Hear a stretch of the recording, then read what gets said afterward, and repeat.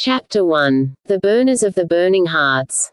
Their love was like the lava flood that burns in Etna's breast of flame. Near the end of a dark autumn day, not many years ago, a young couple, returning from their bridal tour, arrived by steamer at the old city of Norfolk, and, taking a hack, drove directly to the best inn. They were attended by the gentleman's valet and the lady's maid, and encumbered besides with a great amount of baggage, so that altogether their appearance was so promising that the landlord of the Anchor came forward in person to receive them and bow them into the best parlour. The gentleman registered himself and his party as Mr. and Mrs. Leon Burners, of Black Hall, Virginia, and 2 servants. "We shall need a private parlor and chamber communicating for our own use, and a couple of bedrooms for our servants," said Mr. Burners, as he handed his hat and cane to the bowing waiter. "They shall be prepared immediately," answered the polite landlord. "We shall remain here only for the night, and go on in the morning, and should like to have 2 inside and 2 outside places secured in the Staunton stage coach for tomorrow." "I will send and take 'em at once, sir." "Thanks. We should also like tea got ready as soon as possible in our private parlor." "Certainly, sir. What would you like for tea?" "Oh, anything you please, so that it is nice and neatly served," said Mr. Burners, with a slightly impatient wave of his hand as if he would have been rid of his obsequious host. "Aha, anything I please.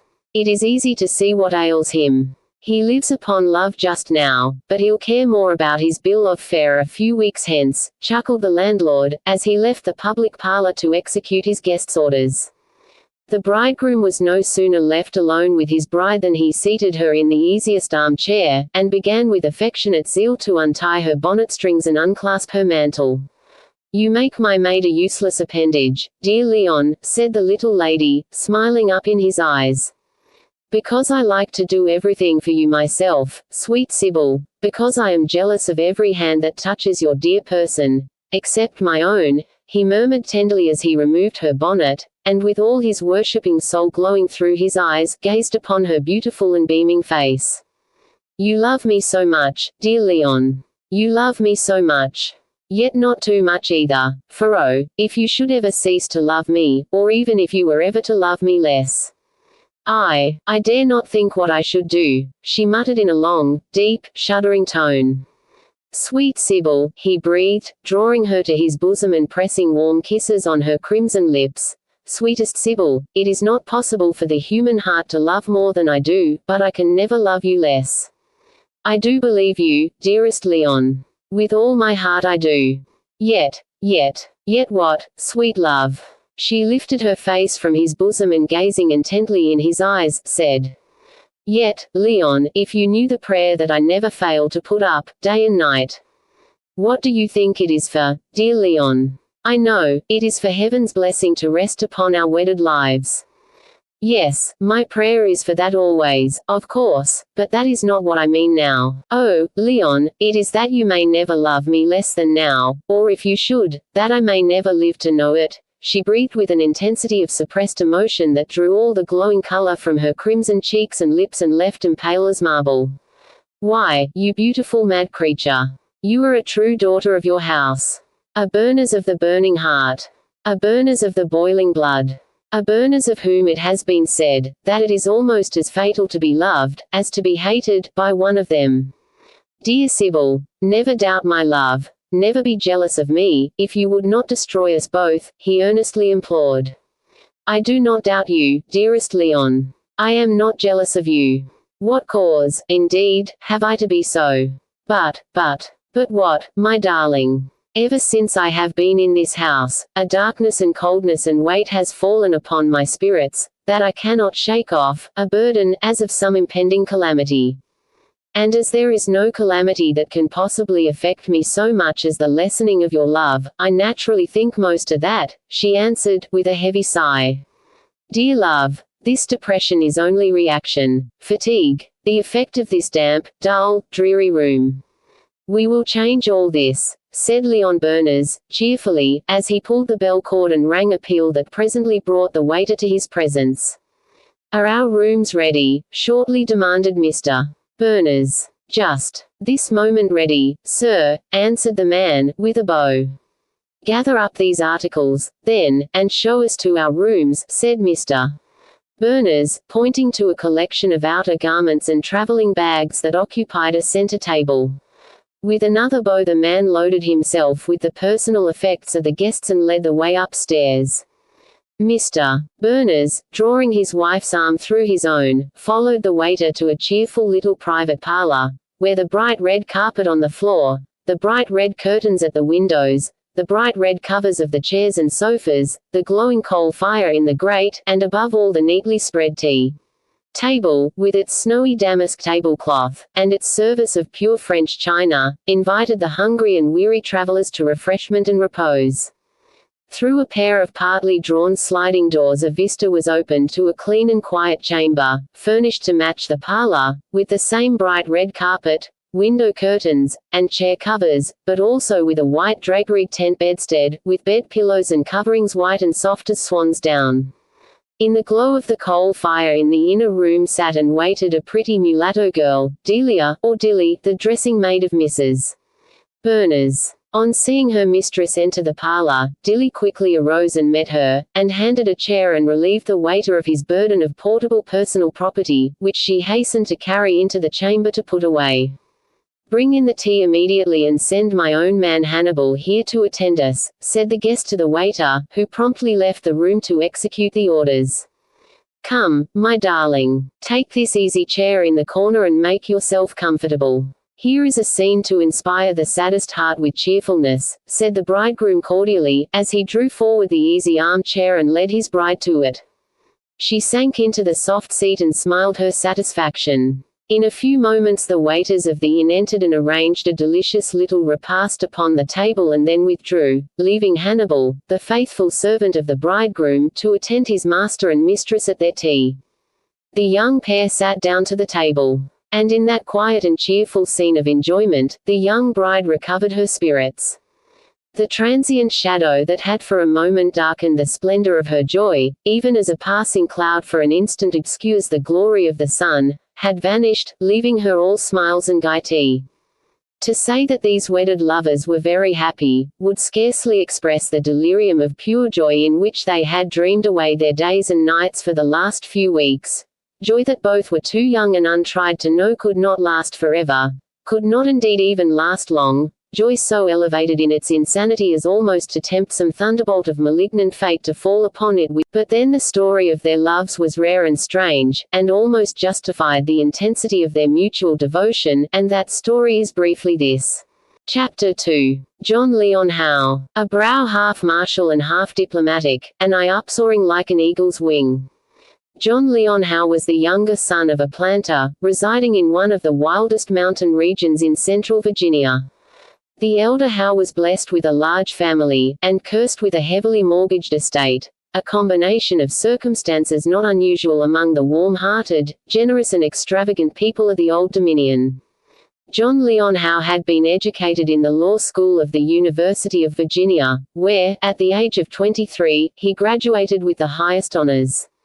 Then, instead of commencing his professional life in one of the great eastern cities, or striking out for the broad fields of enterprise opened in the far west, young Howe, to the astonishment of all who were acquainted with the talents and ambition of the new lawyer, returned to his native county and opened his law office in Blackville, a small hamlet lying at the foot of the Black Valley, and enjoying the honor and profit of being the county seat. But the young lawyer had strong motives for his actions. He had great talent, an intense passion for politics, and quite as much state pride as personal ambition. He wished to distinguish himself. Yes, but not in Massachusetts or Minnesota, nor in any other place except in his native state, his dear old Virginia. Sometime to represent her in the National Congress, and to do her service and credit there, was the highest goal of his youthful aspirations. For this cause, he settled in the obscure hamlet of Blackville, and opened his law office in one of the basement rooms of the county courthouse. While the courts were in session he attended them regularly, and did a good deal of business in the way of gratuitous counseling and pleading, advocating and defending with great ability and success the cause of the poor and oppressed, and winning much honor and praise, but very little money, not enough, indeed, to pay his office rent, or renew his napless hat and threadbare coat. Besides his unprofitable professional labors, he engaged in equally unprofitable political contests. He took the liberal view of statecraft, and sought to open the minds of his fellow citizen to a just and wise policy, or what he, in his young enthusiasm, conceived to be such. He wrote stirring leaders for the local papers, and made rousing speeches at the political meetings. He was everywhere spoken of as a rising young man, who was sure to reach a high position someday. Yes, someday, but that desired day seemed very far distant to the desponding young lawyer. And to make his probation still more painful, he was in love, not as men are who are taken with a new face every year of their lives, but as the heroes of old used to be, for once and forever, profoundly, passionately, desperately in love, almost despairingly in love, since she whom he loved was at once the richest heiress, the greatest beauty, and the proudest lady in the whole community. Sybil Berners. Miss Berners, of Blackhall, in social position as far above the briefless young lawyer as the sun above the earth, at least so said those who observed this presumptuous passion, and predicted for the young lover, should he ever really aspire to her hand, the fate of Phaeton, to be consumed in the splendor of her sphere, and cast down blackened to his native earth. Had they who cavilled at his high-placed love but known the truth, how she whom he so worshipped, on her part, adored him. But this he himself did not know, or even suspect.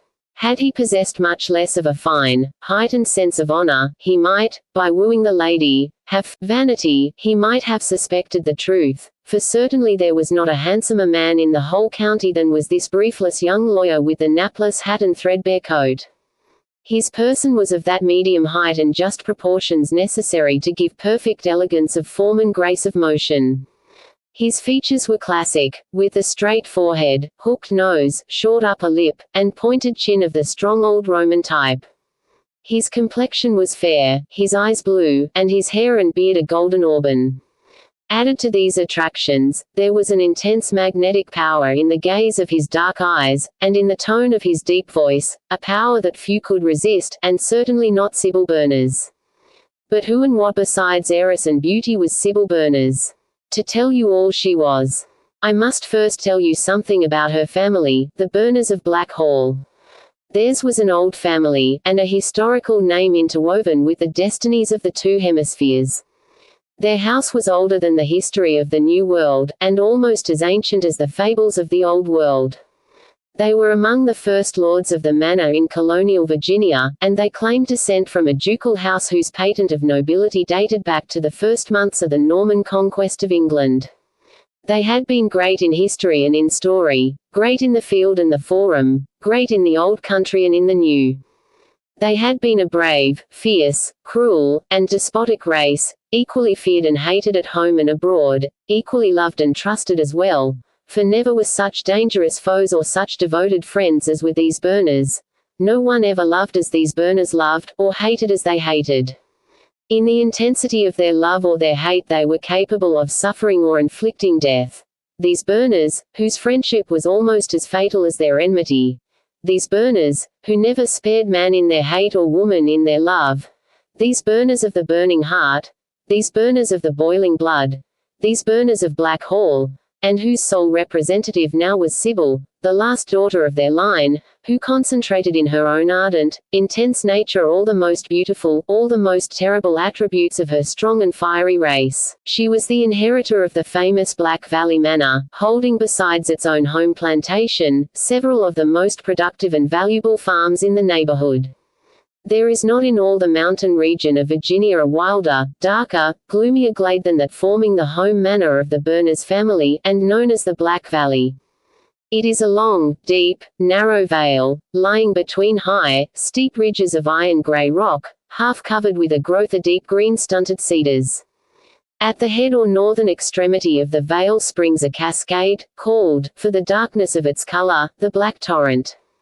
It rushes, roaring, down the side of the precipice, now hiding under a heavy growth of evergreen, now bursting into light as it foams over the face of some rock, until at length it tumbles down to the foot of the mountain and flows along through the bottom of the valley, Until about halfway down its length, it widens into a little lake, called, from its hue, the Black Water, or the Black Pond. Then narrowing again, it flows on down past the little hamlet of Blackville, situated at the foot or southern extremity of the Black Valley. The ancient manor house, known as the Black Hall, stands on a rising ground on the west side of the Black Water with its old pleasure gardens running down to the very edge of the lake. It is a large, rambling, irregularly formed old house, built of the iron-grey rocks dug from the home quarries, and it is scarcely to be distinguished from the iron-grey precipices that tower all around it. The manor had been in the possession of the same family from the time of King James I, who made a grant of the land to Reginald Berners, the first lord of the manor. Bertram Berners was the seventh in descent from Reginald. He married first a lady of high rank, the daughter of the colonial governor of Virginia. This union, which was neither fruitful nor happy, lasted more than 30 years, after which the high-born wife died. Finding himself at the age of 60 a childless widower and the last of his name, he resolved to marry again in the hope of having heirs. He chose for his second wife a young lady of good, but the new wife only half fulfilled her husband's hopes, when, a year after their marriage, she presented him with one fair daughter, the Sibyl of our story. Even this gift cost the delicate mother her life, for although she did not die immediately, yet from the day of Sibyl's birth, she fell into a long and lingering decline which finally terminated in death. Old Bertram Berners was nearly 70 years of age, when he laid his young wife in her early grave. Although he had been grievously disappointed in his hopes of a male heir, yet he was not mad enough, at his advanced period of life, to try matrimony again. He wisely determined to devote the few remaining days of his life to the rearing of his little daughter, then a child 7 years of age. Old Bertram loved and spoiled the infant as none but an old man can love or spoil his only child, who is besides the offspring of his age. He would not part with her to send her to school, but he himself became her instructor until she was more than 10 years old. After that, as she began to approach womanhood, he engaged a succession of governesses, each one of whom excessively annoyed him by persistently trying to marry him for his money, and who consequently got herself politely dismissed. Next he tried a succession of tutors, but this second plan worked even worse than the first, for each one of the tutors in his turn tried to marry the heiress for the fortune, and, naturally enough, got himself kicked out of the house. So the plan of home education prospered badly. Perhaps old Bertram had been singularly unfortunate in his selection of teachers. It must have been so indeed, since he had been accustomed to say that they all were as bad as they could be, and each one was worse than all the rest. Thus the literary training of the heiress had been carried on in the most capricious, fitful and irregular manner, the worst suited to her, who more than most girls required the discipline of a firm and steady rule. The educational result to her was a very superficial knowledge of literature, arts, and sciences, and a very imperfect acquaintance with ancient and modern languages.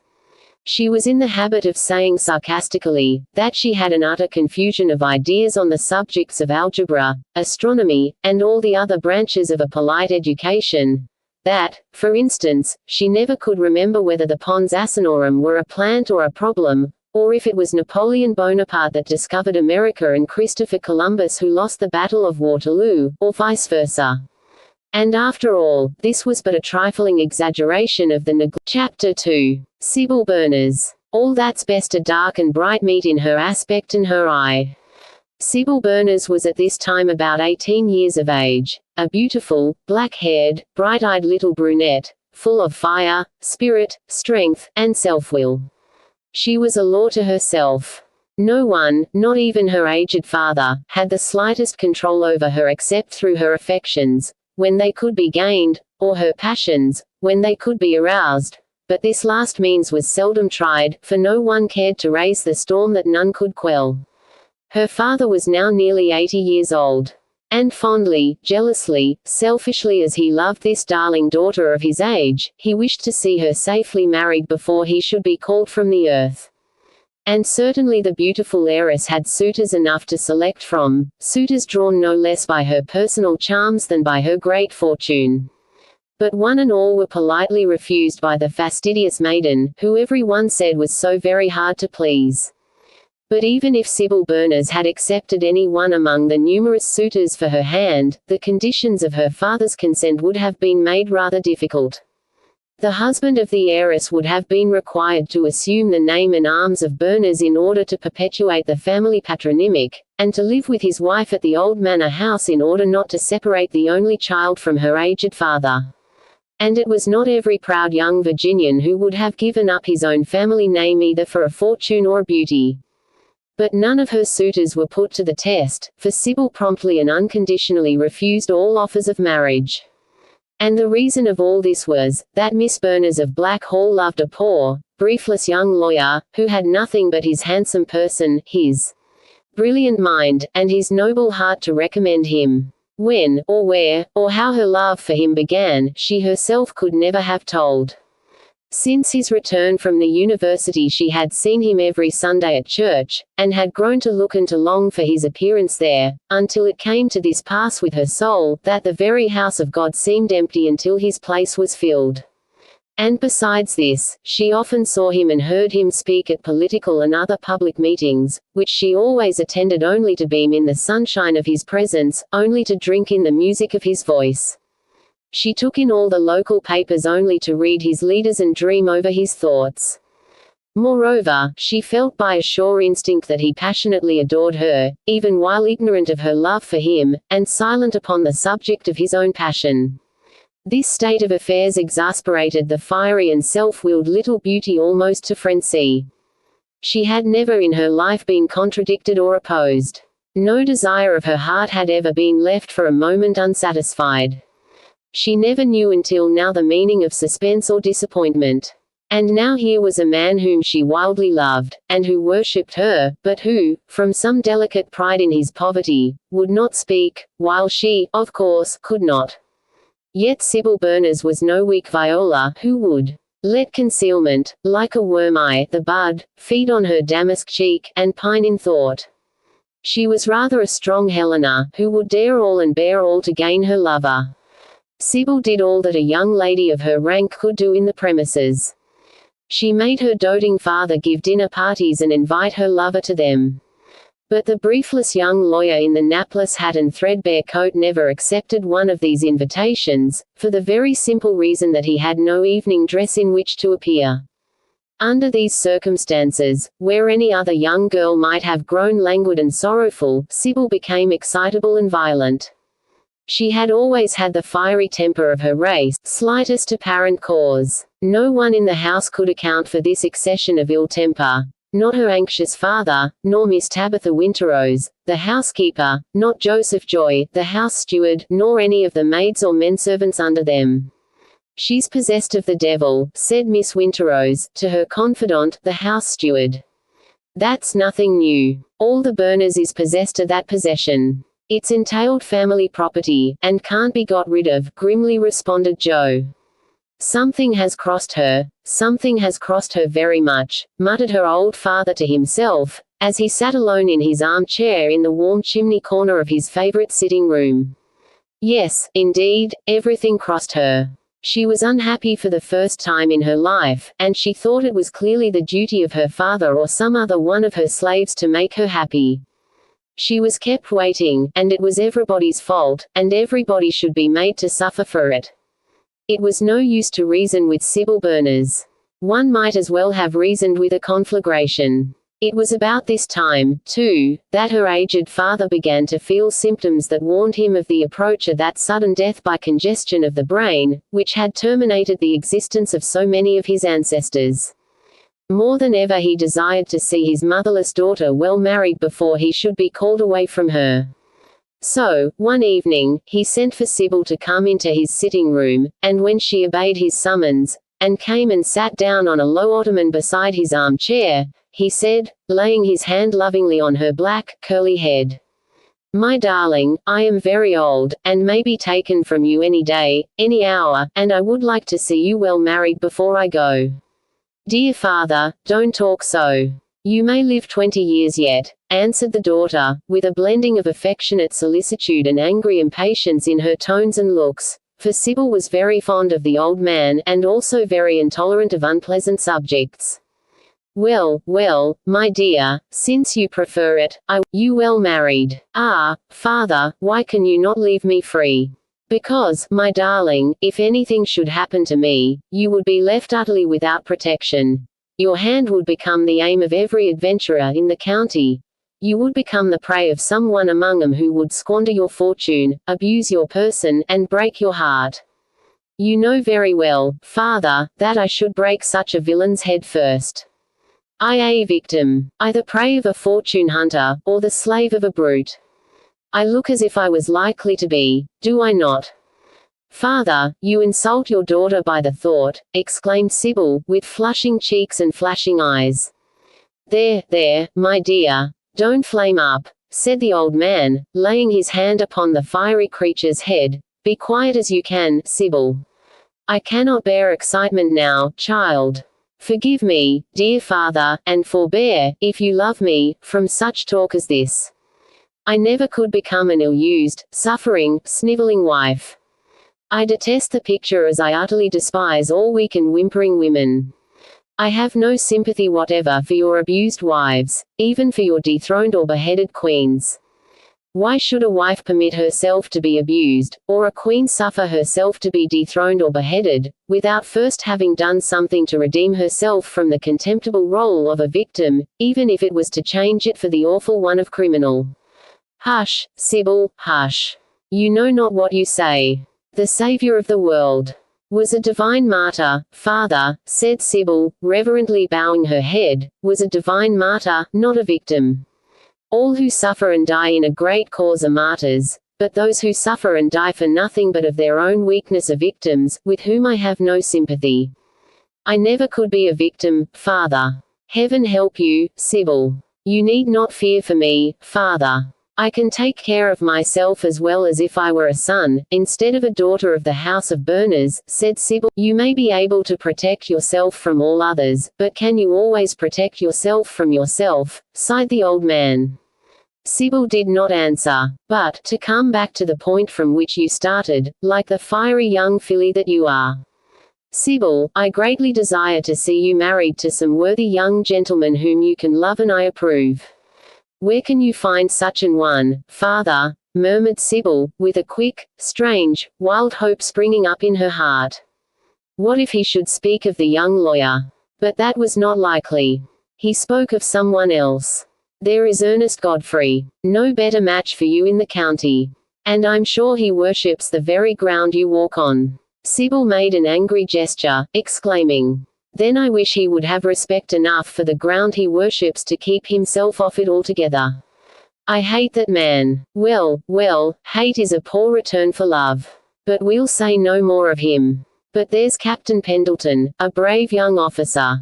I wish his bravery were better employed in fighting the Indians on the frontier instead of besieging our house. I cannot endure that man. Let him pass then. Next there is Charles Hanbury. Ugh, the ugly little wretch. But he is so good, so wise, for so young a man. And he is your devoted slave. Then I wish my slave would obey his owner's orders, and keep out of her sight. Sybil, you are incorrigible, sighed the old man, but he did not yield his main point. One after another Sybil, with some sarcastic word, dismissed. Sybil, you are a strange, wayward girl. It seems to me that for any man to love you is to take a sure road to your hatred.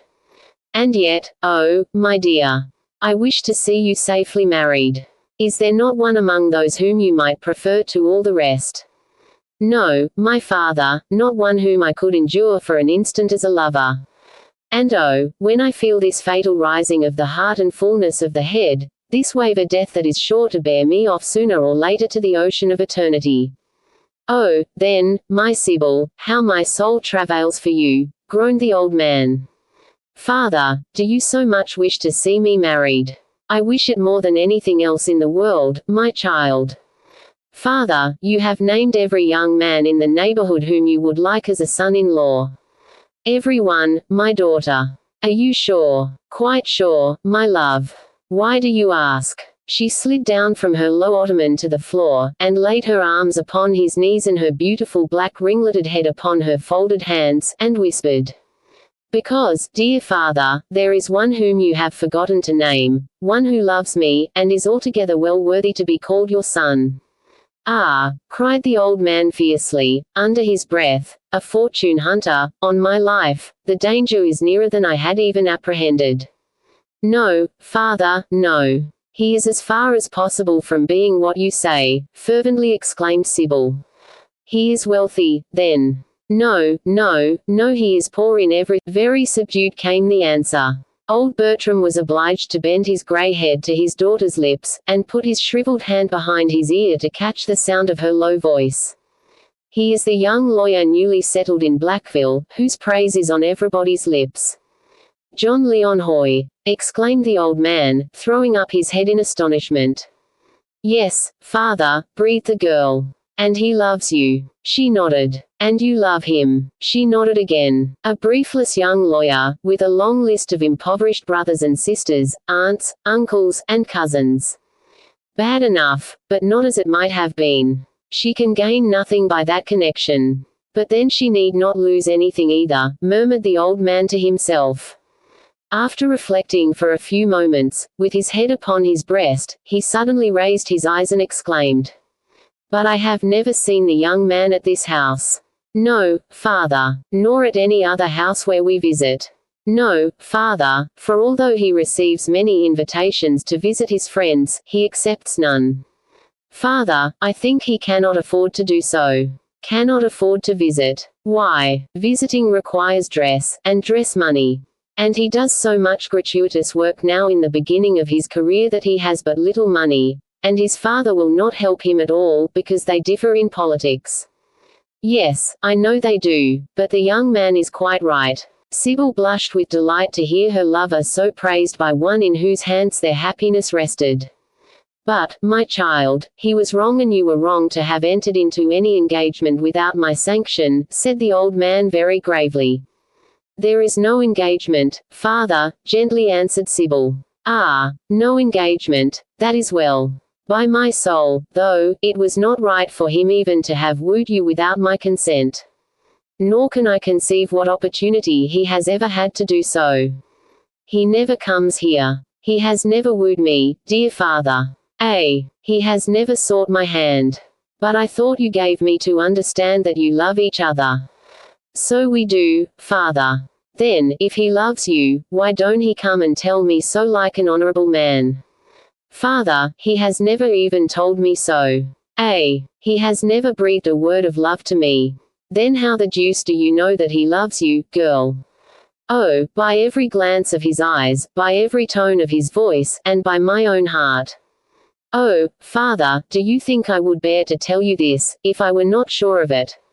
Umph. But why don't he speak? That's what I want to know. Why don't he speak? Dear father, can you not comprehend that he is too proud to do so? Too proud. By my word. It is a new hearing that a house should be too proud to seek an alliance with the Burners, exclaimed old Bertram hotly, rising from his chair. And it had not cooled his. Sybil smiled to see how utterly he had misunderstood her, and making him sit down again, she said, "You dear old darling, it is not that. It is the very opposite to that. It is because he is poor and we are rich, and he is too proud to be called a fortune hunter." "Oh, I understand. I understand." Among the rest young Edwin bowed, but never told his love. Wisdom and worth were all he had. Single quote. "Yes, dear father, that is just the truth. You wish me to marry, but, dear father, I can never bring myself to marry any one but him. And he loves me truly, but does not seek me." She breathed in a low and tremulous tone, half smothered also by the hands with which she covered her blushing face. "Now what am I to do in this case? I have nothing against the young man whatever, except his poverty and big long line of poor relations, that will be sure to be a burden to him," grumbled old Bertram to himself. "But, father, we are so rich. We have enough for so many people," pleaded Sybil. "Not enough to enrich all the house, my dear." But I like the young man, I really do like him, and if he had more money, and less relations, I should prefer him to any young man in the neighborhood for a son-in-law. Oh father, dear father, thank you for saying that, exclaimed Sybil, fervently kissing his hands. And now that you have told me your mind, what do you want me to do, my darling? He inquired, returning her caresses. Oh, dear father, an old man like you must know. I do want you to give Leon help and encouragement as you know best how to do it, without wounding his pride. You sympathize with his political principles. Let this. Since old Mr. Godwin died you have had no agent for your large estate, and its accounts must be falling into disorder. Leon is a lawyer, you know. Offer him the agency of your estate, with a liberal salary. Upon my word, I never thought of that before. Here for 3 months I have been thinking whom I could get as an agent, and much as I esteemed that young man I never once thought of applying to him. But the fact is, I never looked upon him in the light of a businessman, but only as a brilliant barrister, and eloquent pleader. Yet, father, you know he must be a good businessman to have collected such great stores of statistics as he has always at command. Well, my love, I will go today and offer him the agency. Now what next? He was too poor and too proud to come before, but as your agent, father, you must bring him often to the house on business. And then, you must leave the rest to me. Thus it was that the young lawyer became the agent for the great Black Valley Manor.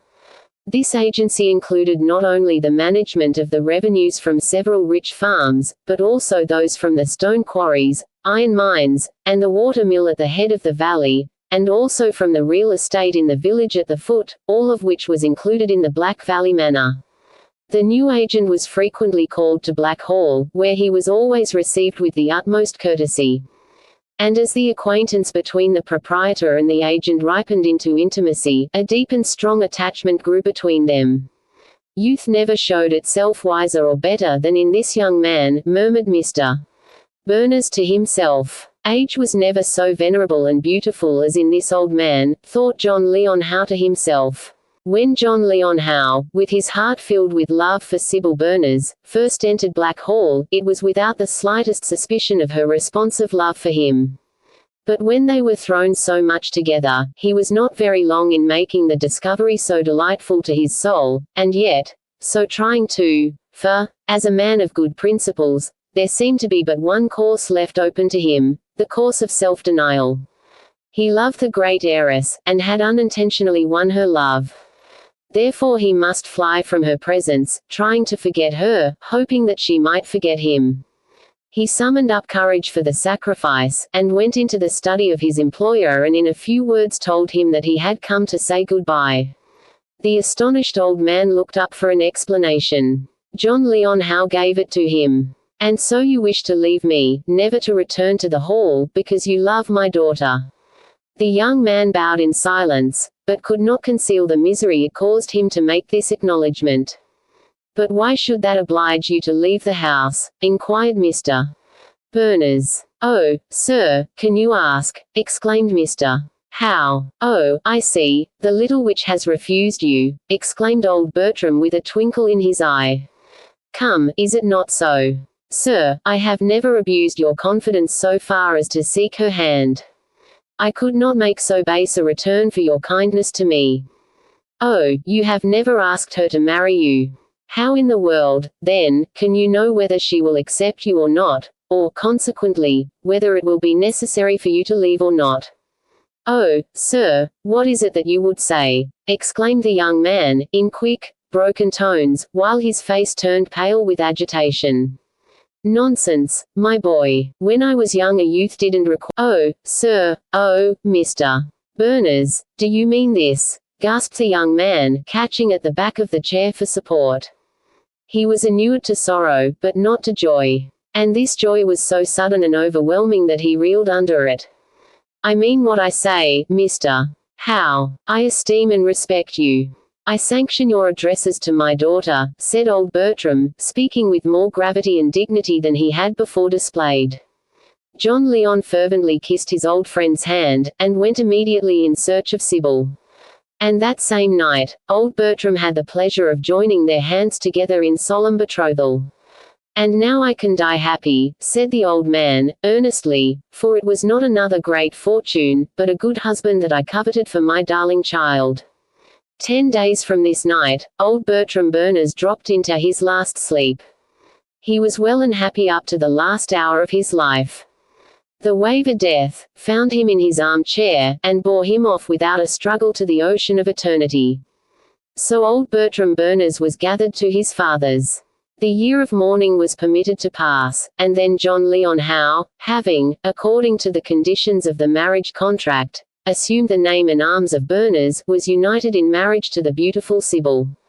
And they set out on their bridal tour as Mr. and Mrs. Leon Berners. And now we will again look in upon them as they linger over their tea-table in the old inn at Norfolk, where we first introduced them to our readers. Chapter 4. The Beautiful Stranger. From the glance of her I shun danger and fly, for fatal is the glance. Very happy were the married lovers as they sat over their tea, even though the scene of their domestic joy was just now but an inn parlor. Both the young people had good appetites. Gratified love had not deprived them of that. They talked of their homeward journey and how pleasant it would be in this glorious autumn weather, and of their home and how glad they would be to reach it. Yes, how glad. For, paradoxical as it may seem to say so, there is no happiness so perfect as that which looks forward to something still more perfect, if such could be possible in the future. They talked of the Black Valley, and how beautiful even that would look in its gorgeous October livery. Suddenly in the midst of their sweet converse they heard the sound of weeping, low, deep, heartbroken weeping. Both paused, looked at each other and listened. The sound seemed to come from a room on the opposite side of the passage to their own apartment. "What is that?" inquired Sybil, looking up to her husband's face. "It seems to be some woman in distress," answered Leon. "Oh, see what it is, dear, will you?" entreated Sybil. She was herself so happy, that it was really dreadful to be reminded just then that sorrow should exist in this world, at all. "Oh, go and see what is the matter. Dear," she insisted, seeing that he hesitated. "I would do so, dear, in a moment, but it might be indiscreet on my part. The lady may be a party to some little domestic misunderstanding, with which it would be impertinent in any stranger to interfere," answered the more thoughtful husband. "A domestic misunderstanding. Oh, dear Leon, that such things should be. Fancy you and I having a misunderstanding," exclaimed Sybil, with a shiver.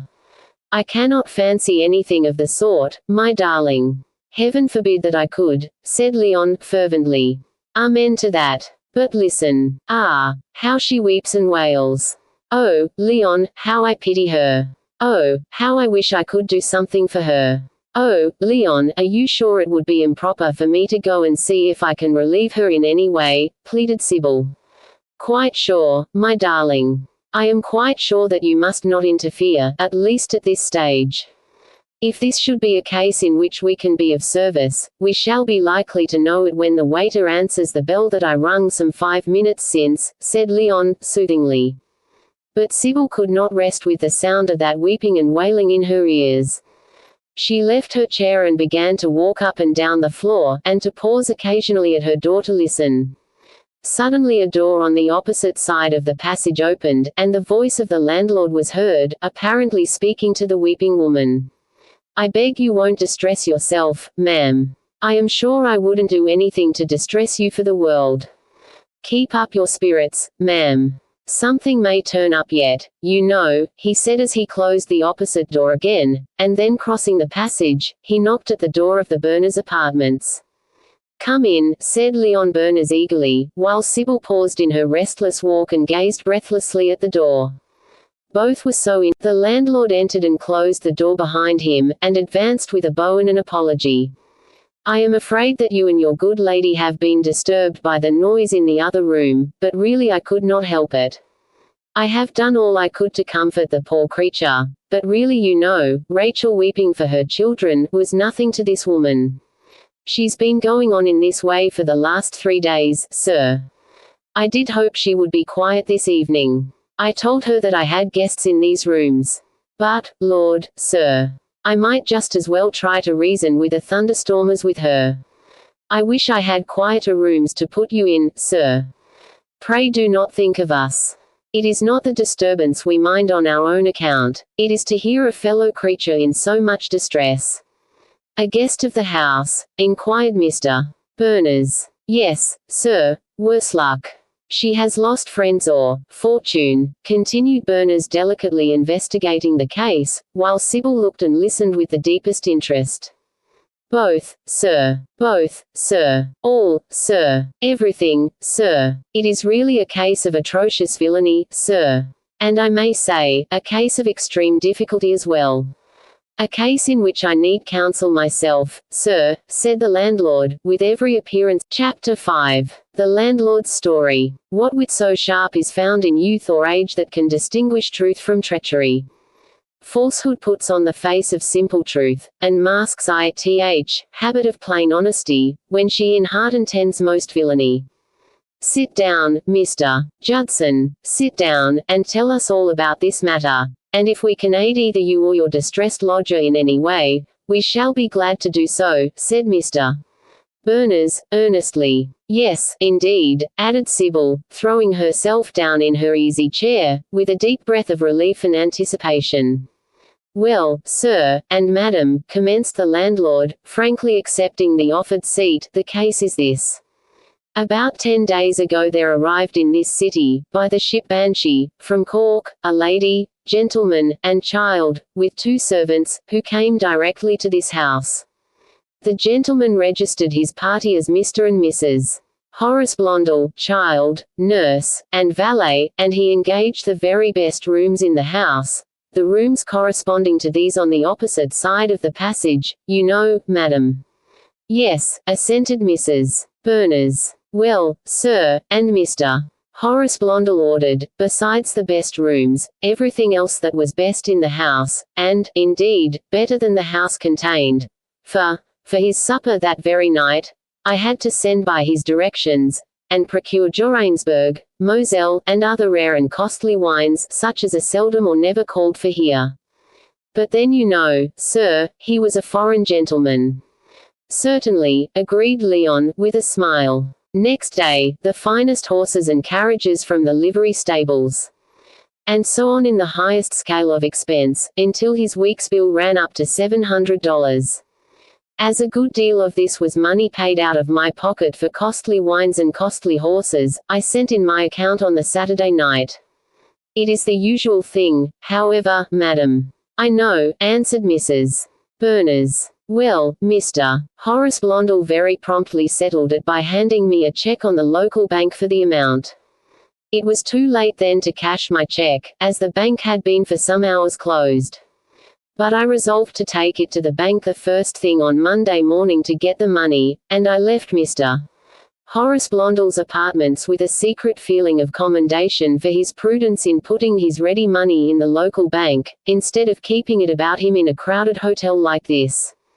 For, you know, sir, that the recent daring robbery at the Monroe House has proved to us that even the office safe is not always safe. Single quote. Not always, echoed Mr. Berners. Well, sir, and madam, I was so well pleased with my guest's promptitude in settling his bill, that I redoubled my attentions to his comfort and that of his party. On the Sunday he commenced the week's account by giving a large dinner party, for he had made acquaintances in the town. And again the most expensive delicacies and the mostly costly wines were ordered, with the most lavish extravagance. And they kept up the festivities in rather a noisy manner through the whole night, which was painful to me, I being a churchman. But then, you know, madam, a landlord cannot interfere with his guests to that extent. Certainly not, admitted Mrs.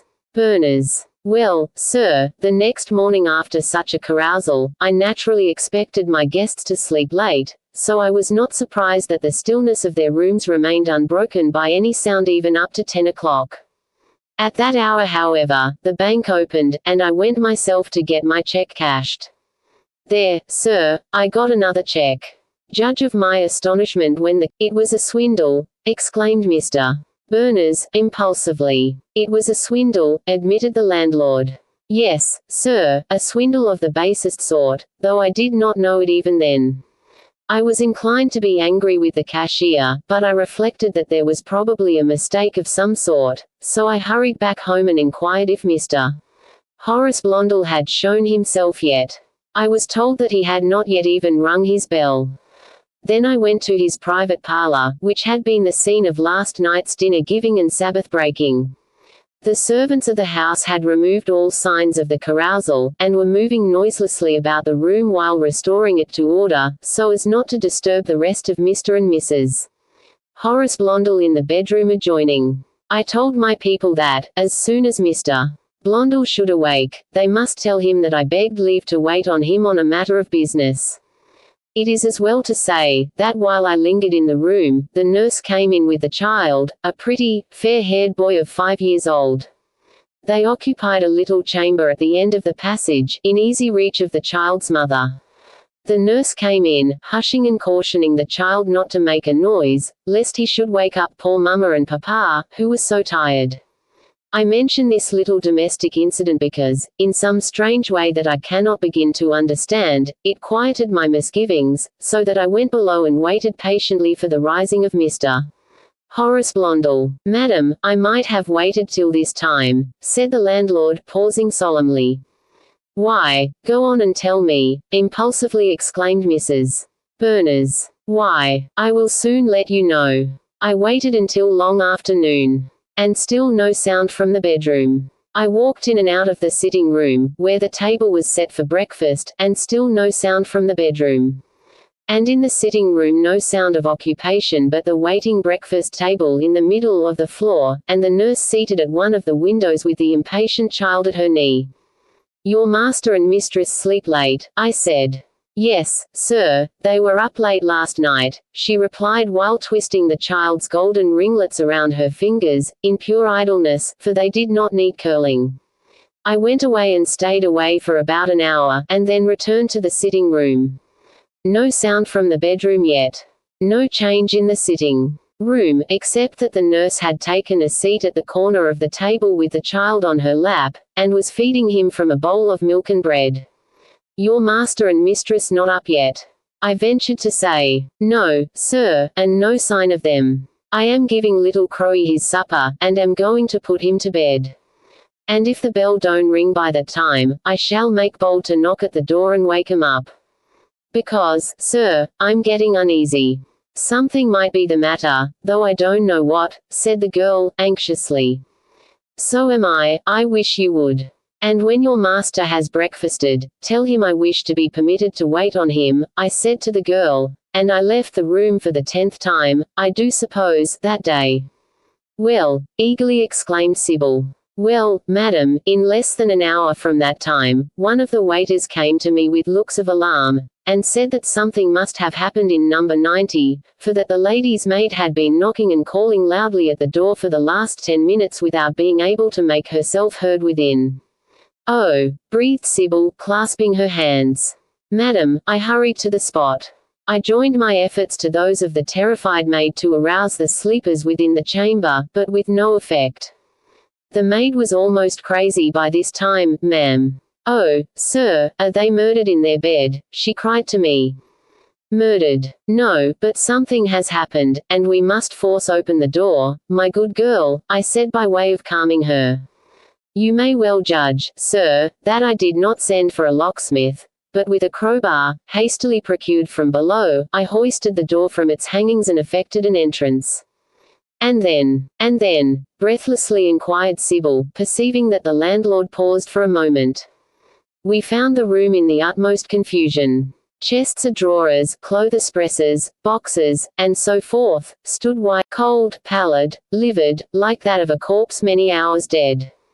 No sign of Blondel was to be seen about the chamber. Oh, had he murdered her and fled?" gasped Sybil, with a half-suppressed hysterical sob. Mr. Berners passed his arm around her shoulders and drew her head down upon his breast, and signed for the landlord to proceed with his story. "Sir," continued Mr. Judson, "I went up to that bedside in the worst panic I ever felt in all my life. My heart was hammering at my ribs like a trip hammer. First I took up the white hand that was hanging helplessly down by the side of the bed, and I was glad to find that it was limber, though cold as ice. Life might not be extinct. I ran down and dispatched several servants in different directions for physicians, being determined to ensure the attendance of one, even at the risk of bringing a dozen, and having all their fees to pay. "You never thought of fees, I'll guarantee," said Mr. Berners. "Indeed I did not. I thought only of the lady. I sent my old mother to her bedside, with a request that she would keep everybody else out of the room until the arrival of a physician, and to let nothing be touched, for you see, sir, I did not know but what the attendance of a coroner would be called for as well." "Oh, how terrible," murmured Sybil, from her shelter on her husband's breast. "Yes, madam, but not so terrible as we feared. Not to tire you with too long an account of this bad business, I will tell you at once the result of the physician's examination. It was, that this death-like sleep or coma of the lady was produced by some powerful narcotic, but by what or for what purpose administered, he could not discover. The maid was questioned as to whether her mistress was in the habit of using any form of opium, and answered that she certainly was not. Well, madam, the doctor left the lady under the care of my mother, with directions to watch her pulse, and on any indication of its failure, to summon him immediately. She was in danger, then. Apparently. My mother watched beside her bed all that night. The lady did not awake until the next morning. That was the Tuesday, and the poor soul thought it was Monday. You see, 24 hours had been lost to her consciousness.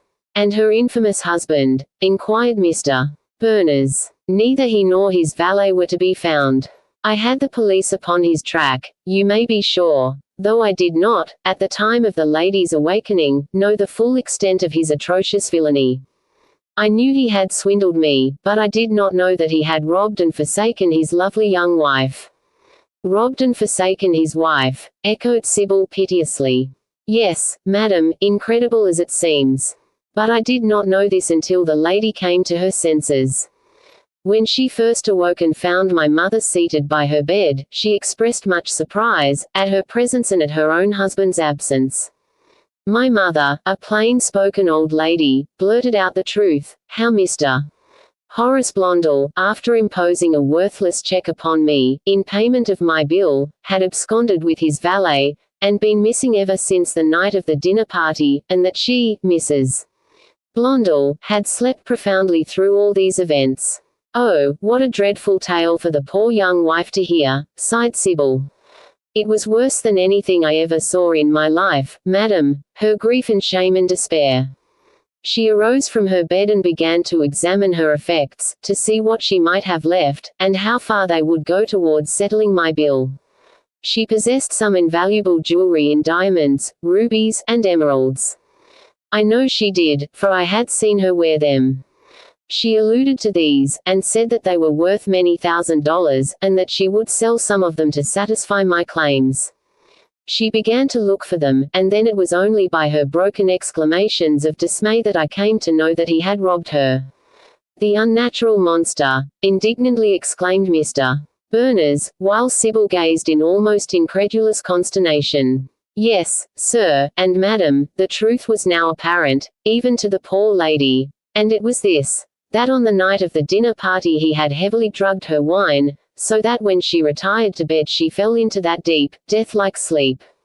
Then he took advantage of her state to get possession of her keys, and to rifle her boxes and caskets, and make off with her money and jewels." "Poor, poor woman," sighed Sybil. "This, madam," continued the landlord, turning to Mrs. Berners, "occurred 4 days ago. Since that time her base husband has been traced to New York, and they're lost sight of." "And she?" inquired Sybil. "She, madam, has given herself up to the wildest grief and despair. She is as simple and as helpless as her own child. She has not the faintest notion of self-reliance. And here is where the trouble is with me. I have already lost several $100s through this swindling villain. The wife and child he has left behind him are still occupying my best suite of apartments, for which, during their stay here, I shall not receive 1 penny of remuneration. Therefore you see I cannot afford to keep this lady and her suite here, and neither can I find it in my heart to tell her to leave the house. For where, indeed, can she go? She has no friends or acquaintances in this country, no money, and no property that she can effectually turn into money. Has she no one to pity her among the ladies in the house? Inquired Sybil. There are no ladies staying in the house at present, madam. Our patrons are usually travellers, who seldom remain over one night. But, the women of your family, suggested Sybil. There are no women in this family, except my old mother, who keeps house for me, and the female servants under her. I am a widower, madam, with half a dozen sons, but no daughters, returned the landlord. Sybil lifted her head from her husband's shoulder, where it had rested so long, and looked wistfully in her husband's eyes. He smiled, and nodded assent to what seemed to have been a silent interrogation. Then she took from her pocket a little gold enameled card case, drew from it a card and a pencil, and wrote a few lines and handed it to the landlord, saying, I will with pleasure, madam, and I have no doubt that the mere expression of sympathy from another lady will be to her like a drop of water to a feverish palate, said the landlord, as he left the room. Dear Leon, I have a favor to ask of you, said Sybil, as soon as she was alone with her husband. A favor, a right, my beloved. There is nothing that you can ask of me that is not your right to receive. No, a favor. I like to ask and receive favors from you, dear Leon. Call my service what you will, dear love, a right or a favor, it is always yours. What, then, is this favor, sweet Sybil? That you will give me a perfect carte blanche in my manner of dealing with this poor little lady, even though my manner should seem foolish or extravagant. At these words from his ardent, generous, romantic wife, Leon Berners looked very grave. What, indeed, might Sybil, with her magnanimity and munificence, not think proper to do for this utter stranger, this possible adventuress? Leon looked very solemn over this proposal from his wife. He hesitated for a moment, but her large, clear, honest eyes were fixed full upon him, waiting for his reply. Could he refuse her request? Did he not owe everything to her, and to that very high-flown spirit of generosity which was not only a fault if it were a fault of Sybil, but a trait common to all her race? As you will, my darling wife.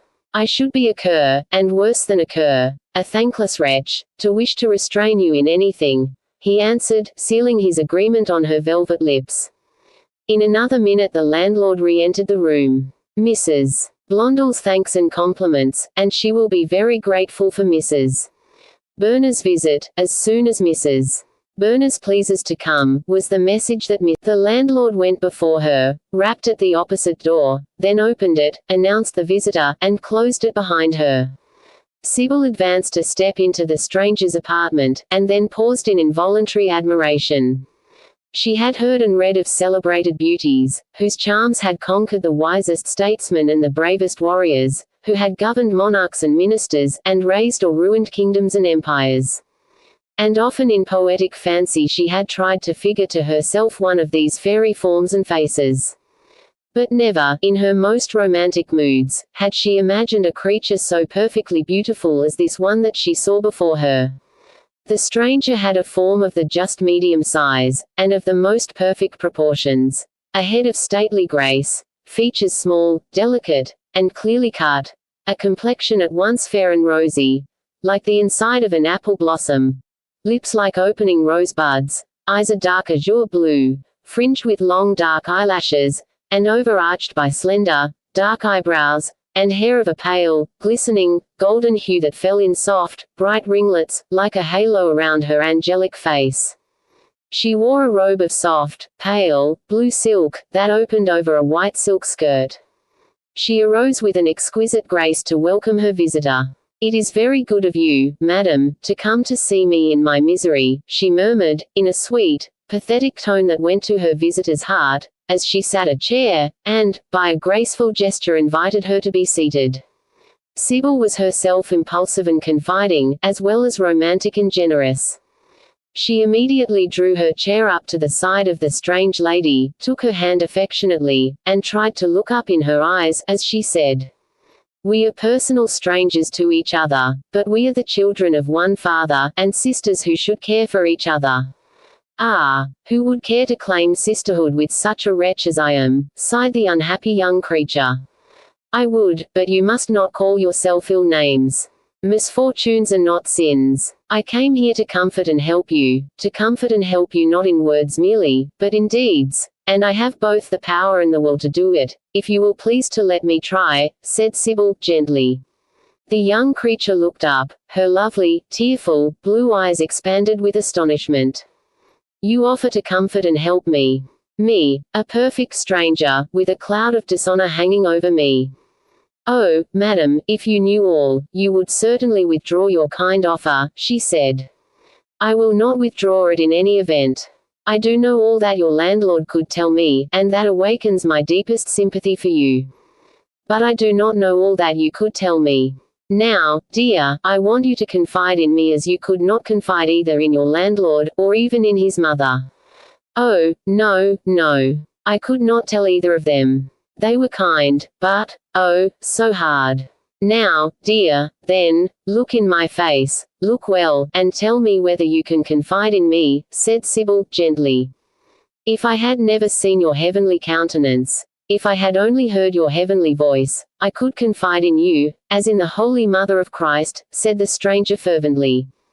Tell me then, dear, tell me all you wish to tell. Relieve your heart, lay all your burdens on my bosom, and then you shall feel how well I can comfort and help you, said Sybil, putting her hand around the fair neck and drawing the little golden-haired head upon her breast. Chapter 6. Rosa Blondelle.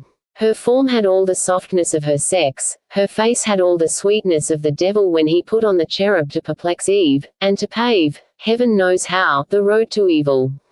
Byron. She had been the penniless orphan daughter of a noble, but impoverished Scotch family. She had been left, by the death of her parents, dependent upon harsh and cruel relatives. She had been given in marriage, at the age of 15, to a wealthy old gentleman, whose years quadrupled hers. But he had used her very kindly, and she had performed her simple duty of love and obedience as well as she knew how to do it. After 2 years of tranquil domestic happiness, the old man died, leaving her a young widow 17 years of age, sole guardian to their infant son, between whom and herself he had divided his whole estate. After the death of her old husband, the youthful widow lived in strict seclusion for nearly 2 years, devoting herself exclusively to the care of her child. But in the 3rd year the health of the little Cromarty required a change, and his mother, by her physician's advice, took the boy to Scarborough. That fashionable watering place was then at the height of its season, and filled with visitors. Thus it was impossible but that the wealthy young widow should attract much attention. She was inevitably drawn into the maelstrom of society, into which she rushed with all the impetuosity of a novice or an inexperienced recluse, to which all the scenes. She had many suitors for her hand, but none found favor in her eyes but Mr. Horace Blondell, a very handsome and attractive young gentleman, whose principal passport into good society seemed to be his distant relationship to the Duke of Marchmont. How he lived no one knew. Where he lived everyone might see, for he always occupied the best suites of apartments in the best hotel of any town or city in which he might be for the time sojourning. We, every one of us know of, Mr. Horace Blondell. There are scores of him scattered about the great hotels of all the large cities in Europe and America. But the simplest maiden or the silliest widow in society, is seldom taken in by him. There, however, at Scarborough, was an inexperienced poor little creature from the Highlands, who had never in her life seen any one more attractive than the red-headed heroes of her native hills, and who, having aurific tresses of her own, was particularly prejudiced against that splendid hue, and fatally ensnared by the raven ringlets and dark eyes of this professional lady-killer. And thus it followed of course, that this beast of prey devoured the pretty little widow and all her substance with less hesitation or remorse than a cobra might have felt in swallowing a canary bird. So complete was her hallucination, so perfect her trust in him, that she took no precaution of having any part of her property settled upon herself, and, in marrying this man she gave him an absolute control over her own fortune, and a dangerous, if limited, influence over that of her infant son. This very imprudent marriage was followed by a few months of delusive happiness on the part of the bride, for the little fair beauty adored her dark-haired Apollo, who graciously accepted her adoration. But then came satiety and weariness and inconstancy on the part of the husband, who soon commenced the pleasing pastime of breaking the wife's heart. Yet still, for some little time longer, she, with a deplorable fatuity, with the proceeds, to be invested, as he convinced her, in railway shares in America, that would pay at least 200% dividends, and in a few months double that money. Acting as her son's guardian and trustee, acting also, as she thought, in his best interests, the deluded mother did as her husband directed. She sold out the stocks, and confided the proceeds to him. Then it was that they made the voyage to America, ostensibly to purchase the railway shares in question.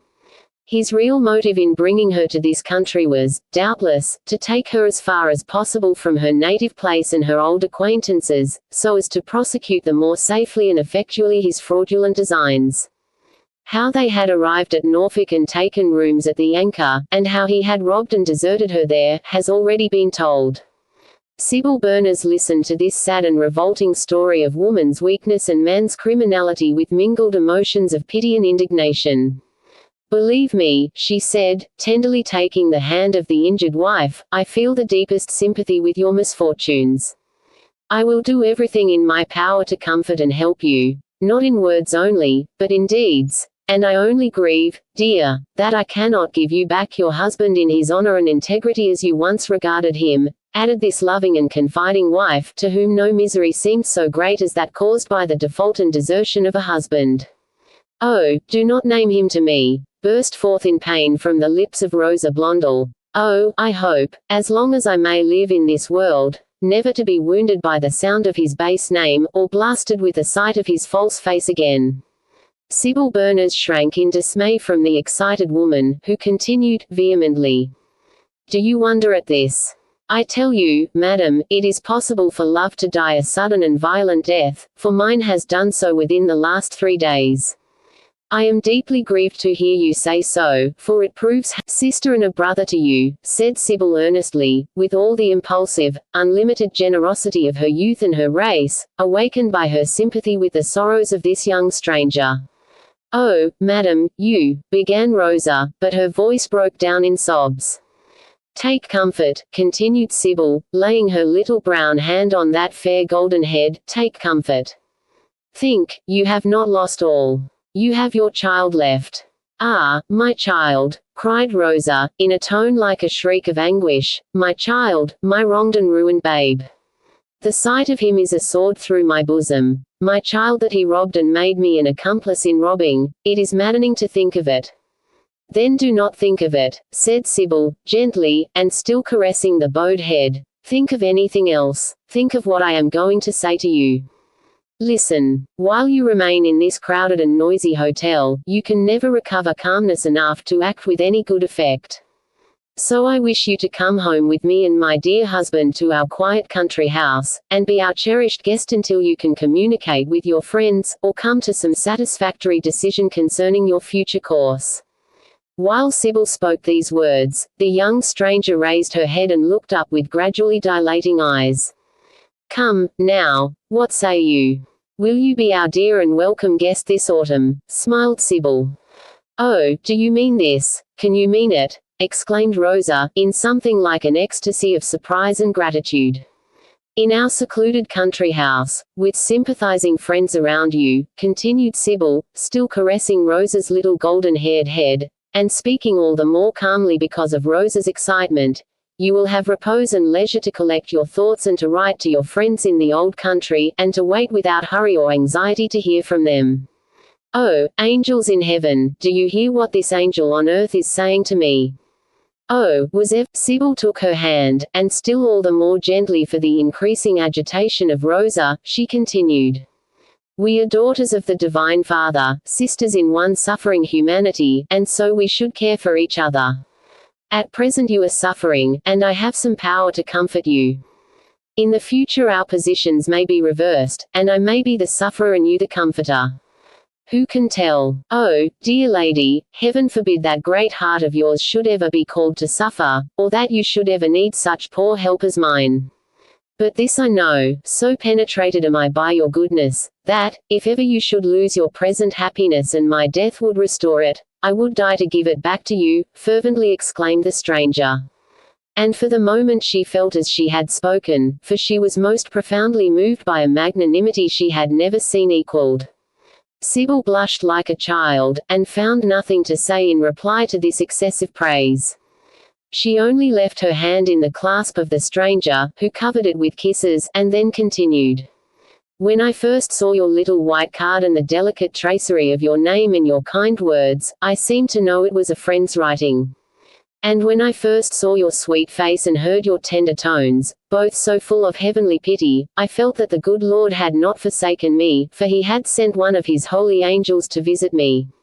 Ah, lady, if you had only come and looked at me so and spoken to me so, and then passed out and away forever, still, that look and that tone would have remained with me, a comfort and a blessing for all time. But now to hold out your hands to lead me to a place in your own home, by your own side, oh, it is too much, too much. And tears of many mingled emotions flowed down the speaker's cheeks. There, said Sybil, utterly confused by this excessive, but most sincere adulation, yet still caressing the stranger's fair head. There, dear, dry your eyes, and tell me if you can. Yes, dear lady, yes. I am too deeply touched by your heavenly goodness not to be anxious to profit by it as soon as possible. Then I will leave you to your preparations for the journey, said Sybil, rising. Rosa also stood up. There will be much to be done in a short time. Will you let me send my maid to help yours? Inquired Sybil, with a hesitating smile. Thanks, dear madam. I shall be much obliged, replied Rosa, with a bow. And there is yet another request I have to make, added Mrs. Berners, pausing with her hand upon the latch of the door. Will you kindly meet us at breakfast at 8 o'clock tomorrow morning in our private sitting room, so that I may make you acquainted with my husband before we all start on our journey together? With pleasure, dear lady. It is your will to load me with benefits, and you must be gratified, replied Rosa, with a faint smile. Then I will come myself and fetch you, a little before the hour, added Sybil, playfully throwing a kiss as she darted through the door. When she re-entered her own apartment, she found her husband impatiently pacing up and down the floor. How very long you have been, my darling Sybil, he said, with all the fondness of a newly wedded lover, as he went to meet her. Oh, I am so glad you thought it long, she answered mischievously, as she took his hand and pulled him to the big easy chair and pushed him down into it. Sit down there, and listen to me, she said, with a pretty little air of authority. Then she drew an ottoman to his side and sunk down upon it, and leaned her arms upon his knees, and lifted her beautiful dark face, now all aglow with the delight of benevolence, and told him all that had passed in the interview between herself and Mrs.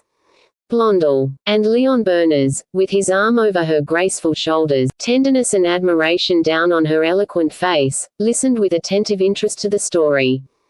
But at its close, great was his astonishment. My dear, impulsive Sybil, what have you done? He exclaimed. What? Echoed Sybil, her crimson lips breathlessly apart, her dark eyes dilated.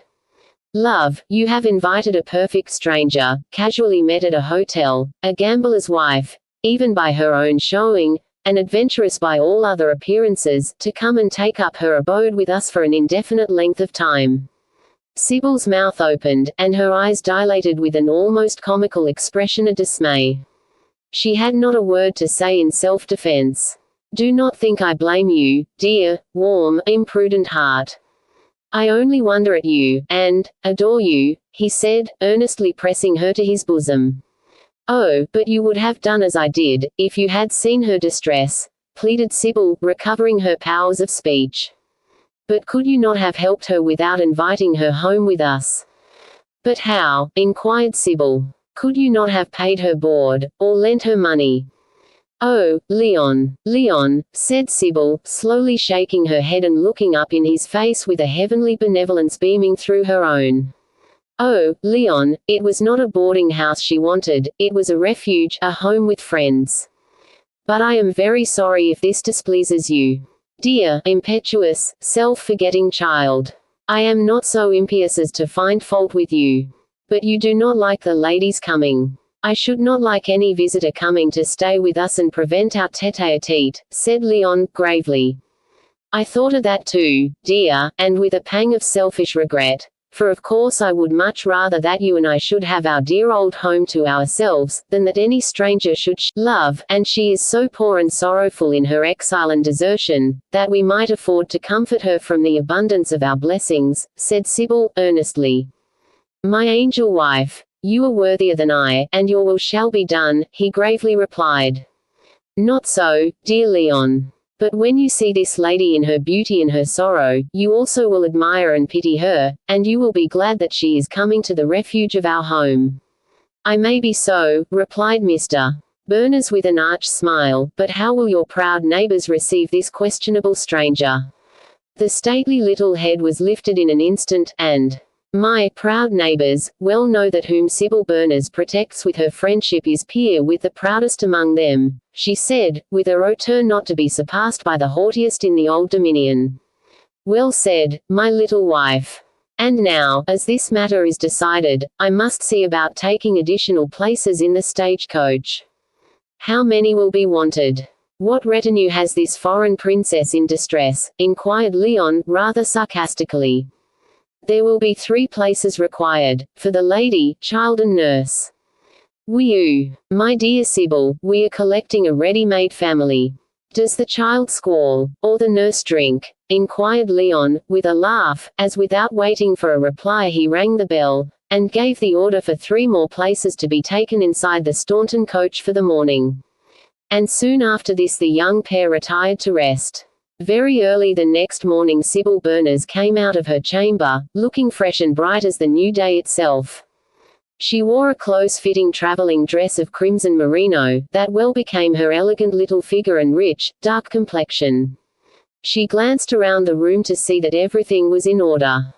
Yes, with a smile of satisfaction, she tossed back her raven-black ringlets, and passed from the room and through the hall, and rapped at the door of her new acquaintance.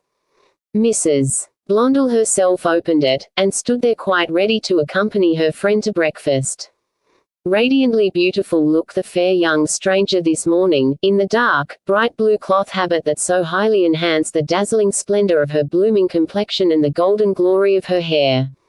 An instant Sybil paused in involuntary admiration, and then recovered herself and greeted the lady with affectionate warmth. It is nearly 8 o'clock, dear, and breakfast is quite ready. Will you come now? Inquired Sybil, when these salutations were past. Rosa assented with a sweet smile, and Sybil led the way into her own sitting-room. Mr. Berners had come in during his wife's short absence, and he now stood before the fire with the morning paper in his hand. He put it down on the table, and came forward to meet his wife, and to welcome her guest. Mrs. Blondel, Mr. Berners, said Sybil, introducing the parties to each other by the simplest formula. And while they were bowing together, Sybil was watching mischievously to see what effect the dazzling beauty of Rosa Blondel would have upon Leon Berners. She saw it. After bowing, they lifted their heads and looked at each other. He, at first, with the courtesy of a host, but she with a radiant and enchanting smile. Sybil was prepared to see Lion's surprise at the first view of this peerless creature, but she was by no means prepared to witness the involuntary gaze of intense and breathless admiration and wonder that he fixed for a moment on her beautiful face. That gaze said as eloquently as words could have. With the sunlight of her smile still shining on him, Rosa held out her hand, and said in the sweetest tones, Sir, I have no words good enough to tell you how deeply I feel your kindness and that of your dear wife to me. Dear lady, Mrs. Berners and myself do but gratify our own tastes in trying to serve you, for it will be a great happiness to us if we succeed in doing so, replied Leon Berners, with a look and tone that proved his perfect sincerity and earnestness. As thus they smiled and glanced, and spoke to each other, Sybil also glanced from the one to the other. A sudden pang shot through her heart, exciting a nameless dread in her mind. Even so quickly may one catch the plague. Let me lead you to the table, said Mr. Berners, offering his arm to Mrs. Blondel, and conducting her to her place. Above all, Sybil was a lady, for she was a Berners. So, with this strange wound in her heart, this vague warning in her mind, she took her seat at the head of her table and did its honors with her usual courtesy and grace. Mr. Berners seconded his wife in all hospitable attentions to their beautiful young guest. While they were all still seated at the table, a groom rapped at the door and reported the stagecoach ready. They all arose in a hurry, and began to make the last hasty preparations for departure. Mrs. Blondel hurried into her own room, to have her luggage taken downstairs to be put on the coach, and also to summon her nurse with the child. When Sybil Berners found herself for a moment alone with her husband, she laid her hand upon his coat sleeve to stay him, in his haste, and she inquired, "What do you think of her now?" "I think, my darling Sybil, that you were right in your judgment of this lady. And I agree with you perfectly. I think, my only love, the wisdom of an angel," replied Leon Berners, snatching her suddenly to his heart, and holding her closely there while he pressed kiss after kiss upon her crimson lip, and murmured, "I must steal a kiss from these sweet lips when and wherever I can, my own one, since we are not to be much alone together now." And then he released her, and hurried off to put on his overcoat.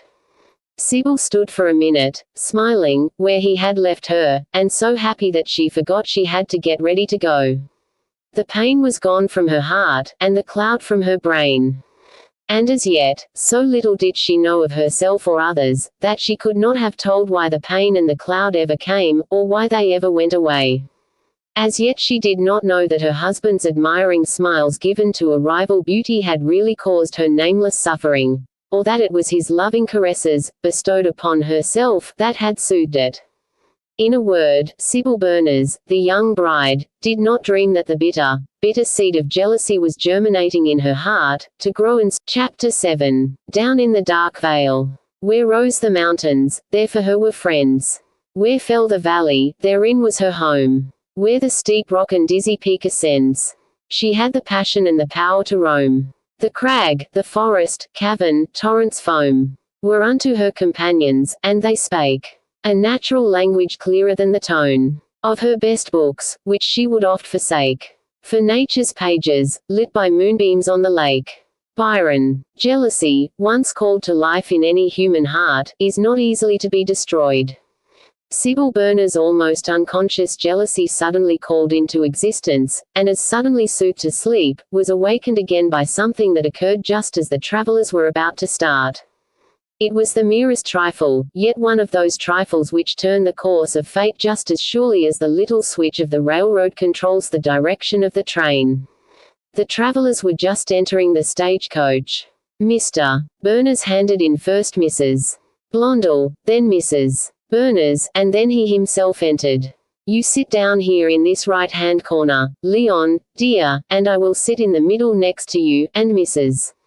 Blondel shall sit in the left-hand corner next to me," said Sybil, still standing while she pointed out their several places on the back seat, and she spoke perhaps under the influence of a latent jealousy, that instigated her to place herself between her husband and her guest, for that long journey.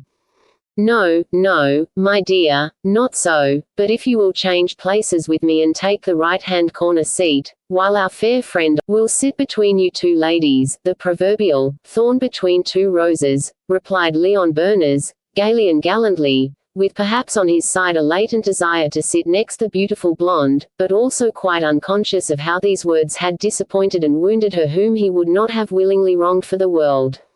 Sybil silently took her seat, leaving the others to follow her example.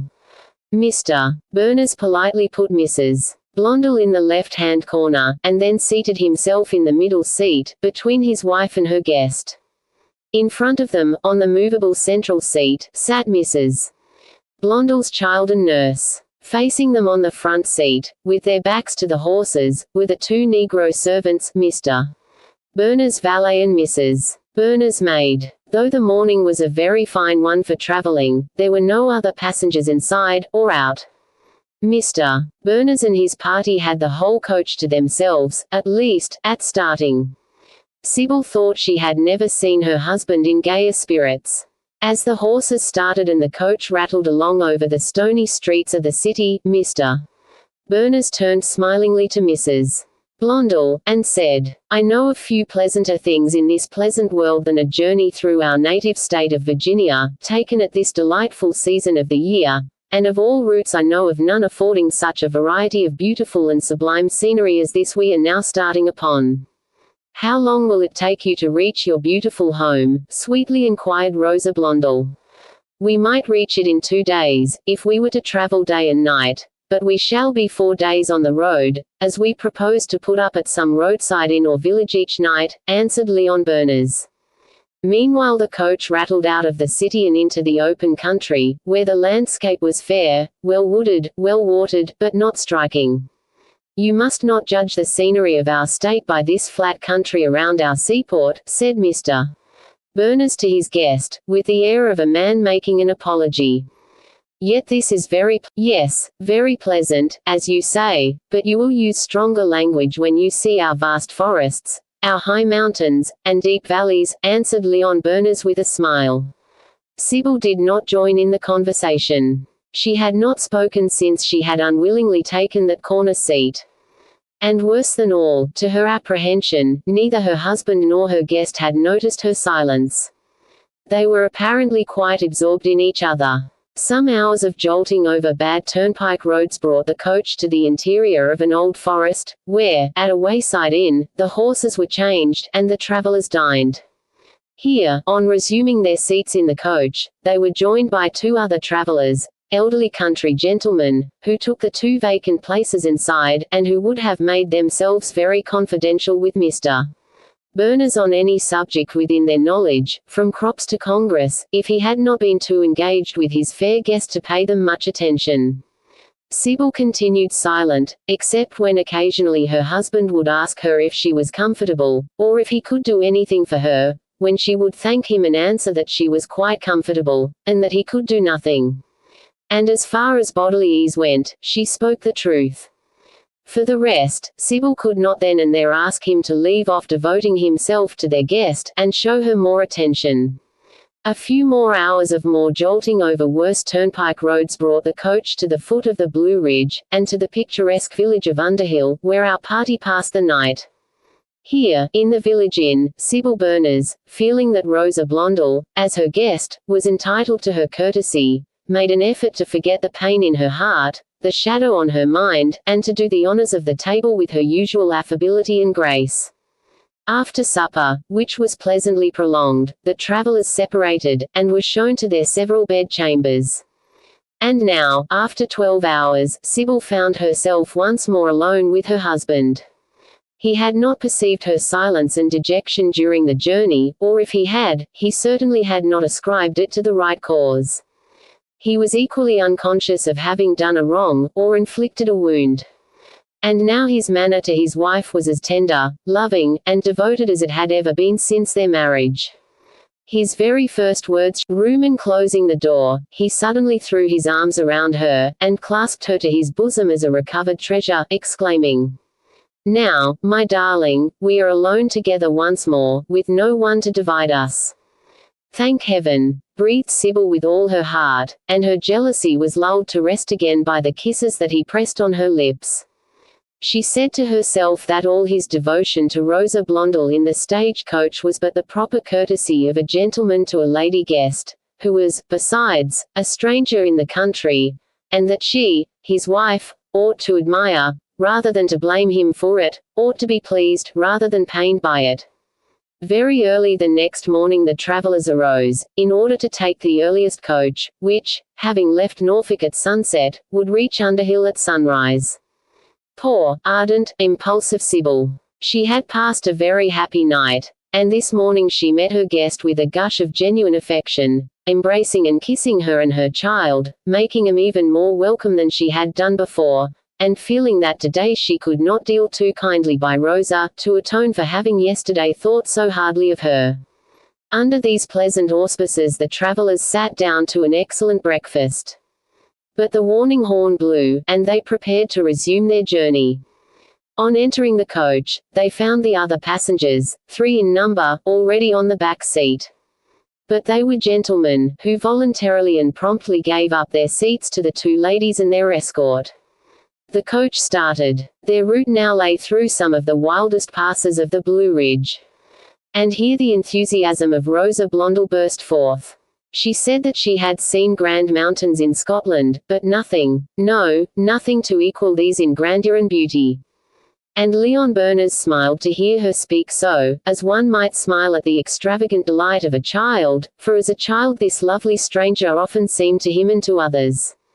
And she, with her sweet, blue eye, and Sybil looked and listened, and felt again that strange wound deepening in her heart, that strange cloud darkening over her mind. Chapter 8. Black Hall. Sayest thou our home, 'tis where the woods are waving, in their dark richness to the autumn air, where yon blue stream its rocky banks are laving, leads down the hills a vein of light, 'tis there. Hemans. At the close of that second day, they stopped at a hamlet on the summit of the Blue Ridge, from which they could view 5 counties. At the little hotel they were entertained very much in the same manner as at the Inn of Underhill. Again Sybil's unspoken and unsuspected jealousy was soothed by the caresses of her husband. In the morning they resumed their journey in the early coach, that took them across the beautiful valley that lies between the Blue Ridge and the Allegheny Mountains. And again Leon Berners' devotion to Rosa Blondel deeply distressed Sybil. At nightfall they reached Staunton, where they slept. On the morning of the 4th and last day of their journey, they took the cross-country coach and changed their route, which now led them towards the wildest, dreariest, and loneliest passes of the Alleghenies. About midday the coach entered the dark defile known as the Devil's Descent. And, in fact, it needed all the noon sunshine to light up the gloom of that fearful pass. Here the delight of the impressible young foreigner deepened into awe. "I have never seen anything like this in the old country," she breathed, in a low, hushed tone. And again Leon Berners smiled most kindly and indulgently on her, and again Sybil Berners sickened at heart. Every time Leon so smiled on Rosa, Sybil so sickened. She strove against this feeling, but she could not overcome it. As the day declined and the coach went on, wilder, drearier, and lonelier became the road, until, at nightfall, it entered a pass so gloomy, so savage, so terrific in its aspect, that the young stranger involuntarily caught her breath and clung for protection to the arm of Leon Berners.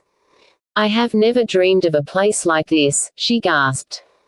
"You think," he said indulgently, "that if the other pass was called the Devil's Descent, this should be the gates of hell. Yet to us, it is the gates of heaven, since it is the entrance to our valley home." And this affectionate mention of their mutual home almost consoled the wife for the smile he bestowed on their beautiful guest while speaking. Then all the women except Sybil held their breath in awe. It was indeed an awful pass, a road roughly hewn through the bottom of a deep, narrow, tortuous cleft in the mountains where, at some remote period, by some tremendous convulsions of nature, the solid rocks had been rent apart, leaving the ragged edges of the wound hanging at a dizzy height between heaven and earth. The dark iron-grey precipices that towered on each side were clothed in every cleft, from base to summit, with clumps of dark stunted evergreens as sombre as themselves. So tortuous, besides, was the pass, that the travellers could see but a few yards before them at any time. There was but one cheering sight in earth or sky, and that was the young crescent moon straight before them in the west, and shining down in tender light upon the rudest precipice of all.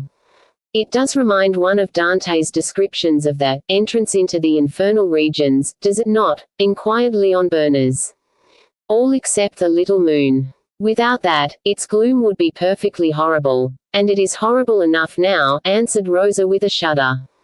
But I love it. Even its gloom and horror have a weird fascination for me.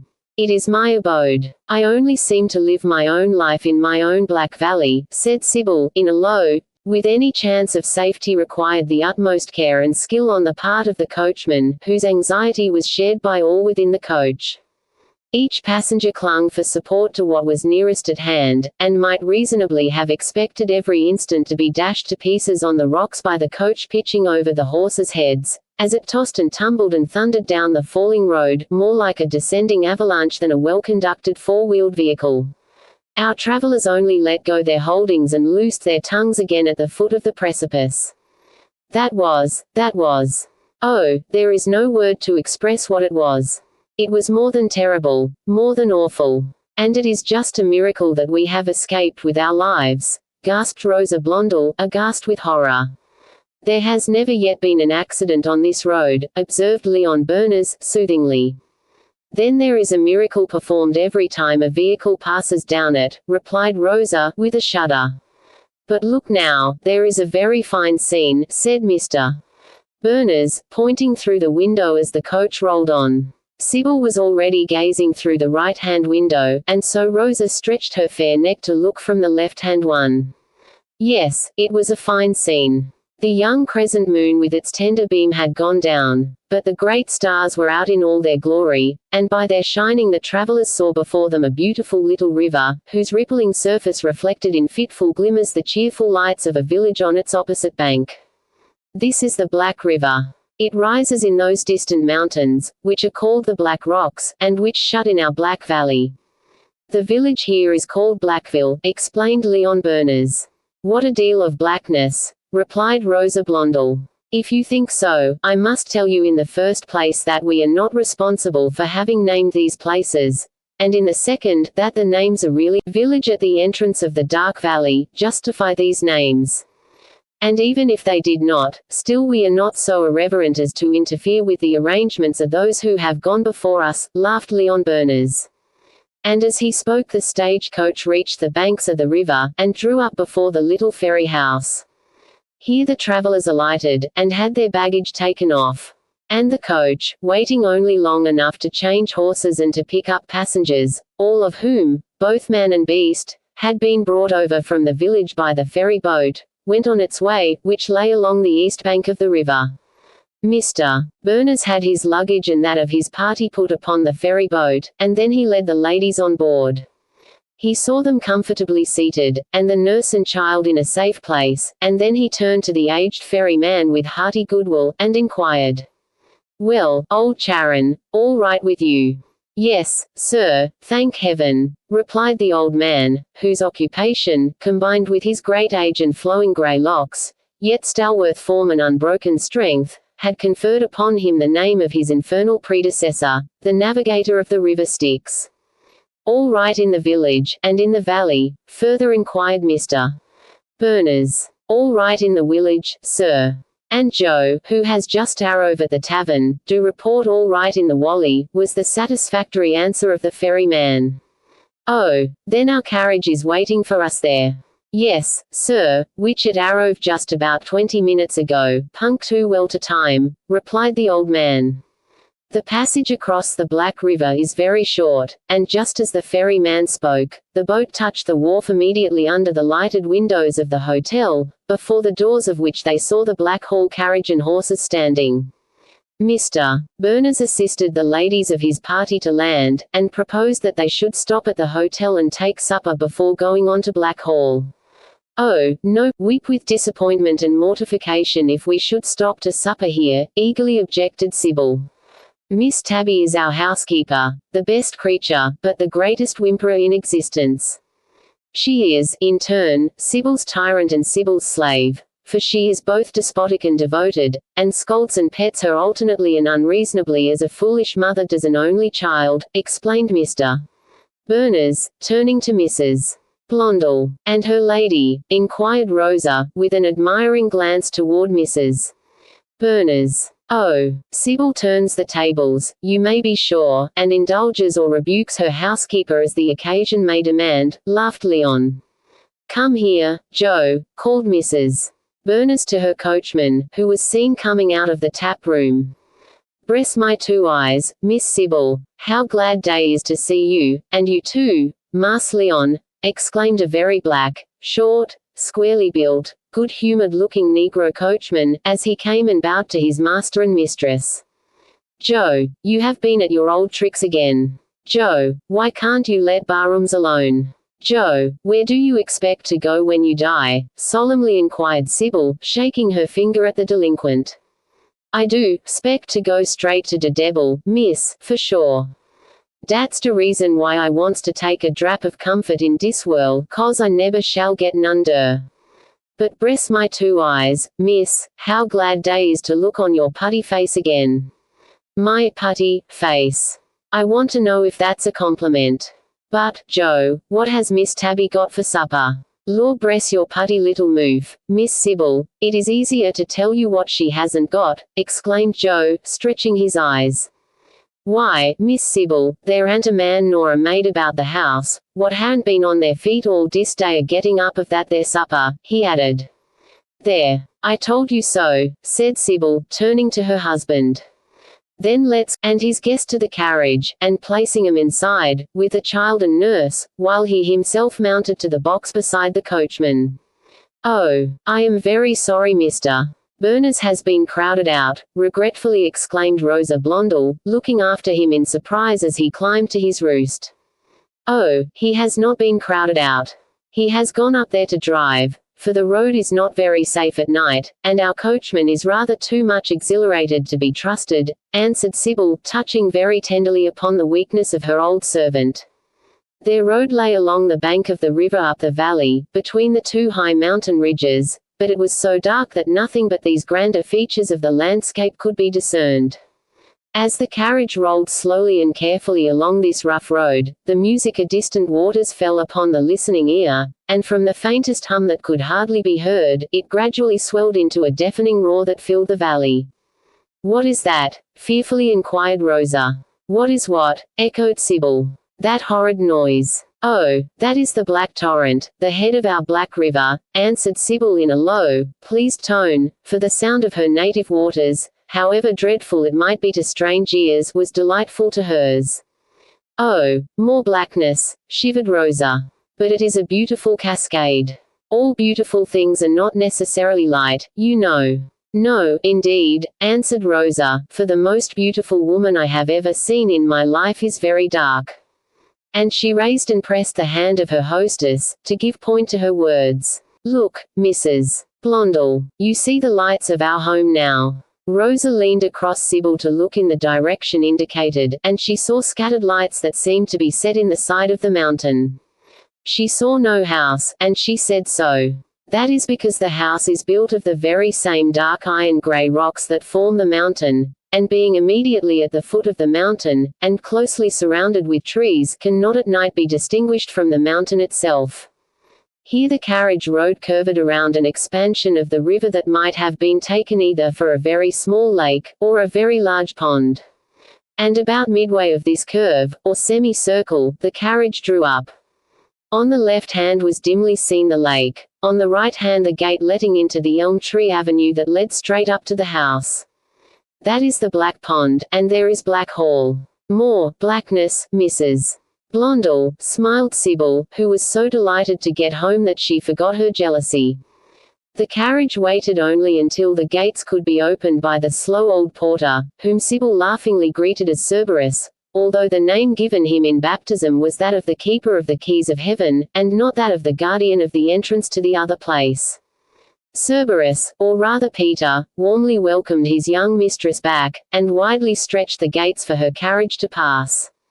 As the carriage rolled easily along the avenue, now thickly carpeted with forest leaves, and as it approached the house, the fine old building, with its many gable ends and curiously twisted chimneys, its steep roofs and latticed windows, all monuments of the old colonial days, came more and more distinctly into view from its background of mountains. Lights were gleaming from upper and lower and all. Chapter 9. The Guest Chambers. Deserted rooms of luxury and state, which old magnificence had rudely furnished with pictures, cabinets of ancient date, and carvings, gilt and burnished. Hood. The carriage drew up at the foot of a flight of stone steps, leading to the front entrance of the house. The double oak doors stood wide open, showing the lighted hall and a group of people waiting. Sybil looked eagerly from the carriage window. I do declare, she exclaimed, if there is not only Miss Tabby, but Miss Libby and Mrs. Winterrose besides. Mrs. Winterrose, she explained, turning to her guest, is the widow of our late land steward. She is also my foster mother, and the mother of the two maiden ladies, Miss Tabby, who is our housekeeper, and Miss Libby, who lives with a widowed parent at home. They have come to welcome us back. Heaven bless them. As Sybil spoke, Mr. Berners dropped down from his perch on the coachman's box, and opened the carriage door. He assisted first his wife, and then their guest, to alight. And then he took the sleeping child from the nurse's arms, while she herself got out. You know the way, dearest Sybil. Run on before, and I will take charge of our fair friend, said Mr. Berners, as he gave his arm to Mrs. Blondel to lead her up the steps. But Sybil had not waited for this permission. Too eager to meet the dear old friends of her childhood to care for anyone else just then, or even to feel a twinge of jealousy at the words and actions of her husband, she flew past him up the stairs and into the arms of her foster mother, who folded the beautiful, impetuous creature to her bosom, and welcomed her home with heartfelt emotion. Miss Tabby and Miss Libby next took their turns to be embraced and kissed. And then the old servants crowded around to welcome their beloved young mistress. To every one of them she gave a cordial grasp of her hand, and loving words. It is very delightful, she said, with tears of joy in her eyes, it is very, very delightful to be so warmly welcomed home. Everything as well as everybody welcomes you home, Miss Sybil. Even the black torrent. I never heard the cascade sing so loud and merry as it does tonight, said old Abe, or Father Abraham, as he was called, for being a full centenarian, and the oldest Negro, by 20 years, of any on the estate. Thank you, dear old Uncle Abe. I know you all welcome me home. And I love to think that my torrent does too. And now, Miss Tabby, you got the letter I wrote from Underhill, asking you to have the spare rooms prepared for the visitors we were to bring with us, inquired Sybil, turning to her housekeeper. Yes, ma'am, and your orders is obeyed, and the rooms is all ready, as well as yourn and Mr. Berners, even to the kindling of the fires, which has been burning in the chimneys to air them rooms all this blessed day, answered Miss Tabby. That is right, and I thank you. And now here comes our visitor, said Sybil, as her guest approached leaning on her husband's arm. They had certainly lingered a little on the way, but Sybil was too happy to notice that circumstance now. The jealous wife was for the time subdued within her, and all the hospitable hostess was in the ascendant. You are welcome to Black Hall, my dear Mrs. Blondel, she said, advancing to receive her guest. And now, will you walk into our sitting parlor and rest a while before taking off your at once to my rooms, if you please, Mrs. Berners, for, you see, my poor little Cromarty is already fast asleep. Come, then, you will not have far to go. It is on this floor, said Sybil, with a smile, as she led the way down the wide hall, past the great staircase, and then turned to the right and went down a long passage, until she came to a door, which she opened. Here is your bedchamber, said Sybil, inviting her guest to enter a large and richly furnished room. And beyond this, and connected with it, is another and a smaller apartment, which is properly the dressing room, but which I have had fitted up as a nursery for your child and his nurse. Many thanks, replied Rosa Blondel, as she followed her hostess into the room, and glanced around with the natural curiosity we all feel in entering a strange place. The room was very spacious, and had many doors and windows. Its furniture was all green, which would have seemed rather gloomy, but for the bright wood fire on the hearth, that lighted up all the scene with cheerfulness. Sybil drew an easy chair to the chimney corner, and invited her guest to sit down. But Rosa was too curious about her surroundings to yield herself immediately to rest. What an interesting old place, she said, walking about the chamber and examining everything. Meanwhile the nursemaid, more practical than her mistress, had found the door of the adjoining nursery and passed into it to put her infant charge to bed. Oh! Exclaimed Rosa, who had drawn aside one of the green moreen window curtains and was looking out. Oh, what a wild, beautiful place. But these windows open right upon the grounds, and there are no outside shutters. Is there no danger? No danger whatever, my dear Mrs. Blonde Mountain. These grounds are very private, being quite inaccessible, except through the front grounds of the house, said Sybil, soothingly. But oh, whispered Mrs. Blondel, nowise tranquilized by the answer of her hostess. Oh, what are those white things that I see standing among the bushes at the foot of the mountain? They look like tombstones, she added, with a shudder. They are tombstones, replied Sybil in a low, grave voice. That is our family burial ground, and all the Burners, for 7 generations, lie buried there. Oh, good gracious, gasped Rosa Blondel, dropping the curtain and turning away. Don't be alarmed, smiled Sybil. The place is much farther off than it seems. And now, my dear Mrs. Blondel, let me make you acquainted with the bearings of this green bedroom, and then you will like it better. You see it is in the right wing of the house, and that accounts for its having windows on 3 sides, back, front, and end, and doors that connect with the house and doors that lead to the grounds. This door, she said, opening one on the left-hand side of the fireplace, this door leads up this little narrow staircase directly into my chamber, which is immediately above this, as my dressing room is immediately above your nursery. So, my dear, if ever you should feel nervous or alarmed, all you have to do is to open this little door, and run up these stairs and knock loudly at the upper door, which is near the head of my bed. I shall hear you, and fly to your assistance. Yes, laughed Rosa. But suppose some robber were to get into these windows, and be right upon me before I could run, what should I do then? Call for assistance, and Mr. Berners and myself will run down to your rescue. But in order to make that practicable, you must always leave that lower stair door unfastened, and you may do it with perfect safety, as it leads nowhere but into my bedroom.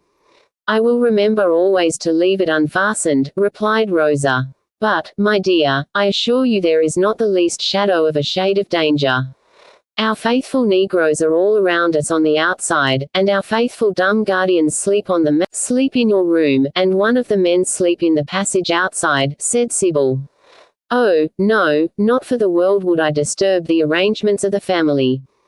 I am not at all nervous now, said Rosa Blondel. Then, dear, get ready for supper, for it has been ready for us for an hour past, and I am sure you must need it. I will, with your permission, go up to my own room by these stairs, and when I have changed my dress, I will come down the same way and take you into supper, said Sybil, as, with a smile and a bow, she opened the door and slipped away up to her own room. Rosa Blondel passed into the little adjoining nursery, to see after her child. The room, small as it was, had 2 windows, one west and one south, and a little fireplace north. The east side was only broken by the door that communicated with the bedroom. There were green curtains to the 2 windows, green carpet on the floor, and green covers to the rocking chair and the child's chairs, which were the only ones in the room. There was a cot bed for the nurse and a crib for the child. A well-supplied wash-stand completed the furniture. The child lay sleeping soundly in his crib, and the nurse sat by him, occupying herself with some white embroidery that she habitually carried in her pocket, to fill up spare moments profitably. Crow is quite well, Janet? Inquired the young mother, approaching and looking at her rosy boy. Yes, me lady, and sleeping like an angel, answered the woman. Those are very comfortable quarters, Janet. Yes, me lady, though the roaring of yon black torrent, as they say it, gars me grew. I wonder does it always roar say loud? Oh no, Janet. Mr. Berners says that it only sounds so when very much swollen by the rains. And Mr. Berners should know. Aye, ma'am, and say he sold. And a very fine gentleman is the laird. He is not a laird, Janet. There are no simply a gentleman, Mr. Berners. It is a pity he is a laird, ma'am, and a duke to the back of that. A princely gentleman he is, me lady. I quite agree with you, Janet. Well, leave your charge for a moment, and come and arrange my hair for me. Unluckily I cannot change my dress, for my luggage was left behind at Blackville, and I don't suppose it has arrived here yet, said Rosa Blondel, as she returned to her room attended by her maid. But there an agreeable surprise met her. She found her trunks set in order, ready for her. I declare, there they are. And I suppose the servants who brought them, finding the door wide open and no one in the room, just put 'em in here and retired. Janet, open that trunk and get out my black velvet, and point lace set. I must not wear anything very light and gay on this first evening, after a fatiguing journey, when we all feel so tired as to be fit for nothing but bed, said Rosa Blondel, throwing herself languidly into the green-covered easy-chair before the dressing-table. And, deed, me leddy, there's nae dress ye look sae weel in as that bonny black velvet, said the maid. Rosa knew this well, and for this reason, perhaps, selected the dress. The maid quickly and skillfully arranged her mistress's hair in its natural golden ringlets, that needed no ornament whatever. And when her toilet was complete, Rosa Blondel's fair beauty was even more resplendent than usual, from its contrast with the rich blackness of her dress. "A star upon the brow of night," quoted Sybil, as she entered the room and stood for a moment in involuntary admiration. Then, with a smile, she drew the arm of her guest within her own and led her off to the supper table, where they were joined by Mr. Berners. It was a warm wainscoted little room, with crimson carpet and crimson curtains, a good open fire of hickory wood, and a small, but luxuriously spread supper table. Mr. Berners led their guest to her place at the board, and left his wife to follow. These courtesies, hitherto bestowed on her alone, and she hated more to see them lavished on another, and that other a beautiful, fascinating, and, as she half suspected, most dangerous woman. It was in vain she said to herself that these attentions were no more than any gentleman should show to the invited visitor of his wife. She could not argue away her heartache. She could not endure to see her husband touch the beauty's hand. It drove her almost out of her self-possession to see their eyes meet in that provoking mutual smile. Oh, how she repented ever having invited this fatal beauty to her house! And yet she pitied the friendless stranger too, and she struggled bravely against those feelings of jealousy and hatred that were creeping into her heart. And, in fact, from this time the whole inner life of Sybil Berners became one hard struggle between her passions and her reason. And this struggle soon manifested itself in a series of inconsistencies of conduct that were perfectly incomprehensible to both Leon Berners and Rosa Blondel. For instance, on this first night at home, while they sat at the supper table, Sybil was silent, abstracted, and depressed. Her companions mentally ascribed her condition to fatigue, but Sybil then scarcely knew what fatigue meant. After supper she aroused herself by an effort, and offered to attend Mrs. Blondel back again to that lady's chamber, and when they got there, even lingered a little while, and very kindly repeated her request that if Rosa should be frightened in the night, she should run up the communicating stairs and rap at Sybil's bedroom door for assistance. And then Sybil bade her visitor good night, and vanished up the stairs. Chapter 10. The Jealous Bride. Yea, she was jealous, though she did not show it, for jealousy dislikes the world to know it. Byron. Rosa was the last to wake up in the morning. The nurse had already dressed the child and taken him from the room, so Rosa rang her bell to bring the truants back. Janet came alone. "Where is little Crow?" inquired Crow's mamma. "In the breakfast room, me leddy, on the laird's knee," answered the girl. "I tell you there are no lairds in America, Janet," said the lady impatiently. "Well, on the gentleman's knee, ma'am." "Very well, now come help me to dress." Janet hastened to obey, and in half an hour Rosa Blondel issued from her chamber, looking if possible even more beautiful than she had looked on the previous evening, for she wore an elegant morning robe of white cashmere, embroidered down the front and around the bodice, sleeves, and skirt with a border of blue bells, and she had her splendid hair dressed in the simple natural ringlets that were the most becoming to her. Janet walked before her mistress, to show the way. Far up the great hall, she opened a door on the left-hand side, admitting the lady to a delightful front room, whose front windows looked out upon the lake, the valley, and the opposite range of mountains. It was a golden October morning, and from a cloudless deep blue sky the sun shone down in dazzling splendor upon the valley, kindling up into a conflagration of living light all the variegated foliage of the trees, upon the mountain sides and the river's banks, where the glowing crimson of the oak and the flaming orange of the elm mingled with the royal purple of the dogwood and the deep green of the cedar. And all this gorgeousness of coloring was reflected in the lake, whose waters seemed dyed with all the prismatic hues of the rainbow. Black Valley, indeed, said Rosa Blondel, with a smile, as she entered the breakfast room and glanced through the windows upon the magnificent scene. Black Valley, call you this? I should rather call it Bright Valley. Oh, what a glorious day, and oh, what a glorious scene. Good morning, Mrs. Berners. Good morning, Mr. Berners. Little Crow, this kind gentleman is spoiling you, she said, as she advanced with smiling eyes and outstretched hands to greet her host and hostess, who had risen from their chairs to meet her. They both received her very kindly, even affectionately, and as they had waited only for her presence to have breakfast, Sybil now rang and ordered it to be brought in. Sybil's own little high chair had been rummaged out from its corner in the lumber room and dusted, and brought in for the use of the baby boy, who, in honor of his mother, was permitted to sit up to the table with the grown people. But why, I repeat, should you call this glorious vale the Black Valley? Inquired Rosa, as they all gathered around the board. It was black enough last night, was it not? Asked Mr. Berners, with a smile. Oh, it was black everywhere last night, but no blacker here than elsewhere, so I don't see the justice of calling this the Black Valley. I should call it rather the Valley of the Sun. Single quote. Would not the Valley of the Pyrotechnics do as well? Inquired Leon Berners, with dry humor. I think it would, replied Rosa, quite seriously. You view the scenery at its best and brightest. It is never so beautiful and brilliant as on a clear sunny autumn noonday. At all other seasons, and at all other hours, it is gloomy enough. In a very few hours from this, when the sun gets behind the mountain, it will be quite black enough to justify its name, said Mr.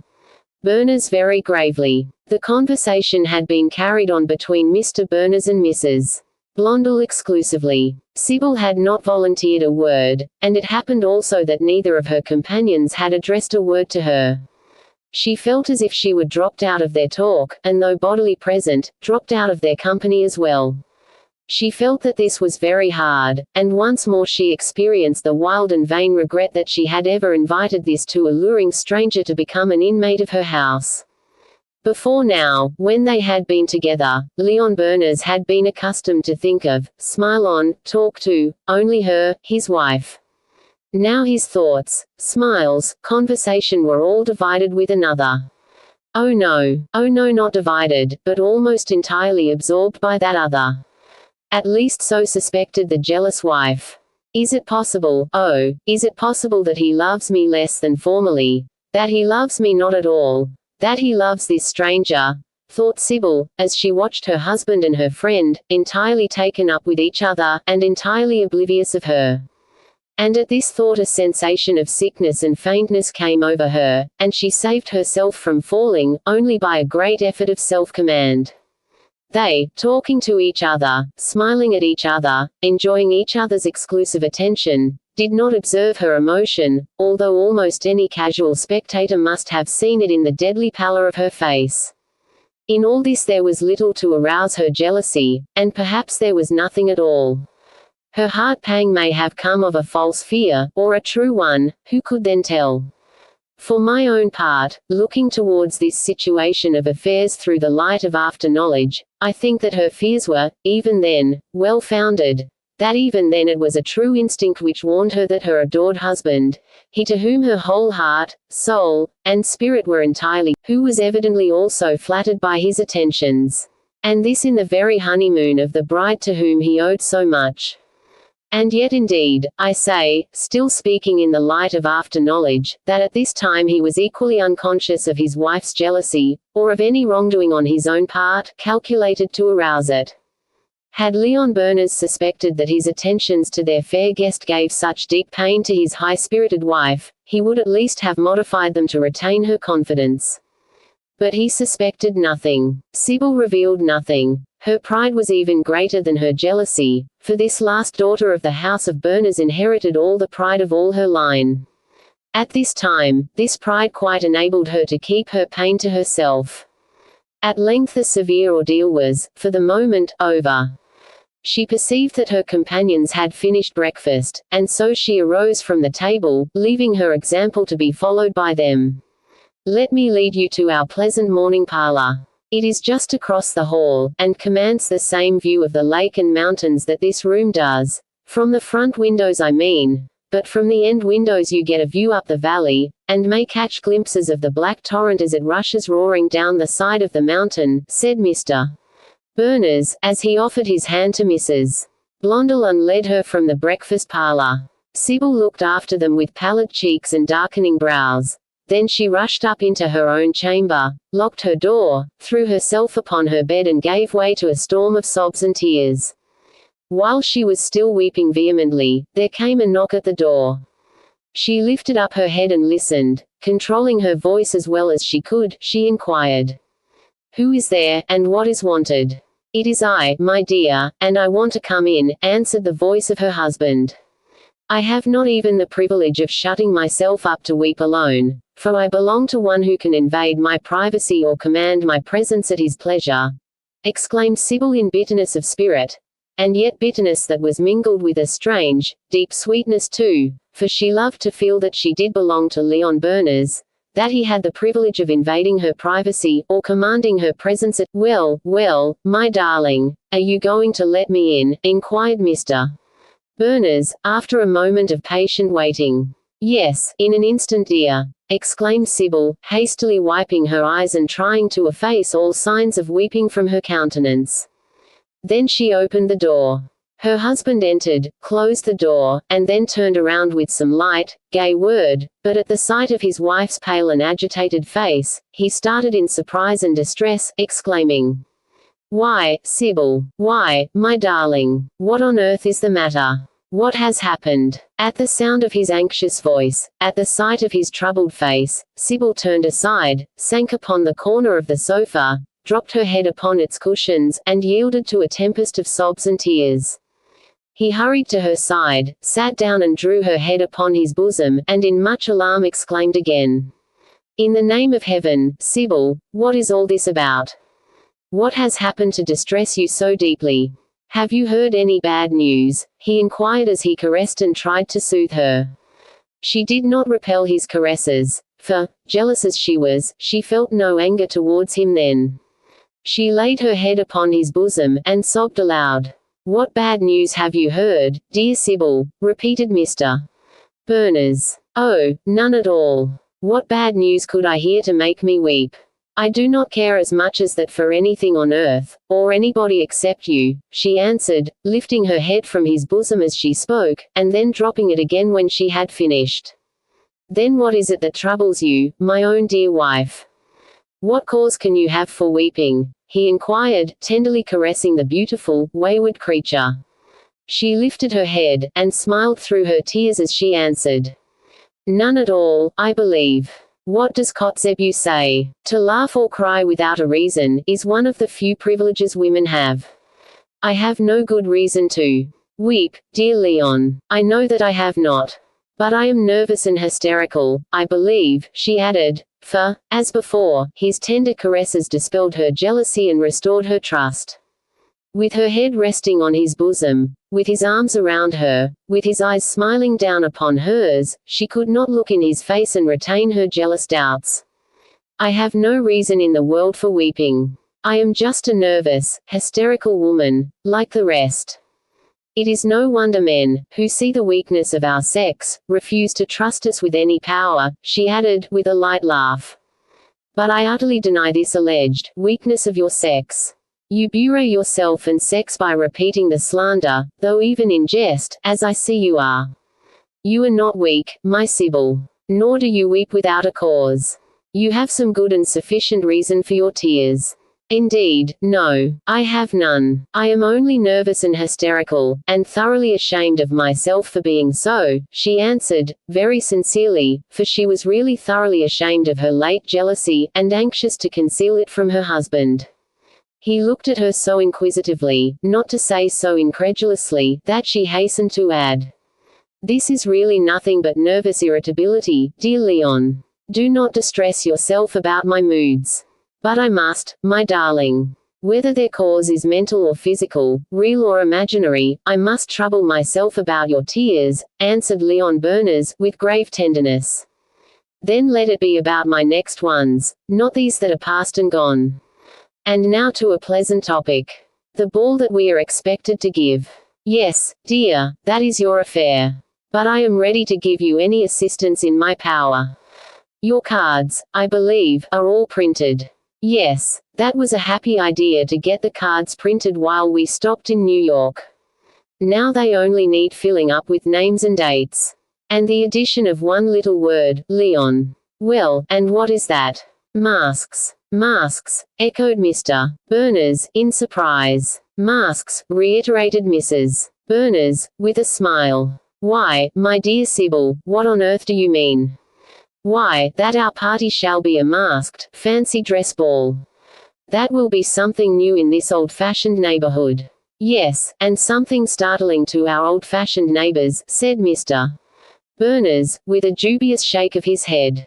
So much the better. They need startling, and I intend to startle them. As you please, my dear, wayward Sybil. But when do you propose this affair to come off? On All Hallow Eve. Good. All Hallow Eve is the proper sort of an eldritch night for such a piece of diablerie as a mask ball to be held, laughed Mr. Berners. But now, seriously, Leon, do you really dislike or disapprove this plan? If you do, I will willingly modify it according to your judgment, or even, if you wish it, I will willingly drop it altogether, she said, very earnestly.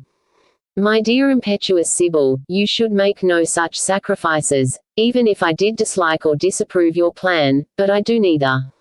I dare say I shall enjoy the masquerade as much as any one, and that it will be very popular and quite a success. But now, dear Sybil, let me hear what fantastic shape you will assume at this witches' dance. I will tell you, Leon, but mind, you must keep the secret. Oh, inviolably, said Mr. Berners, with a laugh. Oh, I mean only that you must not speak of it outside the family, because, you see, it is such a perfectly original character that if it was known it would be taken by half a dozen people at least. I will never breathe its name, laughed Leon. Then the character I shall fire, fire, fire, ha, ha, ha. It will suit you admirably, my little Berners of the burning heart. But how on earth will you contrive to costume and impersonate the consuming element? It would take me a week to tell you, and then you would not understand. But you shall see. I hope you will not set all your company in a flame, that is all, my dear. But I shall try to do so. And now, dear Leon, if you wish to help me, sit down at my writing table there, and fill out and direct the invitations. You will find the visiting list, printed cards, and blank envelopes all in a parcel in the desk. But is it not early to send them? Inquired Mr. Berners, as he seated himself at the table. No, not for a mask ball. This is the 10th. The ball is to come off on the 31st. If the cards are sent today, our friends will have just 3 weeks to get ready, which will not be too long to select their characters and contrive their costumes. I suppose you know best, my dear, said Mr. Berners, as he referred to the visiting list and began to prepare for his task. Sybil went to her dressing glass and began to arrange her somewhat disordered hair. While she stood there, she suddenly inquired, "Where did you leave Mrs. Blondel?" "I did not leave her anywhere. She left me. She excused herself, and went to her room, I suppose." "Ah," sighed Sybil. She did not like this answer. She was sorry to know that her husband had remained with the beauty until the beauty had left him. She tortured herself with the thought that, if Mrs. Blondel had remained in the morning room, so morbid was now the condition of Sybil that a word was enough to arouse her jealousy, a caress sufficient to allay it. She would not leave Leon to himself, she thought. He should know the difference between his wife and his guest in that particular.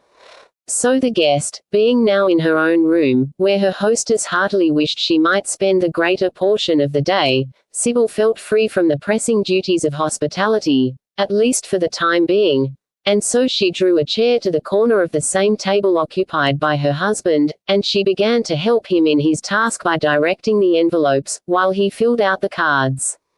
Thus sitting together, working in unison, and conversing occasionally, they passed the morning, a happier morning than Sybil had seen for several days. But of course they met their guest again at dinner, where Rosa Blondel was as fascinating and Leon Berners as much fascinated as before, and where Sybil's mental malady returned in full force. Oh, these transient fascinations, what eternal miseries they sometimes bring.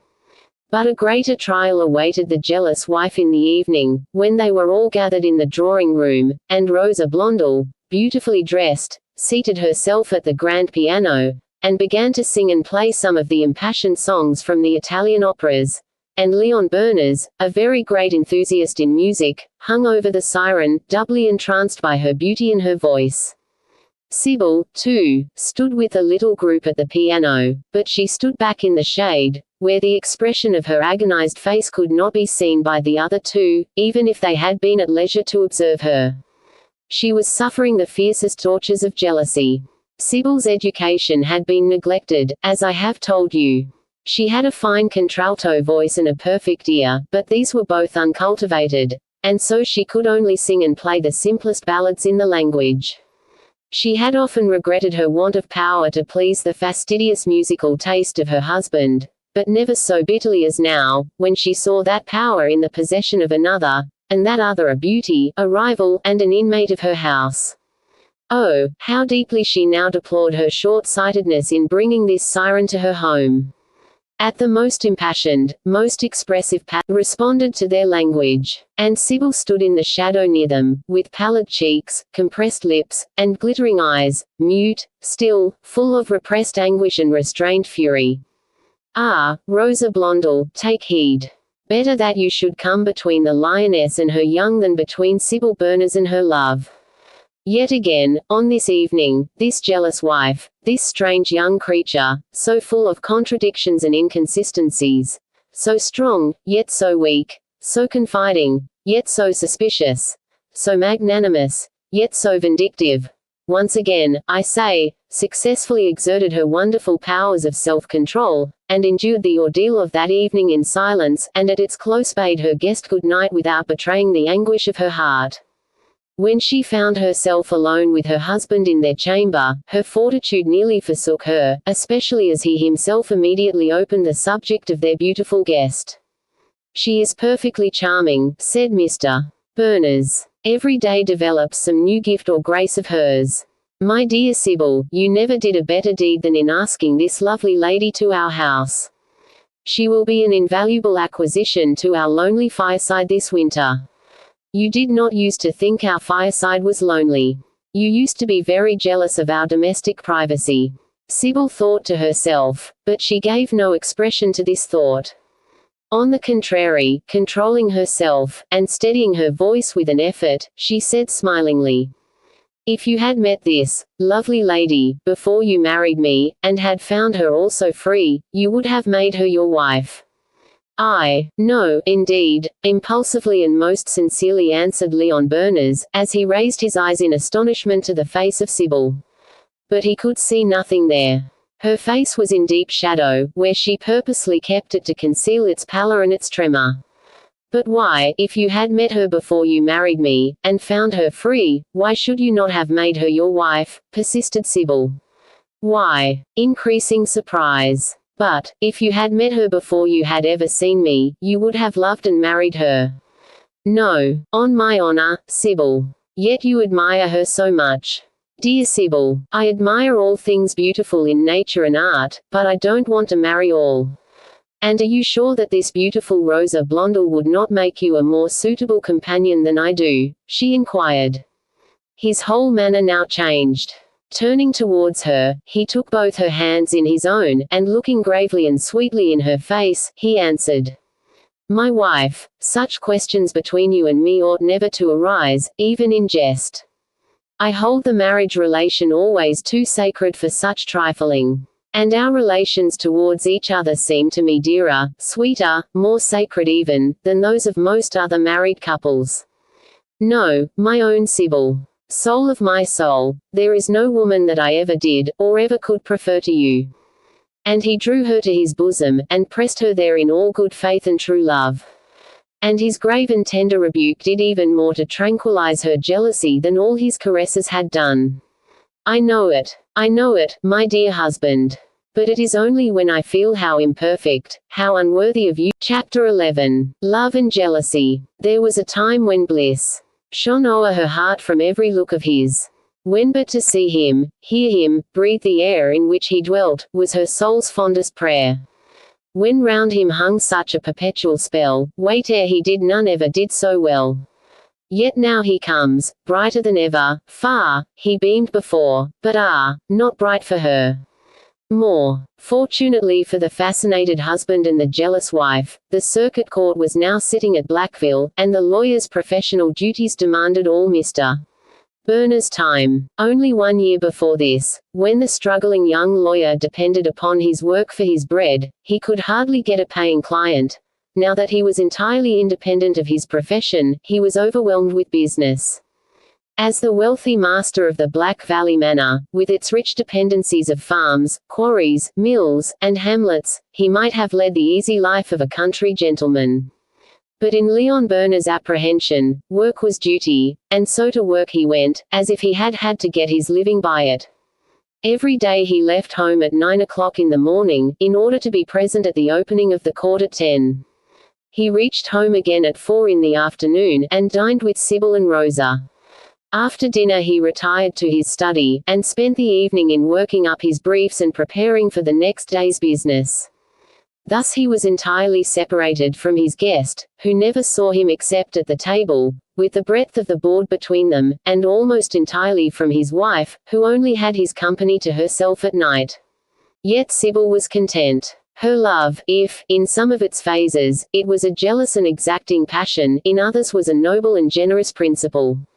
She would not spare a glance, a smile, a caress of his, to any other woman, yet she would give him wholly up to his duty, his profession, his country, or to any grand impersonal object. And the few hours out of the 24 when she could enjoy his society apart from her dreaded rival, compensated her for the many when he was absent or engaged upon his professional duties. But this could not last. It happened, very naturally, that while Mr. Leon Berners spent his mornings in the courthouse, Mrs. Leon Berners spent hers in receiving the calls and congratulations of her friends, to whom she always presented her permanent visitor, Mrs. Blondel. At length 2 unconnected events happened at the same time. The court adjourned, and the last visit of ceremony was paid. Sybil, at the instance of Mr. Berners, gave a dinner party, and they entertained the judges and barristers of the court. And upon that occasion, Mrs. Blondel of course was introduced, and equally of course, her beauty made a very great sensation. And Sybil was well pleased. She was perfectly willing that her protégée should outshine her in every company, if only she did not outrival her in her husband's admiration. But whether it was that the long interruption of his conversations with the beautiful blonde had given a new zest to the pleasure he enjoyed in her society, or whether his admiration for her had been ever, under all circumstances, on the increase, or whether both these causes combined to influence his conduct, is not known, but it is certain that from this time, Leon Berners became more and more blindly devoted to Rosa Blondel. And yet, under and over and through all this, the husband loved his wife as he never did or could love any other woman. But Rosa Blondel was one of those vain and shallow women who must and will have a sentimental flirtation or a platonic friendship with some man or boy, always on hand. She, like those of her mischievous class, really meant no harm, while doing a great deal of wrong. Such a woman will, not being grossly guilty, as well as deeply sinful, they retain their positions in society.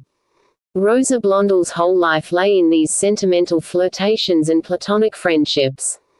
Without a lover, she did not care to live at all. Yet hers was a sham love, though her victims were not often sham lovers. With her fair and most innocent face, Rosa Blondel was false and shallow. And Leon Berners knew this, and even while yielding himself to the fascination of her smiles, he could not help comparing her, to her great disadvantage, with his own true, earnest, deep-hearted wife. But every morning, while Sybil was engaged in her domestic duties, which were now greatly increased by the preparations that were going on for the masquerade ball, Leon Berners would be walking with Rosa Blondel, exploring the romantic glens of the Black Valley, or wandering along the picturesque banks of the Black River. Or if the weather happened to be inclement, Mr. Berners and Mrs. Blondel would sit in the library together, deep in German mysticism or French sentiment. Every evening Rosa sat at the grand piano, singing for him the most impassioned songs from the German and Italian operas, and Leon hung over her chair turning her music, and enraptured with her beauty. Ah, Rosa Blondel, vain and selfish and shallow coquette. Trifle, if you must, with any other man's love, with any other woman's peace, but you had better invade the lair of the lioness, and seize her cubs. You had better walk blindfold upon the abyss of Hades than come between Sybil Berners and her husband. For Sybil saw it all, and not only as any other woman might have seen it, just as it was, but as the jealous wife did, with vast exaggerations and awful forebodings. They did not suspect how much she knew, or how much more she imagined. Before them the refined instincts of the lady still kept down the angry passions of the woman. Whenever her emotions were about to overcome her, she slipped away, not to her own room, where she was liable to interruption, but far up into the empty attics of the old house, where, in some desolation, she gave way to such storms of anguish and despair as leave the deepest traces on heart and brain. And after an hour or two she would return to the drawing-room, whence she had never been missed by the pair of sentimentalists, who had been too much absorbed in each other, and in Mozart or Beethoven, to notice her absence.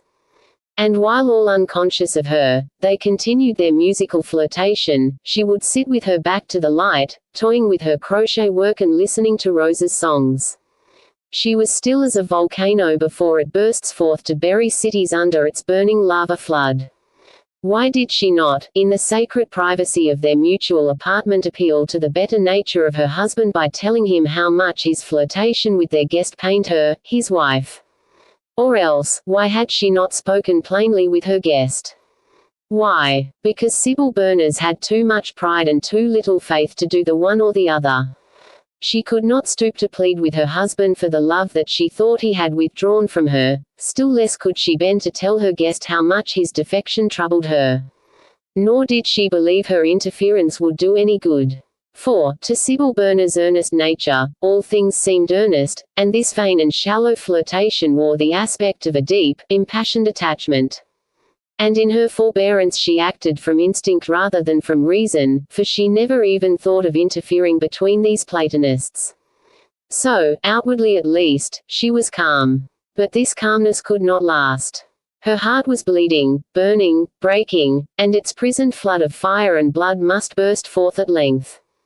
The volcano seems quiet, but the pent-up lava in its bosom must at last give forth mutterings of its impending eruption, and swiftly upon these mutterings must follow flames and ruin.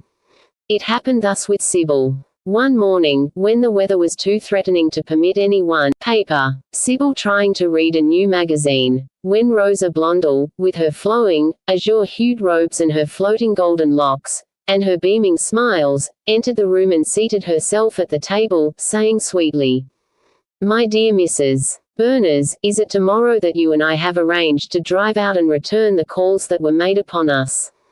"Yes, madam," politely replied Sybil. "Then, dear Mr. Berners, I shall have to ask you to write a few visiting cards for me. I have not an engraved one in the world. But you write such a beautiful hand, that your writing will look like copper plate. You will oblige me," she inquired, smiling, and placing a pack of blank cards before him. "With the greatest pleasure," answered Leon Berners, promptly putting aside his paper. Rosa turned to leave the room. "Will you not remain with us?" courteously inquired Sybil. "No, dear, much as I should like to do so," replied Rosa. "But why?" inquired Leon Berners, looking disappointed. "Oh, because I have my dress to see about. We are far from all fashionable modists here, but I must try to do honor to Madame's masquerade for all that," laughed Rosa, as she passed gracefully out of the room. With a sigh that seemed to his sorrowing wife to betray his regret for the beauty's departure, Leon Berners drew the packet of blank cards before him, scattered them in a loose heap on his left hand, and then selecting one at a time, began to write. As he carefully wrote upon and finished each card, he as carefully laid it on his right hand, until a little heap grew there. Sybil, who gloried in all her husband's accomplishments, from the greatest to the least, admired very much his skill in ornamental chirography. She drew her chair closer to the table, and took up the topmost card, and began to decipher, rather than to read, the name in the beautiful Old English character. What was there in it to drive all the color from her cheeks? She snatched up and scrutinized a second card, a third, a fourth. Then, springing to her feet, she seized the whole mass, hurled them into the fire, and turned, and confronted her husband. Her teeth were clenched upon her bloodless lips, her face seemed marble, her eyes lambent flames. He rose to his feet in surprise and dismay. "Sybil, what is all this? Why have you destroyed the cards?" "Why," she gasped, pressing both hands upon her heart, as if to keep down its horrible throbbings. "Why? Because they are lies, lies, lies. Sybil, have you gone suddenly mad?" he cried, gazing at the embodied storm before him with increasing astonishment and consternation. "No, I have suddenly come to my senses," she gasped between the catches of her breath, for she could scarcely speak. "You must calm yourself, and tell me what this means, my wife," said Leon Berners, exerting a great control over himself, and pushing aside the last card he had written. But she snatched up that card, glanced at it fiercely, tore it in two, and threw the fragments far apart, exclaiming in bitter triumph, "Not yet, oh, not yet. I am not dead yet. Nor have the halls and acres of my fathers passed quite away from their daughter to the possession of a traitor and an ingrate." He gazed upon her now in amazement and alarm. Had she gone suddenly mad? She stood there before him, the incarnation of the fiercest and intensest passion he had ever seen or imagined. He went and took her in his arms, saying more gently than before, "Sybil, what is it?" She tried, harshly and cruelly, to break from him. "Sybil, you must tell me what troubles you." "What troubles me?" she furiously exclaimed. "Let me go, man. Your touch is a dishonor to me. Let me go. But, dearest Sybil, let me go, I say. What, will you use your brute strength to hold me?" He dropped his arms, and left her free. "No, I beg your pardon, Sybil. I thought you were my loving wife," he said. "You were mistaken. I am not Rosa Blondel," she cried. "Hush, hush, my dearest Sybil," he muttered earnestly, as he went and closed and locked the parlor door, to save her from being seen by the servants in her present insane passion. But she swept past him like a storm, and laid her hand on the lock. She found it fast. "Open, and let me pass," she cried. "No, no, my dear Sybil. Remain here until you are calmer, and then tell me. Let me out, I say." "But, dearest Sybil, what, would you keep me a prisoner, by force?" she cried, with a cruel sneer. He unlocked the door and set it wide open. "No, even though you are a lunatic, as I do believe. Go, and expose your condition, if you must. I cannot restrain you by fair means, and I will not by foul." And Sybil swept from the room, but she did not expose herself. She fled away to that chamber of desolation where she had passed so many agonizing hours, and threw herself. Chapter 12. Cruel as the grave. "Go, when the hunter's hand hath wrung from forest cave her shrieking young, and calm the raging lioness. But soothe not, mock not my distress." Byron. Leon Berners was utterly perplexed and troubled. He could not in any way explain to himself the sudden and furious passion of his wife. Suddenly it occurred to him that it was in some way connected with the cards she had thrown into the fire. They were not all burned up. Some few had fallen scorched upon the hearth. These he gathered up and examined, and as he looked at one after another, his face expressed, in turn, surprise, dismay, and amusement. Then he burst out laughing. He really could not help doing so, serious as the subject was, for upon every single card, instead of Rosa Blondel, he had written, "Mrs. Rosa Berners." Was there ever such a mischief of a mistake? He exclaimed, as he ceased laughing and sat down by his table to consider what was to be done next. Poor Sybil, poor, dear, fiery-hearted child, it is no wonder. And yet, heaven truly knows it was because I was thinking of you, and not of the owner of the cards, that I wrote that name upon 'em unconsciously, he said to himself, as he sat with his fine head bowed upon his hand, gravely reviewing the history of the last few days. His eyes were opened now, not only to his wife's jealousy, but to his own thoughtless conduct in doing anything to arouse it. In the innermost of his own soul he was so sure of the perfect integrity of his love for his wife, that it had never before occurred to him that she could doubt it, that any unconscious act or thoughtless gallantry on his part could cause her to doubt it. Now, however, he remembered with remorse that, of late, since the rising of the court, all his mornings and evenings had been spent exclusively in the company of the beautiful blonde.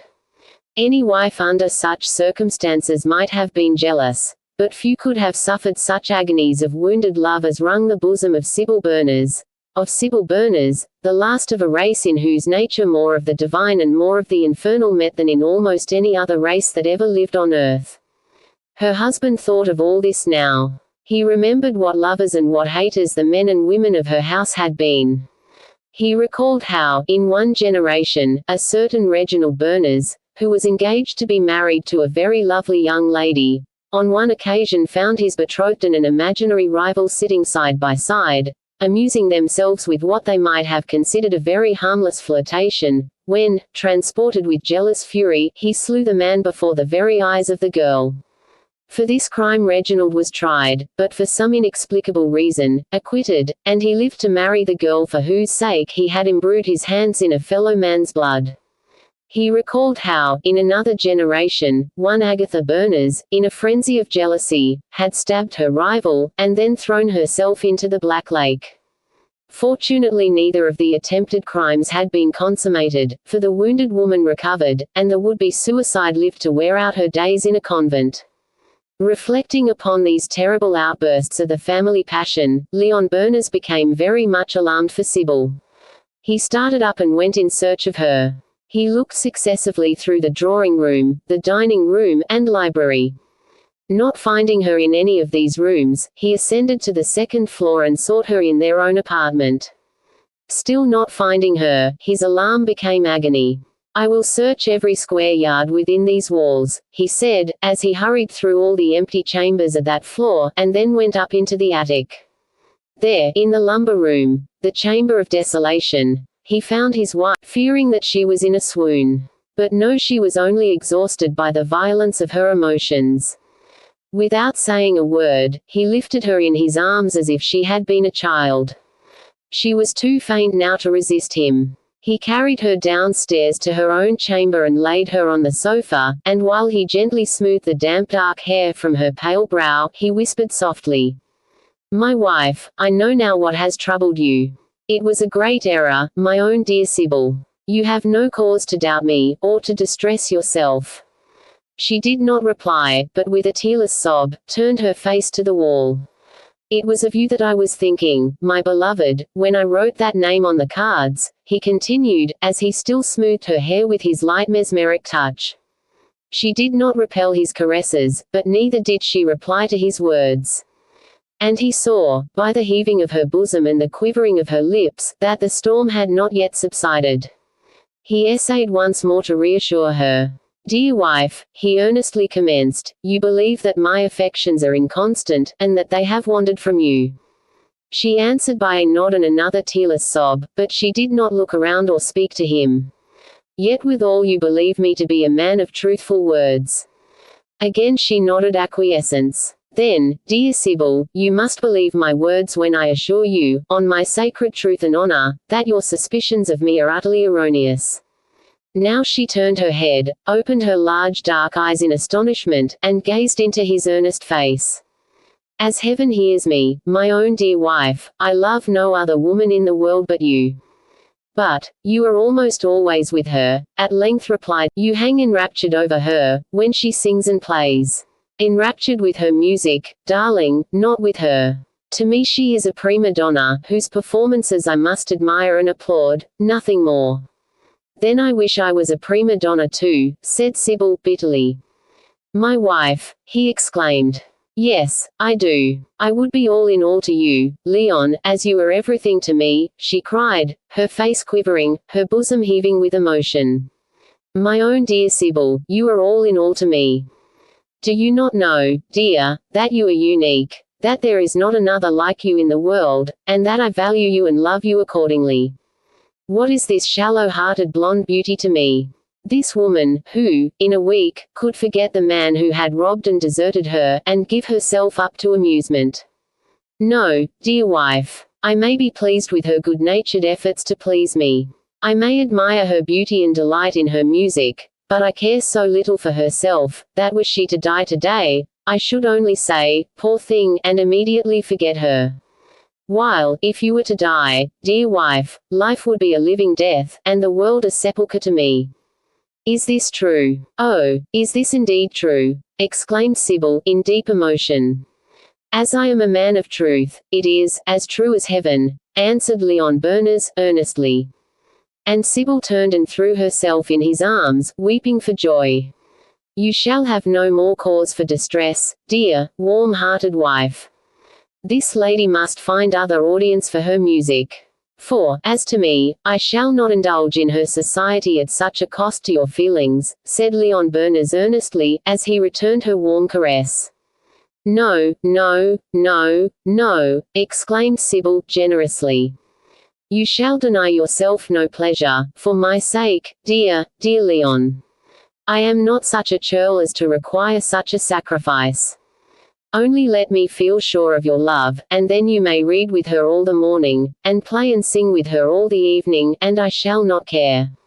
I shall even be pleased, because you are so.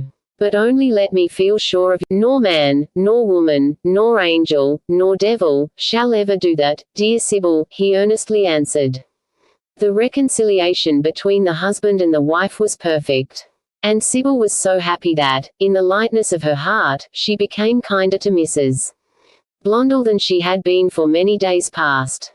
But as for Mr. Berners, from this time he carefully avoided Mrs. Blondel. He was as courteous to her as ever, even more courteous than ever when his wife was present, but as soon as Sybil would leave the room, Leon would make some excuse and follow her. This went on for some days, during which Mrs. Blondel, being cut short in her platonic flirtation, first wondered and then moped, and then resolved to win back her fancied slave. So she whitened her face with bismuth, to make it look pale and interesting, and she arranged her golden locks and flowing robes with the most studied air of graceful neglect, and she affected silence, pensiveness, and abstraction, and thus she utterly imposed on Leon Berners, whose sympathies were awakened by her. Is it possible, that this pretty little fool can really be pleased with me, and pained by my neglect? He inquired of himself. And then, human being like, he flattered himself and pitied her. When this course of conduct had been kept up for a week, it happened one day that Sybil went alone to Blackville to purchase some articles for her approaching mask ball. Leon Berners was reclining on the sofa in the drawing-room, with the last number of the North American Review in his hands. Suddenly a soft hand stole into his, and a soft voice murmured in his ear. Mr. Berners, how have I been so unhappy as to offend you? He looked up in surprise to see Rosa Blondel standing by him. Her lovely face was very pale, her beautiful hair in disorder, her blue eyes full of tears, her tender voice tremulous with emotion. As Leon Berners met her appealing gaze, his heart smote him for his late coldness to her. In what manner have I been so unhappy as to offend you, Mr. Berners? She repeated, tearfully. In no manner at all, dear. How could one so gentle as yourself offend anyone? Exclaimed Leon Berners, rising, and taking both her unresisting hands in his own, and feeling for the first time a sentiment of tenderness, as well as of admiration, for her. But I thought I had offended you. You have been so changed to me of late, murmured Rosa, with her blue eyes full of tears. No, no, dear, not really changed, indeed. Only, absorbed by other engagements, answered Leon Berners, evasively. You are the only friend I have in the whole world. And if you should desert me, I should perish, murmured Rosa, pathetically. But I will never desert you, dear. Nor am I the only friend you have in the world. My wife is surely your friend, said Leon Berners, earnestly. Slowly and sorrowfully Rosa Blondel shook her head, murmuring sadly, "No woman ever was my friend. I know not why. I can easily imagine why. But in regard to my dear wife, you are mistaken. Surely she has proved herself your friend. She is a noble lady, and I honor her. She is my benefactress, and I thank her. But she is not my friend, and so I do not love her. I am sorry to hear you say so, dear. And I am sorry to be obliged to say so. But it is true. You are my only friend, Mr. Berners. The only friend I have in the wide, wide world. And do you love me?" inquired Leon Berners, taking the siren's hand, and utterly yielding to her allurements. "Say, fair one, do you love me?" "Hush, hush," breathed Rosa, drawing away her hand and covering her face. "Hush, that is a question you must not ask, nor I answer." "But, as a brother, I mean," whispered Leon. "Oh, yes, yes, yes. As a dear brother, I love you dearly," fervently exclaimed Rosa. "And as a dear sister you shall share my love and care always," earnestly answered Mr. "And you will not be cold to me any longer. No, dear. And you will come and listen to my poor little songs this evening, and let me do my best to amuse you." "Yes, dear, I will throw over all other engagements, and delight myself in your heavenly strains tonight," answered Leon Berners. "Oh, I am so happy to hear you promise that. Of late I have had no heart to open the piano. But tonight I will awaken for you its most glorious chords." He raised her hand to his lips, and thanked her warmly. And just at that very instant Miss Tabitha Winterrose appeared in the doorway, her tall, thin form drawn up to its utmost height, her pale, pinched face lengthened, and her dim blue eyes and skinny hands lifted up in surprise and disapprobation. "Well," simultaneously exclaimed Mr. Berners and Mrs. Blondel, as they instinctively drew away from each other. But Miss Tabitha could not easily recover her composure. She was shocked and scandalized to see a gentleman and lady, who were not related to each other, sitting so close together, while the gentleman kissed the lady's hand. "Did you want anything?" inquired Mr. Berners, rather impatiently. "No, I didn't." "Yes, I did," answered Miss Winterrose, crossly and confusedly. "I came after that lady there to tell her that I think her child is going to be very sick, and I want her to come and look after him. That is, if she and more pleasanter engaged," added Miss Tabitha, scornfully. "Please excuse me, Mr. Berners," murmured Rosa, sweetly, as she got up to go out with the housekeeper old cat. She muttered, under her breath, as soon as she was out of Lion's hearing. When Mr. Berners was left alone, he did not resume the reading of his review. His heart became the prey of bitter-sweet reflections, made up of gratified, "That beautiful creature does care for me, and is pained by my coldness. Ah, but I hope and trust she loves me only as a sister loves a brother. She has no brother, poor child. And her heart must have some one to lean on. I must be that one, for she has chosen me, and I will not be so recreant to humanity as to reject her trust." Then his conscience smote him. And he felt that he had shown more tenderness for this lady than the occasion called for, or than his duty warranted. He had called her dear, he had kissed her hand, he had asked her if she loved him. And this in the face of all his late protestations to his wife. Leon Berners was an honorable man and devotedly attached to his wife, and he was shocked now at the recollection of how far he had been drawn away from the strict line of duty by this lovely blonde. But then he said to himself that he had only caressed and soothed Rosa in a brotherly way, and that it was a great pity Sybil should be of such a jealous and exacting nature, as to wish to prevent him from showing a little brotherly love to this lovely and lonely lady. And worried by these opposing thoughts and feelings, Leon Berners left his sofa and began to pace up and down the length of the drawing-room floor. In truth now, for the first time, the mischief was done. The siren had at last ensnared him, in her distress and dishabille, with her tears and tenderness, as she never had done in the full blaze of her adorned beauty, or by the most entrancing strains of divine melody. While Leon Berners paced up and down the drawing-room floor, he seemed to see again the tender, tearful gaze of her soft blue eyes upon him, seemed to hear again the melting tones of her melodious voice pleading with him. "How have I been so unhappy as to offend you, Mr. Berners?" What a contrast this sweet humility of friendship with the fiery pride of Sybil's love. While he was almost involuntarily drawing this comparison, he heard the wheels of the carriage that brought Sybil home roll up to the door and stop. From her morning drive through the bright and frosty air, Sybil entered the drawing-room blooming, and glowing with health and happiness. Leon Berners hastened to meet her. And perhaps it was his secret and painful consciousness of that little episode with Rosa, that caused him to throw into his manner even more than his usual show of affection, as he drew her to his bosom and kissed her fondly. "Why," exclaimed Sybil, laughing and pleased, "you meet me as if I had been gone a month, instead of a morning. Your absence always seems long to me, dear wife, however short it may really be," he answered earnestly. And he spoke the truth, for notwithstanding his admiration of Rosa, and the invidious comparison he had just drawn between her and Sybil, in his heart of hearts he still loved his wife truly.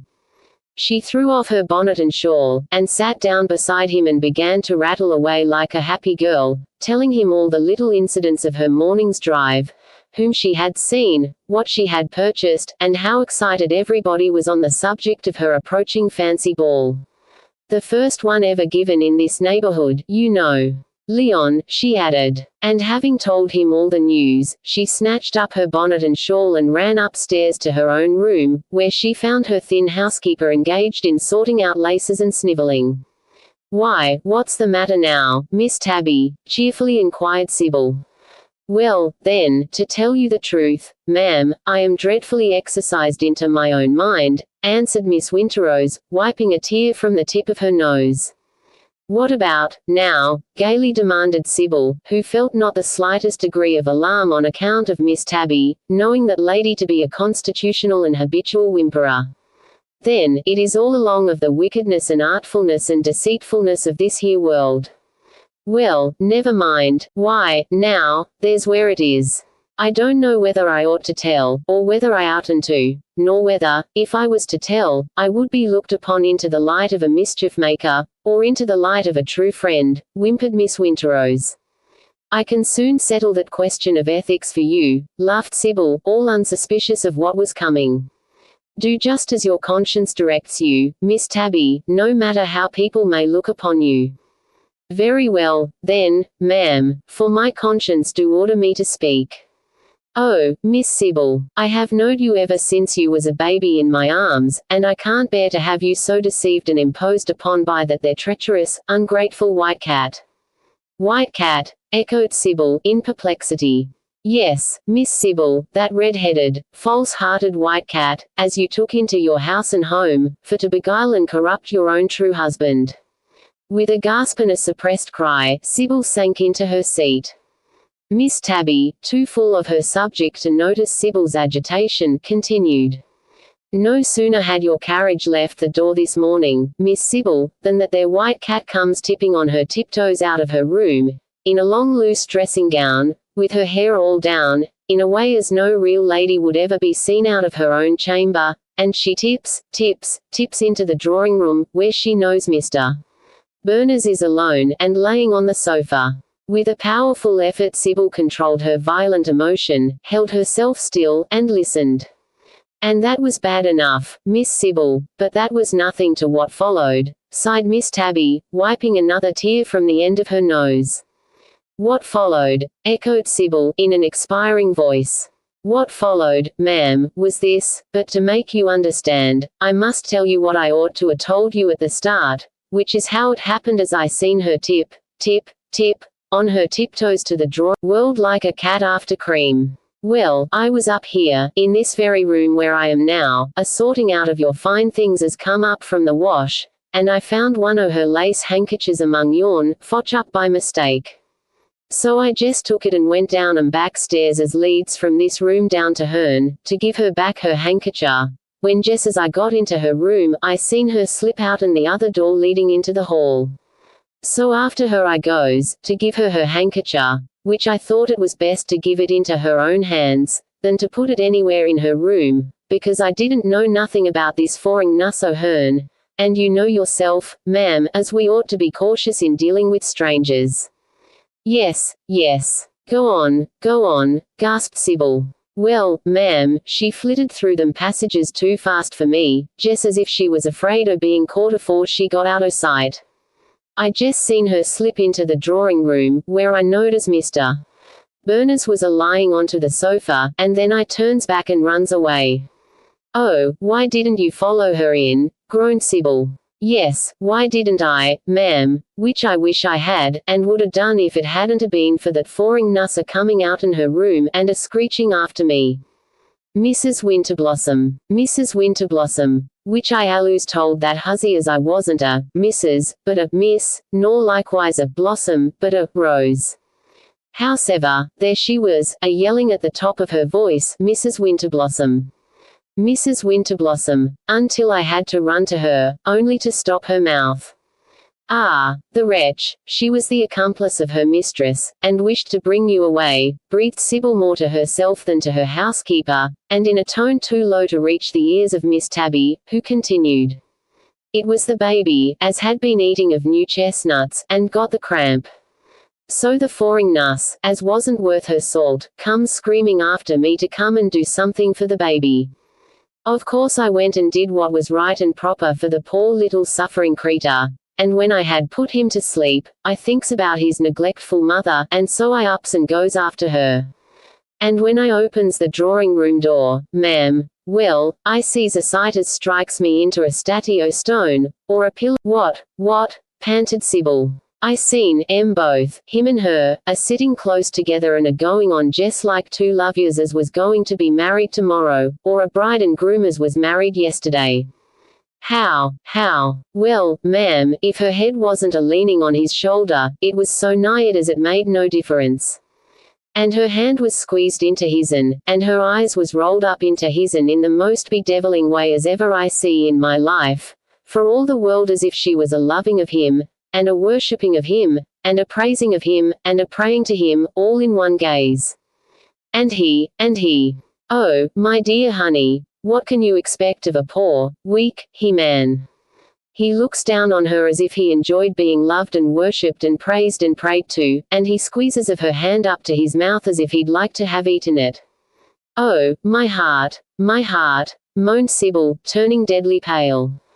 Still, Miss Tabby, full of her own subject, scarcely noticed the pain she was inflicting, so she continued. And just that minute they happened either to see or to hear me, I don't know which. Anyways, they looks up, and, phew, they jumps apart as if a firecracker had gone off between 'em. Well, I tells my lady as her child is sick, and she jumps up, impatient-like, to go and look after him. And I comes away too. And that was just about 10 minutes before you got home yourself. Deceived, betrayed, scorned, laughed at, bitterly exclaimed Sybil. And that's all. And now look here, honey. Don't you go to taking on about this here piece o' business. And don't you get mad long o' your husband on any woman's account, whatever you do. Come down on the woman. That's what you do. It is all her fault, not his'n. He couldn't help himself, poor innocent creetur. Law, honey, I don't know much about married life, bein' of a single woman myself, but I have heard my mother say as men are monstrous weak-minded poor creeturs, and need to be guided by their wives, and if they ain't ruled by their wives, they are sure to be by some other woman, and it stands to reason it is more respectable to be ruled by their wives. And so, honey, my advice to you is, to send that bad woman about her business, and take that innocent man firmly in hand. And so Miss Tabby babbled on, no longer heeded by Sybil, who soon slipped away and hid herself in one of the empty spare rooms. Chapter 13. More than the bitterness of death. He to whom I gave my heart with all its wealth of love, forsakes me for another.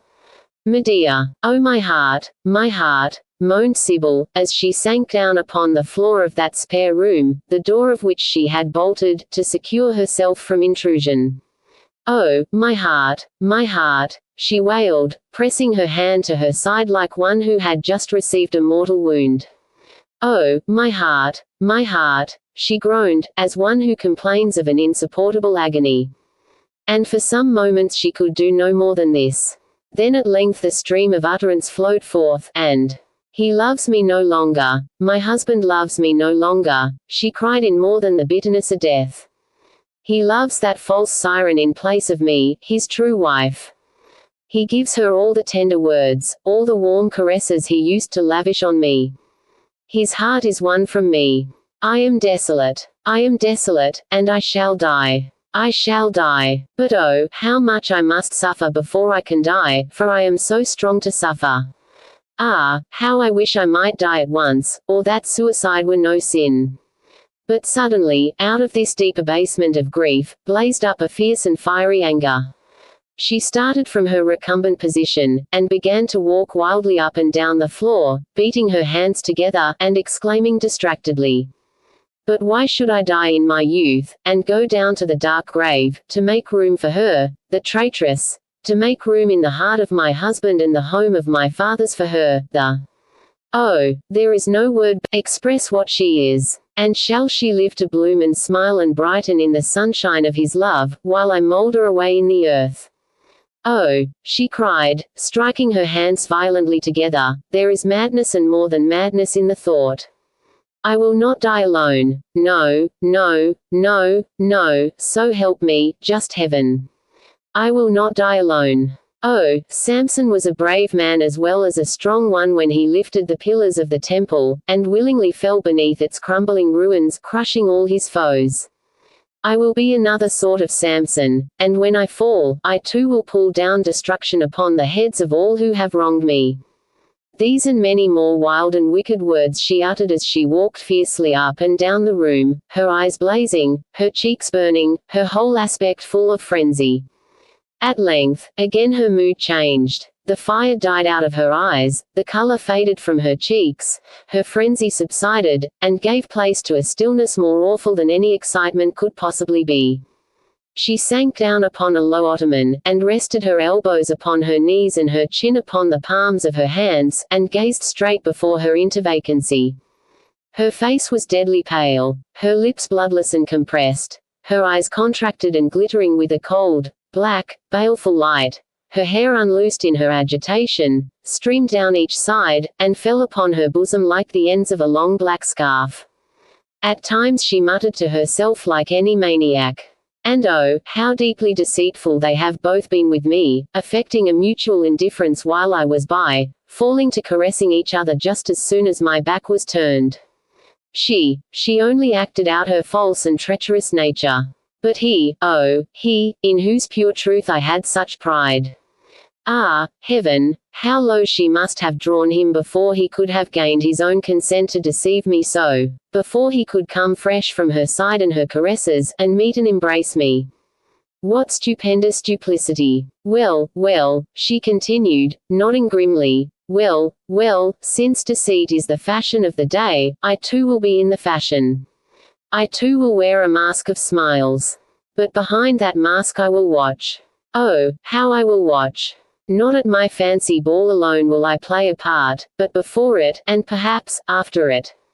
None shall ever know how I watch, what I see, until I descend with the fell swoop of can avenge, she said, as she got up with a grim calmness and paced up and down the floor to recover full self-command.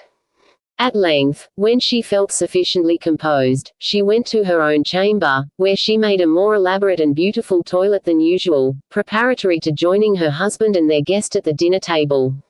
Now smile, eyes, smile, lips, flatter, tongue.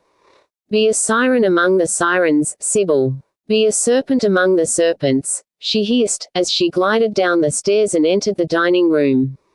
They were there. They were standing close together, in the recess of the west window, gazing out at the sun, which was just setting behind the mountain.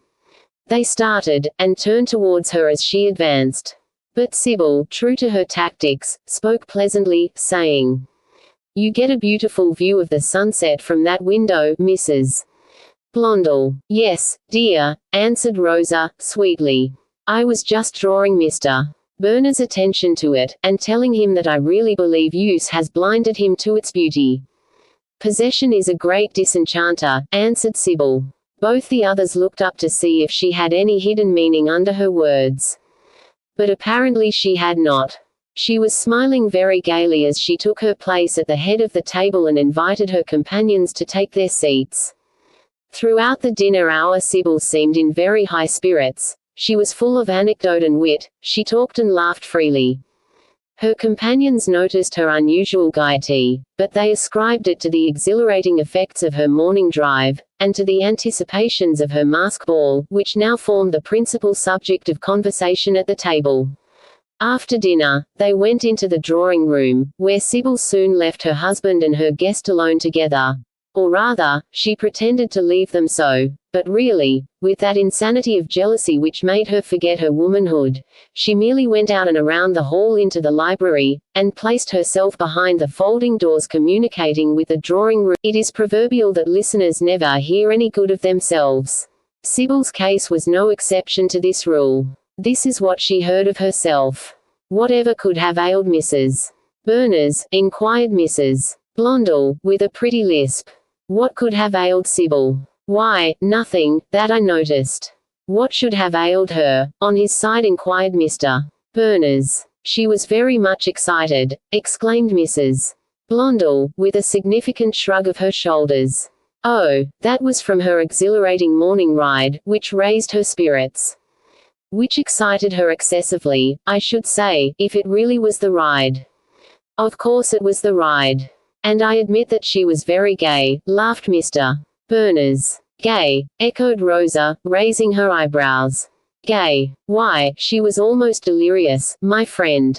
Oh, well, Sybil gives full vent to her feelings, always did, always will. My little wife is in many respects a mere child, you know, said Mr. Berners, tenderly. Ah, what a happy child, to have her faults so kindly indulged. I wish I were that child, sighed Rosa. But why should you wish to be anything else but yourself, being so charming as you are? He softly inquired. Do you really like me, just as I am, Mr. Berners? She meekly inquired, dropping her eyes. I really do. I have told you so, Rosa, he answered, approaching her, and taking her hand. She sighed and turned away her head, but she left her hand in his clasp. Dear Rosa, dear child, he murmured. You are not happy. No, not happy, she echoed. You. What can you do? Oh, but I forget myself. I know not what I say. I must leave you, Mr. Berners, she exclaimed, in well-acted alarm, as she snatched her hand from his grasp and fled from the room. Mr. Berners looked after her, sighed heavily, and then began to walk thoughtfully up and down the room. Sybil, from her covert, watched him, and grimly nodded her head. Then she also slipped away. An hour later than this, the three, Mr. and Mrs. Berners and Mrs. Blondel, were in the drawing-room together. You promised me some music, whispered Leon to Rosa. Oh yes, and I will give you some. I am so glad you like my poor songs. I am so happy when I can do anything at all to please you, she murmured in reply, lifting her humid blue eyes to his face. Everything you do pleases me, he answered, in a very low voice. Sybil was not standing very near them, yet, with ears sharpened by jealousy, she overheard the whole of that short colloquy, and treasured it up. Leon Berners led Rosa Blondel to the piano, arranged her music stool, and placed the music sheets before her. She turned to one of Byron's impassioned songs, and while he hung enraptured over her, she sang the words, and ever she raised her eyes to his, to give eloquent expression and point to the sentiment. And then his eyes answered, if his voice and his heart did not. That song was finished, and many more songs were sung, each more impassioned than the other, until at last, Rosa, growing weary and becoming slightly hoarse, arose from the piano, and with a half-suppressed sigh sank into an easy chair. Then Sybil, who had watched them through the evening, and noted every look and word and smile and sigh that passed between them, and who now found her powers of self-command waning. Sybil, I say, rang for the bedroom candles. And when they were brought, the little party separated and retired for the night. From this time forth, in the insanity of her jealousy, and with a secretiveness only possible to the morally insane, Sybil completely concealed her suspicions and her sufferings from her husband and her guest. She was affectionate with Leon, pleasant with Rosa, and confiding in her manners towards both. And they were completely deceived, and never more fatally so than when they imagined themselves alone together.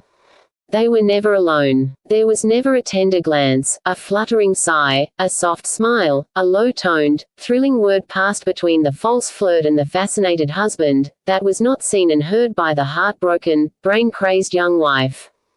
And oh, could these triflers with sacred love, these wanderers on the brink of a fearful abyss, have seen the look of her face then, they would have fled from each other forever, rather than to have dared the desperation of her roused soul. But they saw nothing, knew nothing, suspected nothing. They were, like children playing with deadly poisons, with edged tools, or with fire, ignorant of the fatal toys they handled. And, moreover, they meant nothing. Theirs was the shallowest pretense of love that ever went by the name of a flirtation. On the woman's side, it was but a love of admiration and an affectation of sentiment. On the man's side, it was pity and gratified self-love. So little did Rosa Blondel really care for Leon Berners, and so truly did she estimate the value of her very luxurious home at Black Hall, that had she known the state of Sybil's mind, she would very quickly have put an end to her flirtation with the husband, and done all that she could to recover the confidence of the wife, and then looked out among the attractive young men of the neighborhood for another party to that sentimental, meaningless love-making, which was yet a necessity to her shallow life. And as for Mr. Berners, had he dreamed of the real depth of anguish this trifling with the blonde beauty caused his true-hearted wife, he would have been the first to propose the immediate departure of their guest. Had Sybil been frank with either or both the offenders, much misery might have been saved. But the young, in her love, hid her sufferings and kept her secret. And thus the three drifted towards the awful brink of ruin. Chapter 14. The First Fatal Hallow Eve. Ambrose. Where be these maskers, fool? Colin. Everywhere, sage. But chiefly there, where least they seem to mask. Johnson. The Carnival. It was All Hallow Eve, a night long anticipated with delight by the whole neighborhood, and much longer still remembered with horror by the whole country. It was the occasion of Sybil Berners' mask ball, and Black Hall, the Black Valley, and the town of Blackville were all in a state of unprecedented excitement, for this was the first entertainment of the kind that had ever been given in the locality, and the gentry of 3 contiguous counties had been invited to assist at it. Far distant from large cities and professional costumers as the rural belles and beaux of the neighborhood were, you will wonder what they did for fancy dresses. They did very well. They ransacked the old cedar chests of their great-grandparents, and exhumed the rich brocades, cloths of gold and silvers, lutestrings, lamis, fardingales, hair cushions, and all the gorgeous paraphernalia and regalia of the anti-revolutionary queens of fashion. And they referred to old family portraits, and to pictures in old plays and novels, and upon the whole they got up their dresses with more fidelity to fact than most costumers do. Some also went to the trouble and expense of a journey to New York to procure outfits, and these were commissioned to buy masks for all their friends and acquaintances who were invited to the ball. These preparations had occupied nearly the whole month of October. And now the eventful day had come, and the whole community was on tiptoe with expectation. First, at Black Hall all was in readiness, not only for the ball and the supper, but for the accommodation of those lady friends of the hostess who, coming from a great distance, would expect to take a bed there. And all was in readiness at the village hotel at Blackville, where gentlemen, coming from a distance to attend the ball, had engaged rooms in advance.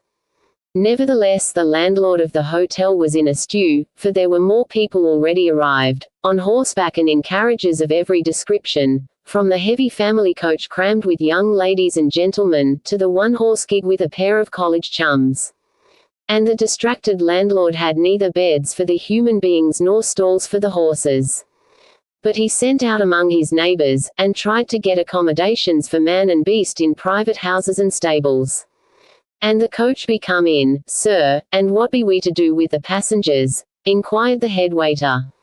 Blast the coach. I wish it had tumbled down the devil's descent into the bottomless pit, exclaimed the frantic host, seizing his grey locks with both hands, and running away from before the face of his tormentor, and jumping from the frying pan into the fire, when he came full upon his daughter Bessie, who stopped him with, "Pop, you must come right into the parlor. There's a gentleman there as come by the coach, and says he must have a bed here tonight, no matter how full you may be, or how much it may cost." "Impossible, Bessie. Clean impossible. Don't drive me stark mad," cried the landlord, jerking at his grey hair. The landlord trotted into the parlor and gave a little start, for, at first sight, he thought the gentleman's head was on fire. But a second glance showed him that the gentleman only had the reddest hair he had ever seen in his life, and that the level rays of the setting sun, shining through the western window, and falling full upon this head, set this red hair in a harmless blaze of light.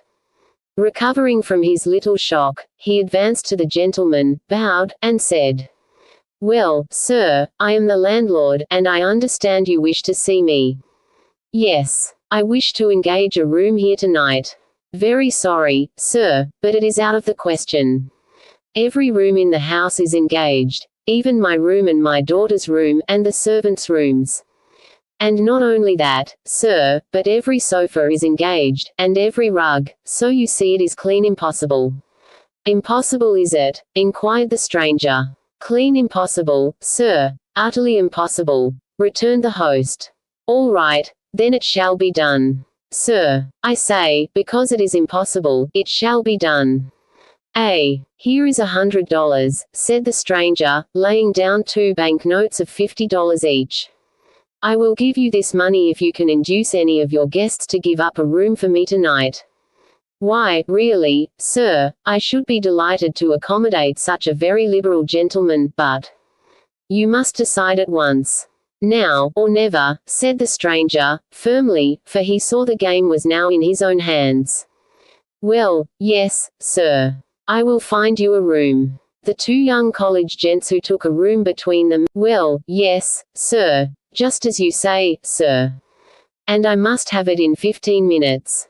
"Yes, sir. And supper served there in half an hour." "Yes, sir. And your company at supper, as I want to have a little talk with you." "All right, sir. And now, you can go and see about the room." "Just so, sir," said the landlord, gathering up the 2 $50 bills that had bought him, body and soul, and then bowing himself out of the room. "Money makes the mare go, and the horse too. I wonder what he'll think when he finds out his bank bills are not worth the paper they are printed on," mused the stranger, as he paced thoughtfully up and down the room. Fortunately for the landlord's speculation, bad as it ultimately proved, the 2 collegians who had engaged his best front bedroom had not yet arrived to take possession of it.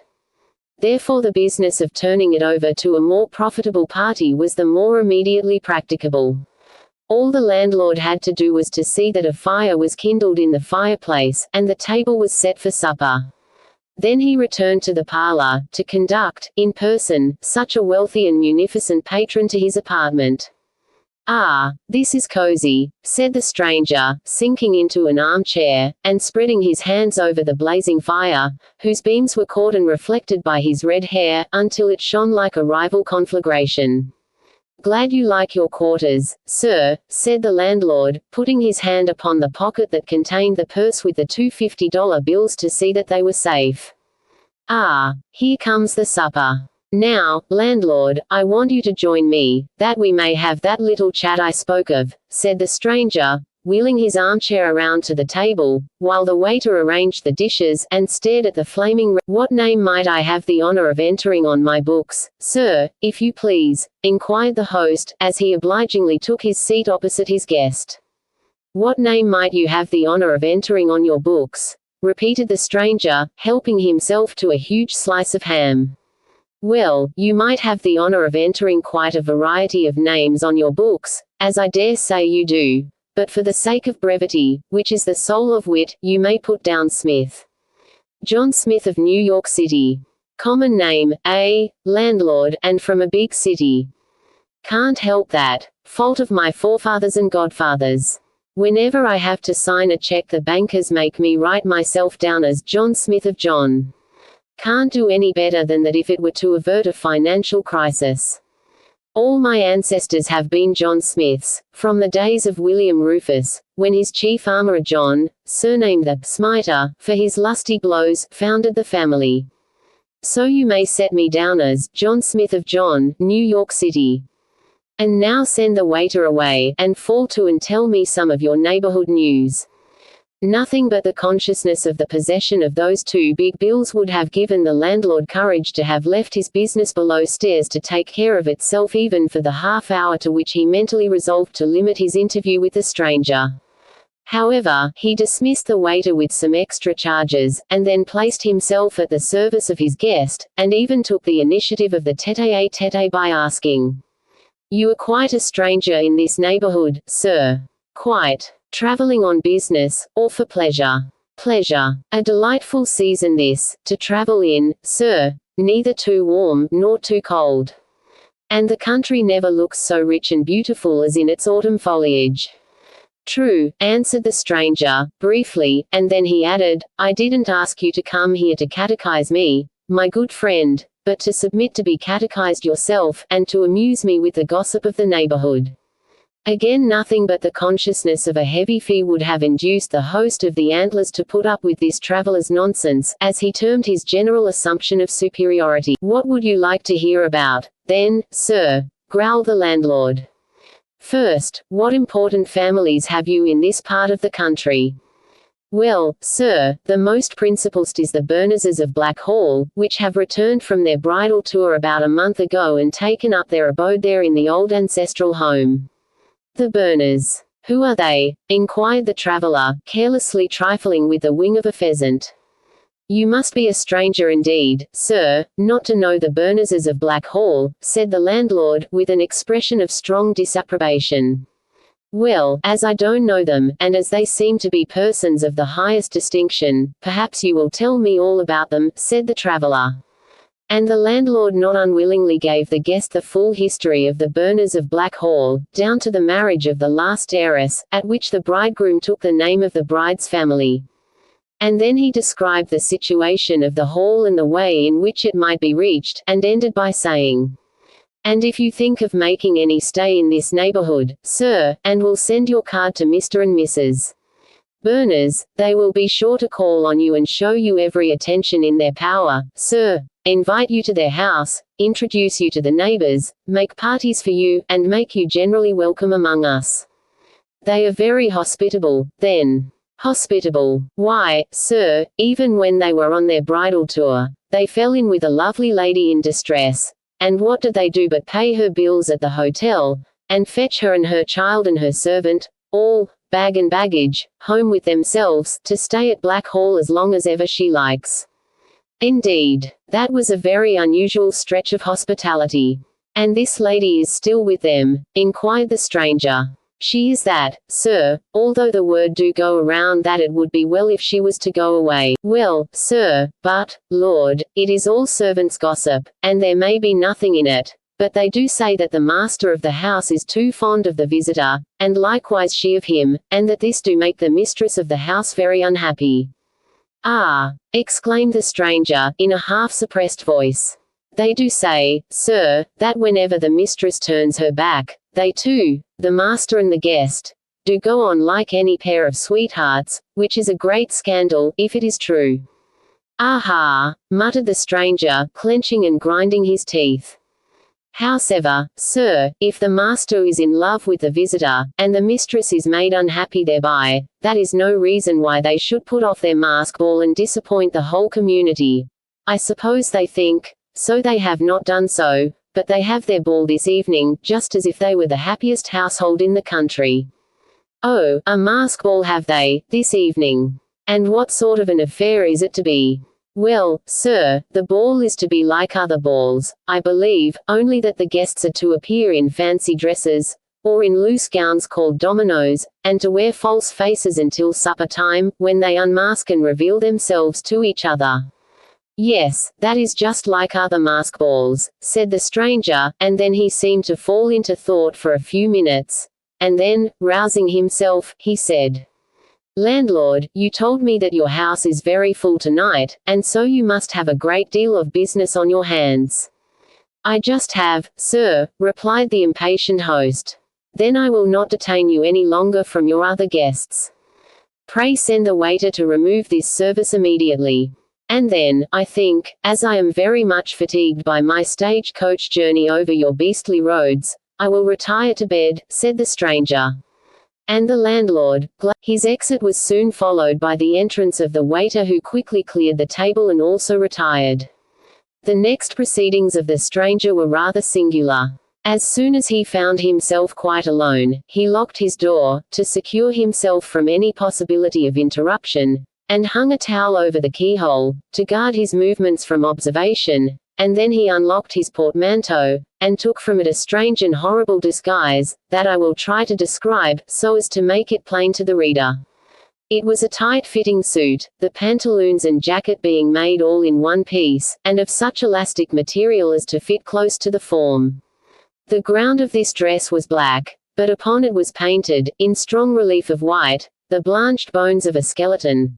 Thus, down the legs of the pantaloons were traced the long bare leg bones, with the large joints of the hips, knees, and ankles. Across the body was traced the white ribs, breastbone, and collarbone, and down the sleeves were traced the long bones of the arms, with the large shoulder blades, elbow joints, and wrists. The bones of the hands were traced in white upon tight-fitting black gloves, and those of the feet upon tight-fitting black socks. A round skull cap was to be drawn over the head. This was all white, to represent the skull, and had its skeleton features marked out with black. The stranger, having divested himself of his upper garments, then put on this horrible dress. When he had finished his revolting toilet, even to the drawing on of the skull cap, he surveyed himself in the mirror that reflected as ghastly a figure of death, as Milton, Dante, or even Gustave Doré ever conceived. He laughed sardonically, as he exclaimed, "Aha! They will not expect death to be a guest at their ball." Then over this grim costume he threw a large traveling cloak, and upon his head he placed a broad-brimmed black felt hat. And now, being all ready, he prepared to leave the room. First he put out. The passage was dark, but soon he saw a door on the opposite side open, and two young men come out in masquerade dresses, and hasten, laughing and talking, down the stairs. They were evidently on their way to the mask ball. The next instant, the door on the same side with his own opened, and a lady and gentleman, both in black dominoes and masks, came out and passed downstairs. "Good," said the stranger to himself. "If I am met at all, I shall be mistaken for one of the invited guests of the ball, and pass out without being recognized." And so saying, he softly drew the key from the inside of the lock, and closed and locked the door, and taking the key with him, glided down the stair. Chapter 15. The Masquerade Ball. Light up the mansion, spread the festive board. Welcome the gay, the noble, and the fair. Through the bright hall in joyous concert poured. Let mirth and music sound the dirge of care. But ask thou not if happiness be there. If the loud laugh disguise convulsive throw. Or if the brow the heart's true livery wear. Lift not the festal mask. Enough to know. No scene of mortal life but teems with mortal woe. Walter Scott. The whole front of Black Hall blazed with festive lights. And these lights were all reflected in the dark waters of the lake, and by the glowing foliage of the trees that clothed the mountains, and by the sparkling spray of the cascades that sprung from the rocks on the other side. The space immediately before the house was crowded with carriages of every description, from the splendid open barouche to the comfortable family coach and the plain gig. The portico and passages in front of the house were thronged with arriving guests and waiting attendants ready to show them to the dressing rooms, which were lighted and warmed, and supplied with every convenience for the completion of the toilets. The drawing room and dancing saloon brilliantly lighted by chandeliers, and beautifully decorated with festoons of dark bright evergreens and wreaths of gorgeous autumn leaves and bouquets of splendid autumn flowers, stood ready with wide open doors to welcome the company. At the hall door, at the head of the servants, stood Mr. Joseph Joy the house steward, and Miss Tabitha Winterrose the housekeeper, both disgusted with the heathenish costumes, distracted with the confusion, disapproving of the whole proceedings, yet determined to do their duty. Their duty was to see that the men and maids did theirs, in showing the gentlemen and ladies to their dressing rooms. They had both in turn been astonished, scandalized, and appalled by the grotesque figures that had passed them. But their manner of expressing their sentiments was quite different. Joseph Joy stared, wondered, and shook his head. Miss Tabby sighed, whimpered, and moralized. "I feel as if I had been drinking for a week, and had a lively sort of a nightmare. Here comes another ghoul, in a false face and black gown and hood. Now, how is anybody to tell what it is? Whether it is a tall woman or a short man? Gentleman, or lady, if your honor pleases," said Joseph Joy, addressing himself to a black domino that just then came up. "Gentleman," answered the unknown. "Pass to the right, then, if you please, sir. Here, Alec, show this gentleman in the black shroud to the gentleman's dressing room." A trembling darky came forward and took charge of this terrific personage. "Ah, my goodness. No good will ever come of this," sighed Miss Tabby. "No good. Yes, there will too," answered Joseph Joy, who was fond of contradiction. "All these bare-necked, bare-armed, and bare-legged people will get the pleurisy and be laid on the flat of their backs for 3 months, when they will have the opportunity of meditating on the iniquity of their ways. And won't that be good?" "Yes, it will, and I hope it will be sanctified to their souls," sighed Miss Tabitha. "And now here comes another bogey. Gentleman, or lady, please," politely inquired the usher, as a red domino approached. "Lady," softly murmured the domino. "Pass the lady on to your maids, Miss Winterrose. And here's another that certainly belongs to your department too." And another, and a whole dozen of them," exclaimed Mr. Joy, as a troop of bayadères, gypsies, peasants, court ladies, etc., filed up. All these Miss Winterrose passed on to Delia, with directions to show them to the ladies' dressing rooms. And then she turned to Mr. Joy with a deep sigh, whimpering, "Ah, Joseph, where do all these people expect to die when they go to? I mean, to go to when they die. They don't trouble themselves about that, I reckon," said Contradictory Joe. "Ah, but it is written that we shall not make to ourselves the likeness of anything that is in the heavens above, or in the earth beneath, or in the waters under the earth. And here are all these people making of themselves." Miss Tabby stopped and snivelled, and then stopped again to wipe a tear from the tip of her nose. "Well, what?" demanded antagonistic Joe. "What are these people making of themselves? Nothing that breaks the first commandment, for surely you don't mean to say that they make of themselves the image of anything in the heavens above, the earth below, or the waters under the earth, do you?" "No, Joseph, but I was mistrusting as they had made themselves up into images of something in other place. With the evil one for a pattern, eh? And here he comes, sure enough. Talk of the D, and you know what happens," muttered Joe Joy, as a most appalling apparition approached.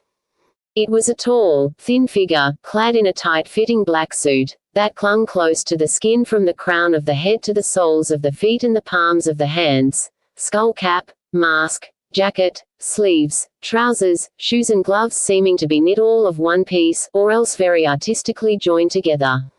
Crowning the black brows were 2 tall white horns. Tipping the black fingers were long white talons. Terminating the black feet were cloven white hoofs. Crimson glass goggles over the eyes gave the look of burning coals, and by some devilish cantrap strange, some trick in chemistry, at least, heaven save us, there's no mistaking his sex, or identity either, gasped Mr.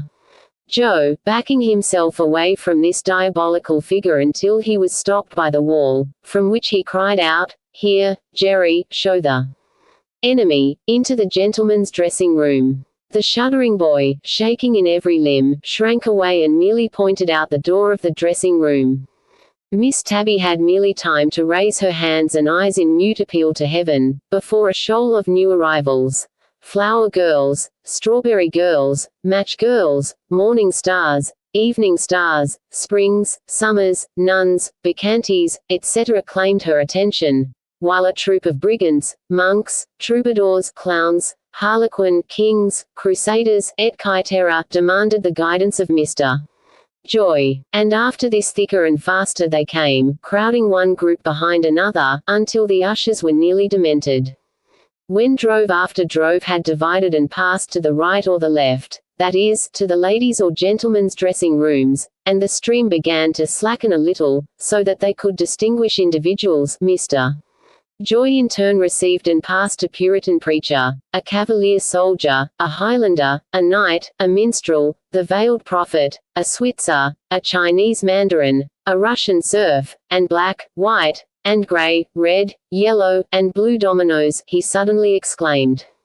"Good Lord deliver us! What's that?" Miss Tabby, who, to her infinite disgust, had been receiving and passing any number of fairies, fisher girls, soubrettes, sultanas, etc., turned around, and in a quavering voice, inquired, "What's what?" "Why, that," shuddered Joe, pointing to a ghastly figure that was standing quite still, a few paces from where they stood, trembling.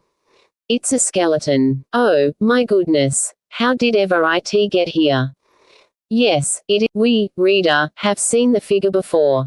But so distinctly was the skeleton of the human body painted in white upon the tight-fitting black suit, that the illusion was perfect, and the wonder was not great that the two poor ignorant servants trembled and gasped, and shrank back. "Why, if you were not afraid of the devil, why should you shrink from death?" demanded the stranger, grinning horribly a ghastly smile. "I was not afraid, only it gives one such a turn," replied Joe, with chattering teeth. "Then direct me to a dressing-room," ordered the stranger. "But, are you a gentleman's skeleton, or a lady's?" gasped Joe. "I am neither. I am death," curtly replied the stranger. "Lord save us!" ejaculated Miss Tabby. "Are you going to direct me to a dressing-room?" "Yes, sure, as soon as I know what sort of a one you want." "Are you a gentleman's death, or a lady's?" faltered Joe, who could by no means command his nerves. "I am a lady's death," replied the stranger, in a tone so grim that Miss Tabby ejaculated, "Heaven have mercy on us." Joe was about to direct the stranger to the ladies' dressing rooms, when his attention was suddenly diverted by the arrival of a crowd of knights, Indians, Welsh bards, Grissets, Greek slaves, etc., who demanded immediate service. The usher divided them according to their sexes, and then noticed that the ghastly figure of death joined the gentlemen's. Chapter 16. On the watch. False. From the head's crown to the foot's sole, false. To think I never knew it until now, nor saw through him in when I saw him smile. Saw that he meant this when he wed me, when he caressed me. Yes, when he kissed my lips. Broininu. While this busy scene was being enacted below stairs, equally important, if quieter dramas were being performed in the dressing rooms upstairs, where the maskers were putting the last finishing touches to their toilets. In Mrs. Berner's dressing room, Sybil, the queen of the festival, was alone. Mr. Berners, who had assumed the character of Harold, the last of the Saxon kings, had already completed his toilet and gone below stairs, as he said, to take his place near the door to welcome his guests as they should enter the drawing-room. So Sybil was alone in her apartment. She also had just completed her toilet, and now she stood before the large cheval mirror, surveying the reflection of her figure from its clear surface, where it looked like a framed picture. Ah, far the most beautiful, far the most terrible figure in the pageantry of the evening would be that of Sybil Berners. She had chosen for her character the unprecedented part of the impersonation of the spirit of fire. It suited well with her whole nature. She was a true child of the sun, a fervent fire worshipper, if ever there lived one in a Christian community. And now her costume was but the outward sign of the inward fervor. Let me try to describe it. She wore a robe of chameleon-hued satin, so artfully woven, with a warp of golden thread, and every motion of her graceful form it flashed around her, she seemed to be clothed in living fire. She wore a burning garnet, like a live coal on her bosom, and on her brow a golden circle set with garnets, and having golden points set with amber and topaz, and tipped with diamonds, and flashing like little tongues of flame from a circle of fire. Her mask was of golden gauze, perfectly molded to her beautiful features. Never had Sybil Berners worn a dress so perfectly expressive of herself as this, for she herself was fire. She had confided the secret of her costume to no one but to her husband, not even to her guest. Courtesy did not oblige her to do that. And in order to preserve the secret inviolate, she had on this occasion dressed herself without the assistance of her maid. Being now ready to join the maskers, she slipped a large dark cloak over her dress, opened the chamber door cautiously to see that the hall was clear, found it to be so at that moment, and slipped out, glided down the front stairs, elbowing crowds that were pushing up, and so passed down to the lower hall, and stole through the multitude that filled it up, back to the rear door.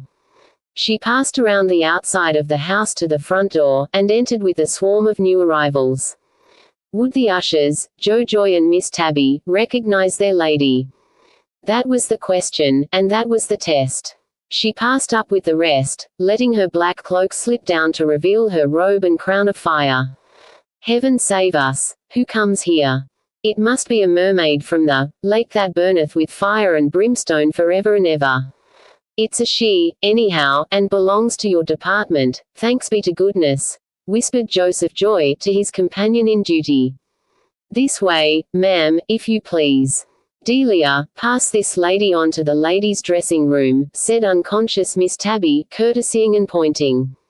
And Sybil passed on, smiling to herself to perceive that not even her old family domestics had recognized her face or form. So, keeping up her stratagem of being one of the masked guests of the ball, she entered the large chamber that had been chosen for the ladies' dressing room and fitted up with a dozen small dressing tables and mirrors. Sensation even among that fantastic crowd, each individual of which was a wonder in him or herself. "Oh, look there," simultaneously whispered 20 masks to 40 others, as they caught sight of her. "What a marvelous dress! What a splendid creature! What a dazzling costume! She throws us all in the shade." These were a few of the impulsive ejaculations of admiration that were passed from one to another, as Sybil flashed through the throng and stopped before a dressing table, where she made a pretense of putting a few finishing touches to her dress. Then, certain of not having been recognized, and wishing to escape such close scrutiny in such confined quarters, she joined a group of ladies who, having completed their own toilets, were just then passing out of the chamber door into the upper hall, where they were met by their gentlemen escorts.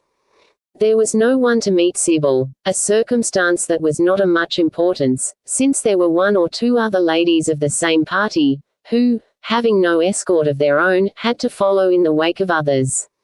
Nor would Sybil have minded this at all, had she not looked over the balustrades and seen issuing from the little passage leading from Mrs. Blondell's room, 2 figures, a gentleman and a lady. The gentleman she instantly recognized as her husband, by his dress as Harold, the last of the Saxon kings. The lady she felt certain must be Rosa Blondel, as she wore the dress of Edith the Fair, the favorite of the king. For an instant Sybil reeled under this shock, and then she recovered herself, regathered all her strength, and sternly crushing down all this weakness, passed on as a guest among her guests to the door of the drawing-room. There they were received by a very venerable mask with a long and flowing white beard, and dressed in a gold, broidered black velvet tunic, white hose, white gauntlets, and red buskins, and holding a long brazen wand. While Sybil stood behind the group, she saw her husband and her rival precede every one to the door. "Names, if you please, sir?" inquired the usher with a bow. "Harold the Saxon and Edith the Fair," answered Mr. Berners in a low voice. "Mr. Harry Claxton and Miss Esther Clare," shouted poor old Abe at the top of his voice as he opened wider the door to admit his unknown master and the lady. "Name, sir, please," he continued, addressing the next party. "Rob Roy McGregor." "Mr. Robert McCracker," shouted the usher, passing in this mask, and passing immediately to the next with, "Name, Mrs. please." "Fenella the dumb girl," murmured a very shy little maiden, whom the usher immediately announced as an L of a dumb girl. And so on, he went, making the most absurd as well as the most awful blunders with ladies' and gentlemen's names, as announcing the Grand Turk as Miss Anne Burke, for which last mistake the poor old man was not much to blame, as the subject was but a little fellow in a turban and long gown, whom Polonius naturally took to be a woman in a rather fantastic female dress. But when he thundered forth a musketeer as a mosquito, and a crusader as a curiosity, and Joan of Arc as Master Johnny Dark, he was quite unpardonable.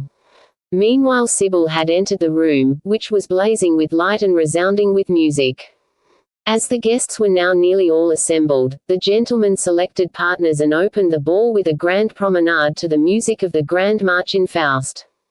Introductions are of course unnecessary at private masquerades, as well as impracticable at all such festivals. So when the ghastly masked Death came up and offered his skeleton arm to Sybil for the promenade, she unhesitatingly accepted it.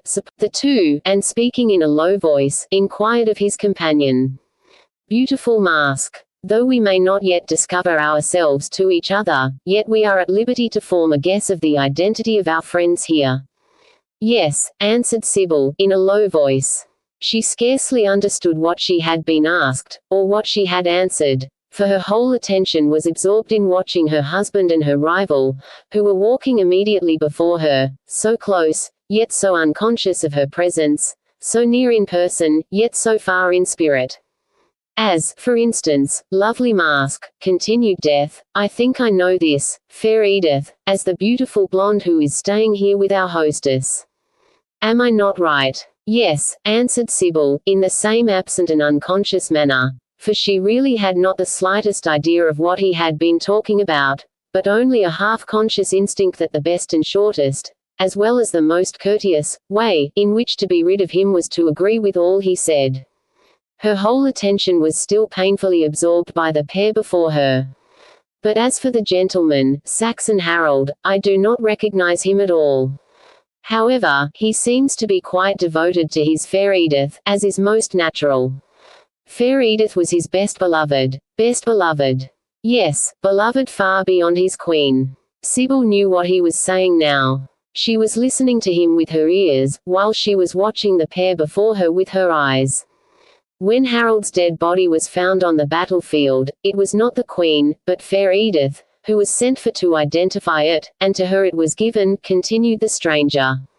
A half-suppressed cry broke from Sybil's lips. "What is the matter? Are they treading on your feet?" inquired the mask. "Someone is treading on me," murmured Sybil, with a sad double meaning. "Do not press on us so, if you please, sir," said Death, turning and staring angrily at the unoffending little Grand Turk. King Harold and fair Edith were lovers, and these who assume their parts are also lovers, and they take their related parts from a sentimental motive. "You are tired. Let me lead you to a seat," suddenly exclaimed the stranger, feeling his partner's form drooping heavily from his side. She was almost fainting, she was almost sinking into a swoon. She permitted her escort to take her to a chair, and to fetch her a glass of water. And then she thanked him and requested him to select another partner, as she was too much fatigued to go upon the floor again for an hour, and that she preferred to sit where she was, and to watch the masquerade march on before her.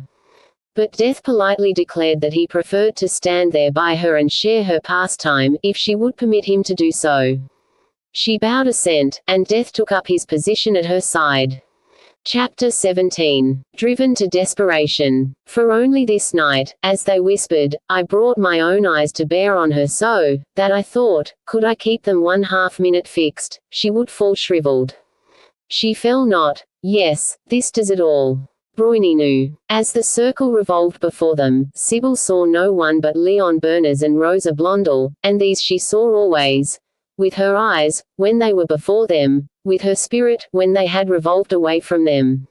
She saw him hold close to his heart the arm that leaned on his arm, she saw him press her hand, and play with her fingers, and look love in the glances of his eyes, and speak love in the tones of his voice, although no word of love had been uttered as yet. At last, oh, deliverance from torture, the music ceased, the promenaders dispersed to their seats. The relief was but short. The band soon struck up a popular quadrille, and the gentlemen again selected their partners and formed sets. Leon Berners, who had conducted his fair companion to a distant seat, now led her forth again, and stood with her at the head of one of the sets. "There, you see, they are lovers. I wonder who he is," whispered Death, leaning to Sybil's ear. Sybil bit her lip and answered nothing. "Ah, you do not know, or will not tell. Well, will you honor me with your hand in this quadrille?" requested the stranger, with a bow. Scarcely knowing what she did, for her eyes and thoughts were still following her Death took her hand and led her up to the same quadrille, at the head of which Harold the Saxon and Edith the Fair stood, and he placed himself and his partner exactly opposite to, and facing them. Thus Leon Berners for the first time in the evening was obliged to see his wife, for of course he knew her by her dress, as she knew him by his dress. She saw him stoop and whisper to his partner, and she surmised that he gave her a hint as to who was their vis-a-vis, and gave it as a warning. She fancied here that her confidence had been betrayed in small matters as well as in great, and even in this very small item of divulging the secret of her costume to her rival. And at that moment she took a resolution, which later in the evening she carried out. Now, however, from behind her golden mask she continued to watch her husband and her rival. She noticed that from the instant her husband had observed his wife's presence, he modified his manner towards his partner, until there seemed nothing but indifference in it. But this change, instead of being satisfactory to Sybil, was simply disgusting to her, who saw in it only the effect of her own presence, inducing hypocrisy and deception in them. And the resolution that she had formed was strengthened. Meanwhile the only couple that was wanted to complete the quadrille now came up, and the dance began. Sybil noticed, in an absent-minded sort of a way, how very gracefully her grim partner danced. And the thought passed carelessly through her mind, that if in that most ghastly disguise his manner and address were so elegant and polished, how very refined, how perfect they must be in his plain dress. And she wondered and conjectured who, among her numerous friends and acquaintances, this gentleman could be, and she admired and marveled at the tact and skill with which he so completely and successfully concealed his identity. She noticed too, in the superficial sort of manner in which she noticed everything except the objects of her agonizing jealousy, that her strange partner. Meanwhile the mazy dance went merrily on, haying and setting, whirling and twisting to the inspiring sound of music. And Sybil acted her part, scarcely conscious that she did it, until the set was ended, and she was led back to her seat by her partner, who, as he placed her in it, bowed gracefully, thanked her for the honor she had done him, and inquired if he could have the pleasure of bringing her a glass of water, lemonade, or anything else. But she politely declined all refreshment. He then expressed a hope of having the honor of dancing with her again during the evening, and with a final bow he withdrew. But he did but make way for a succession of suitors, who, in low and pleading tones, besought the honor of her hand in the waltz that was about to begin. But to each of these in turn she excused herself, upon the plea that she never waltzed. Next she was besieged by candidates for the delight of dancing with her in the quadrille that was immediately to follow the waltz. And she mechanically bowed assent to the first applicant, and excused herself to all others, upon the plea of her previous engagement. That Sybil consented to dance at all, under the painful circumstances of her position, was due to the instinctive courtesy of her nature, which taught her, that on such an occasion as this, the hostess must not indulge her private feelings, however importunate they might be, but that she must mingle in the amusements of her guests. For she forgot that a masquerade ball was different from all other entertainments in this, that her masquerade dress put her on an equality with all her guests, and emancipated her from all the duties of a hostess as long as she should wear her mask. Meanwhile she was looking for her husband and her rival, who had both disappeared. And presently her vigilance was rewarded. They reappeared, locked in each other's arms, and whirling around in the bewildering waltz. And she watched them, all unconscious that she herself was the observed of all observers, the cynosure of eyes, the star of that. Who is she? What is she? Where did she come from? Does anyone know her? Were some of the questions that were asked on all sides. She outshines every one in the room, whispered a crusader to a Quaker. I have heard of making sunshine in a shady place, but she makes sunshine, even in a lighted place, observed Tecumseh. Who, then, is she? Inquired William Penn. No one knows, answered Richard Coeur de Lion. But what character does she take? Asked Lucretia Borgia. I should think it was a priestess of the sun, surmised Rebecca the Jewess. No, I should think she has taken the character of the Princess Creusa, the daughter of Creon, king of Corinth, and the victim of Medea the sorceress. Creusa perished, you know, in the robe of magic presented to her as a wedding gift from Medea, and designed to burn the wearer to ashes.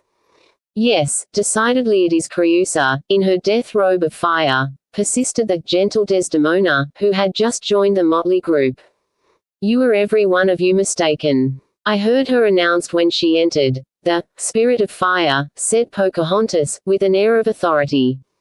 That is her assumed character. Now to find out her real one. Shall I whisper my opinion? Mind, it is only an opinion, with no data for a foundation, put in Charlemagne.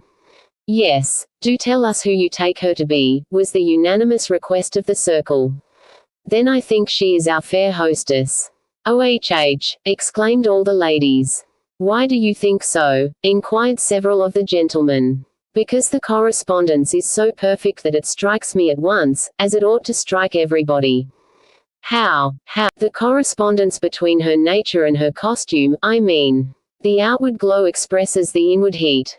Believe me, Sybil Berners has been masquerading all her life, and now for the first time appears in her true character, a fire queen. Single quote. Such gossip as this was going on all over the room, but only in this circle was the secret of Sybil's character discovered.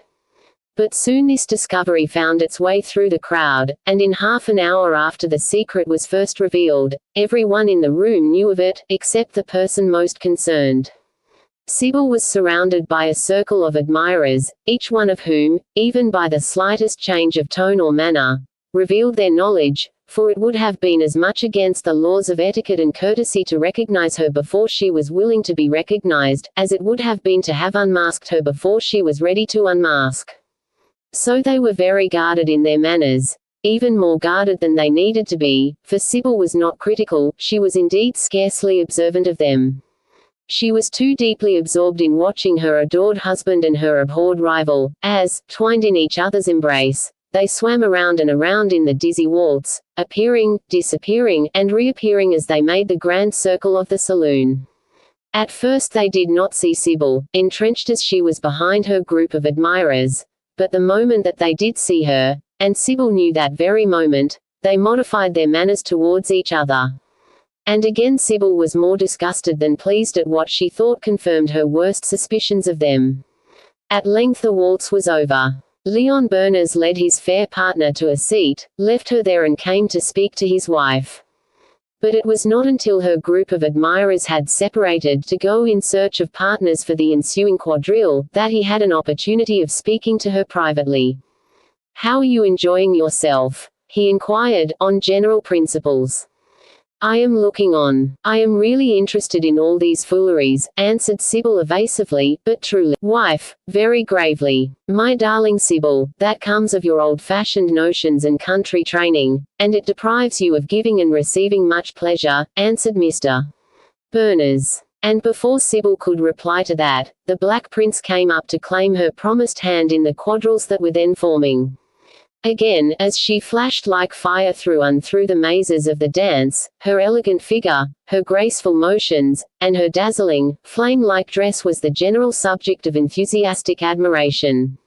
It was impossible but that some of this praise should reach the ears of its object. And equally impossible that her own name should not be coupled with it. So Sybil at length discovered that her identity was known, to some persons certainly, to how many she could not even conjecture. Suddenly she resolved to try an experiment. She turned to her partner and inquired, "Do you know me?" "Not until you permit me to do so, madam," answered the Black Prince, very courteously. "Your reply was worthy of a knight and prince. So I permit you to recognize me," said Sybil. "Then you are our beautiful hostess. And I am happy to greet you by your real name, Mrs. Berners," said the Black Prince. "Thanks," answered Sybil. "I saw that many persons knew me, and I wished to ascertain whether you were among their number, and how you and others found me out." Some diviner of spirits, laughed the Black Prince, divined you, not only through but by your costume, in its correspondence with your character. And as soon as he made this discovery he hastened to promulgate it. Then I, for one, perceived at once that the splendid, Fire Queen, could be no other than a daughter of, Burners of the Burning Heart. And now, madam, am I permitted to introduce myself by the name I bear in this humdrum world of reality, or has your penetration already rendered such an introduction unnecessary? It is unnecessary. I have just recognized Captain Pendleton, replied Sybil. The captain bowed low, and then, to the forward two of the leader of the band, he led his partner up to meet their vis-a-vis, to balance, pass, change, and go through all the figures of the dance. And so the dancers succeeded each other to the end of the set. And then Captain Pendleton led his beautiful partner back to her seat, and stood talking with her until the music for the waltz commenced. Then, having solicited her hand for that dance, and having ascertained that she never waltzed, he bowed and withdrew to find a partner elsewhere. Very soon Sybil saw him whirling around the room with some one of the many unknown flower girls that constituted so large a portion of the company. Soon after this she saw both her husband and her rival among the waltzers, but they were not waltzing together. Edith the Fair was whirling around and around the room in the arms of a hermit, while Harold the Saxon was engaged with a pretty nun. They know me, they are cautious, muttered Sybil, biting her lips with suppressed fury, for their forbearance, which she called duplicity, enraged her more than all their flirting had done. And now she immediately put in execution the resolution that she had formed in the earlier part of the evening. Seeing her new acquaintance Death standing unemployed, she beckoned him to approach. He came promptly. King of Terrors, she said with assumed levity, I do not waltz, but I am tired of sitting here. Give me your arm to the other end of the room, and even all around the room, perhaps. Spirit of Fire, it will not be the first time that I have had the honor of waiting on you or following in your track, said Death, gallantly. Say rather, that Death has often followed Fire as her servant. Enough of this. We seem to be well paired, at least. Let us get up and walk. Death bowed and offered his arm, and Fire arose and took it. And they walked around the room, keeping outside the circle of the waltzers and near the seats by the walls. But as they walked, many exclamations of admiration, wonder, and awe struck their ears. Splendid creature! She moves like a spirit or a flame, exclaimed one. What a contrast to her companion! She all life and light, he all darkness and death. It looks, as they walk side by side, as if she had burned him up and consumed him to a skeleton of charred bones, said another. Horrible. Hush, imperatively commanded a young lady, whose will, if it did not enforce silence, modified expression. Meanwhile Fire and Death went 3 times around the room. Then Fire paused near a little corner tete-a-tete sofa, on which a young girl, dressed as Janet Foster the Little Puritan, was seated quite alone, and turning to her escort, she said, I am tired and thirsty. I will take this vacant seat for a while and trouble you to go and fetch me a glass of lemonade. With pleasure, gallantly assented Death, starting off promptly and zealously to execute her commands. Sybil seated herself beside the young girl on the sofa, and laying her hand upon her shoulder, whispered, Trix. There, exclaimed the girl, starting. Everyone knows me, even you. Well, everybody yes, and I also. You. Why you took the very means to reveal yourself, wearing a dress so perfectly adapted to your nature. Anybody might have known you, pouted Trix. Yes, anybody might have known me, but I do not think that anybody would have done so, if it had not been for a certain expert, who, detecting the correspondences, as he calls them, divulged the secret to the whole room, explained Sybil. Well, somebody found you out, and did it by the fitness of your costume too. But as for me, nothing could be more opposite in character than Janet Foster the Puritan maiden, and Beatrix Pendleton the wild huntress. We are about as much alike as sage tea and sparkling hock.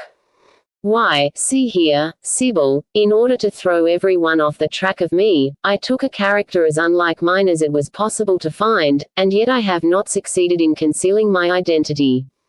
And this has provoked me to such an extent that I have left the dance. And so I find you sulking here. Well, Trix, I will tell you how they found you out. You and I are known to be the two smallest women in the whole neighborhood. After having found me out, through the divination of a magician, it was easy to see that the other small woman must be you. Oh, I see, but it is perfectly exasperating. So it is, but you may get some fun out of it yet, Trix, by turning the tables upon 'em all. How? Tell me. I'll do anything to get the better of them. I cannot tell you now, for here comes my escort with my lemonade, and this matter must remain a secret between you and me. But listen, in 15 minutes from this time slip away and go to my bedroom. You know the way, and you will find it empty. I will join you there, and tell you my plan, said Sybil, in a very low tone. At that moment her escort arrived with a glass of lemonade. Sybil received it from him with many thanks, and having offered it I will trouble you now, if you please, to take me back to my former seat. Death bowed and offered his arm. Fire arose, nodded to the little Puritan on the sofa, took the arm of her escort, and walked away. When she reached her old seat she dismissed her escort, and in a few minutes, finding herself for the instant unobserved, she quietly slipped away to her bed-chamber, where she found Beatrix Pendleton already awaiting her. First of all Sybil locked the door, to ensure herself and her companion from interruption. Then she went to the glass and took off her crown of flame and her mask of gold gauze, and drew a long breath of relief as she turned towards her companion, who started violently, exclaiming, "Good heaven, Sybil, how ghastly pale you look! You are ill." "Oh, no, only very weary," sighed Sybil, adding then, in explanation, "you know these affairs are very fatiguing." "Yes, I know, but not to that extent, when you have a house full of trained servants to do everything. Why, Sybil, you look as if your fiery dress had burned you to a form of ashes, leaving only a shape that might be blown away with a breath." "Like another Creusa," answered Sybil coldly. Then changing her tone, she said, with assumed lightness, "Come, Trix, you want to see some fun, and you shall see it. You and I are of about one size. We will therefore exchange dresses. You shall be the Fire Queen and I will be the Puritan maid. You can sustain the part you will take admirably, and upon occasion can disguise your own voice or imitate mine. I shall do my best to enact the little Puritan. But with all we can do to support the characters, we shall puzzle people to the end of their wits. They will not feel quite so sure now as they were an hour ago that I am the Fire Queen, or you the Puritan maid. But they will not know who we are. Come, what have you to say to this?" "Why, that it is enchanting. I agree to your plan at once." "All right, then. We have no time to lose. It is 10:30 o'clock now. At 12 supper will be served, when all the guests will lay aside their masks. So you see that we have but an hour and a half to effect our change of dress and hoax our wise companions. Just before again and change back, so that we may unmask at supper in our proper disguises." "All right," exclaimed Trix, delighted with the plan. "And there is one more caution I must give you. Keep out of the way of my husband. He knows my character of Fire Queen, and if he should see you near him in that dress, he would be sure to speak to you for me, and if you should attempt to reply, no matter how well you might imitate my voice, your speech would certainly betray you." "All right. I will keep away from your husband, if I can, but how shall I know him? He is dressed as Harold the last of the Saxon kings." "Oh, is that Mr. Berners? And I never suspected it. I thought that was some single man, desperately smitten with the charms of Edith the Fair," continued Beatrix. "Oh, yes, I dare say you thought, but you were mistaken.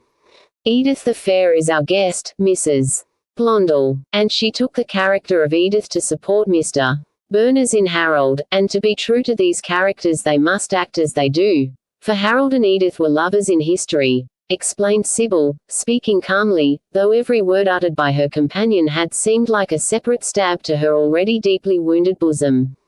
"Lovers in history, were they? I should take them to be lovers in mystery now, if I did not know them to be Mr. Berners and Mrs. Blondel," persisted Beatrix, all unconscious of the blows she was raining upon Sybil's overburdened heart. However, she added, I shall keep out of the way of both, for if he knew your disguise, be sure that she knew it also. And of course both, in daily intercourse with you, know your voice equally well.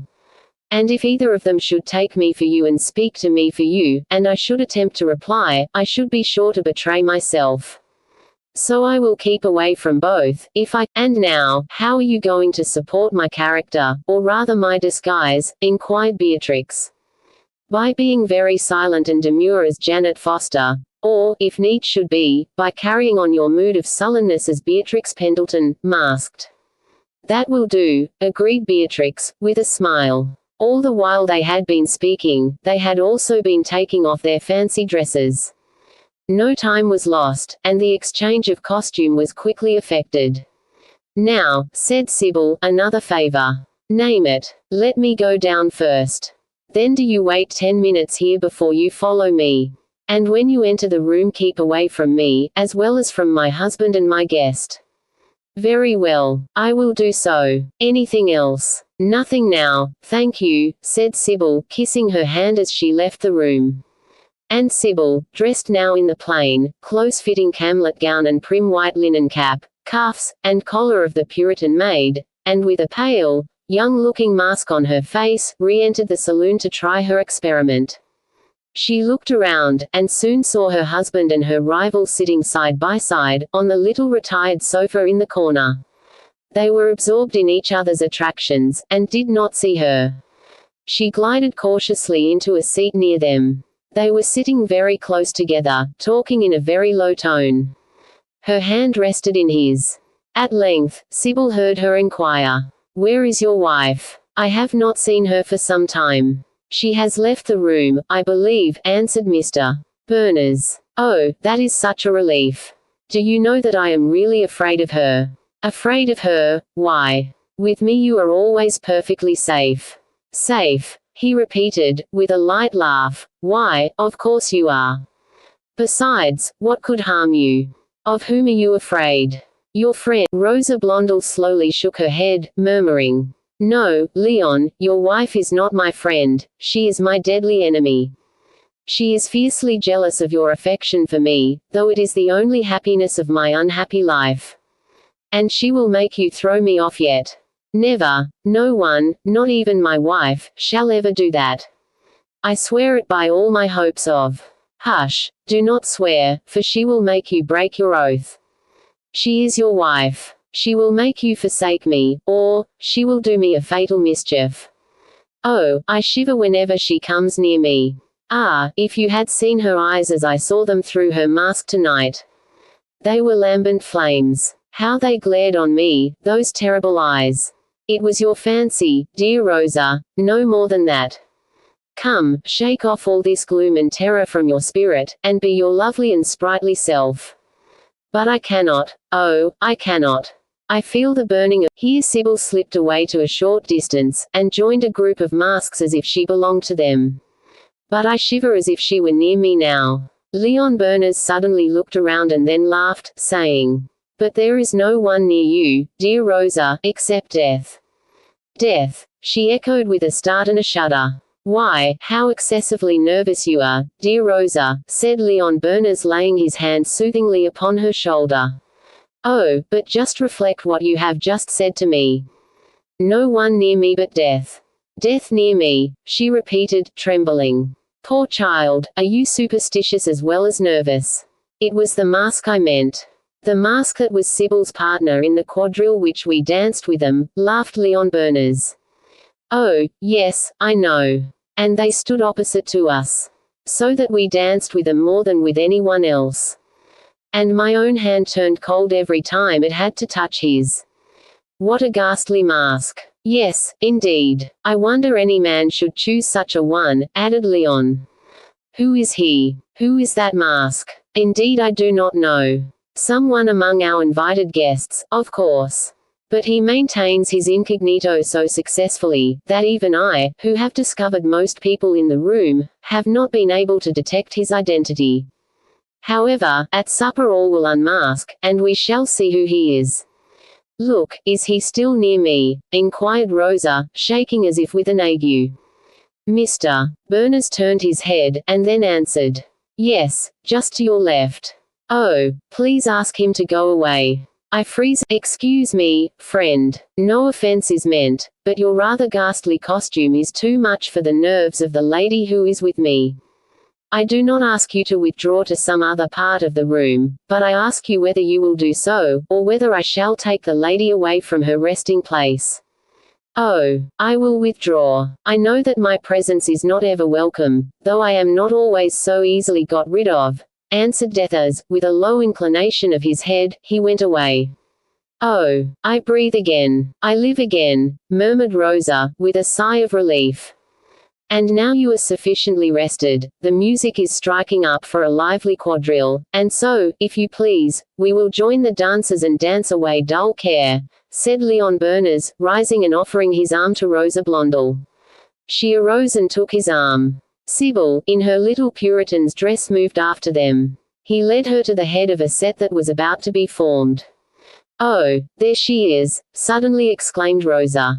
"Who?" "Sybil." "Where?" "There." And Rosa pointed to one of the doors, at which Beatrix Pendleton, in Sybil's disguise, was just entering the room. "No matter. See, she has taken another direction from this, and will not be near you, dear child. So be at rest," said Leon Berners soothingly. "Oh, I am so glad. You don't know how I fear that woman," replied Rosa. "But you did not used to do so." "No, not until tonight." "Tonight when I met her terrible eyes," said Rosa. Come. The dance began, and Sybil heard no more, but she had heard enough to convince her, if she had not been convinced before, of her guest's treachery and her husband's enthrallment. She went and sat down quietly in a remote corner, and bided her time. And waltz succeeded quadrille, and quadrille waltz.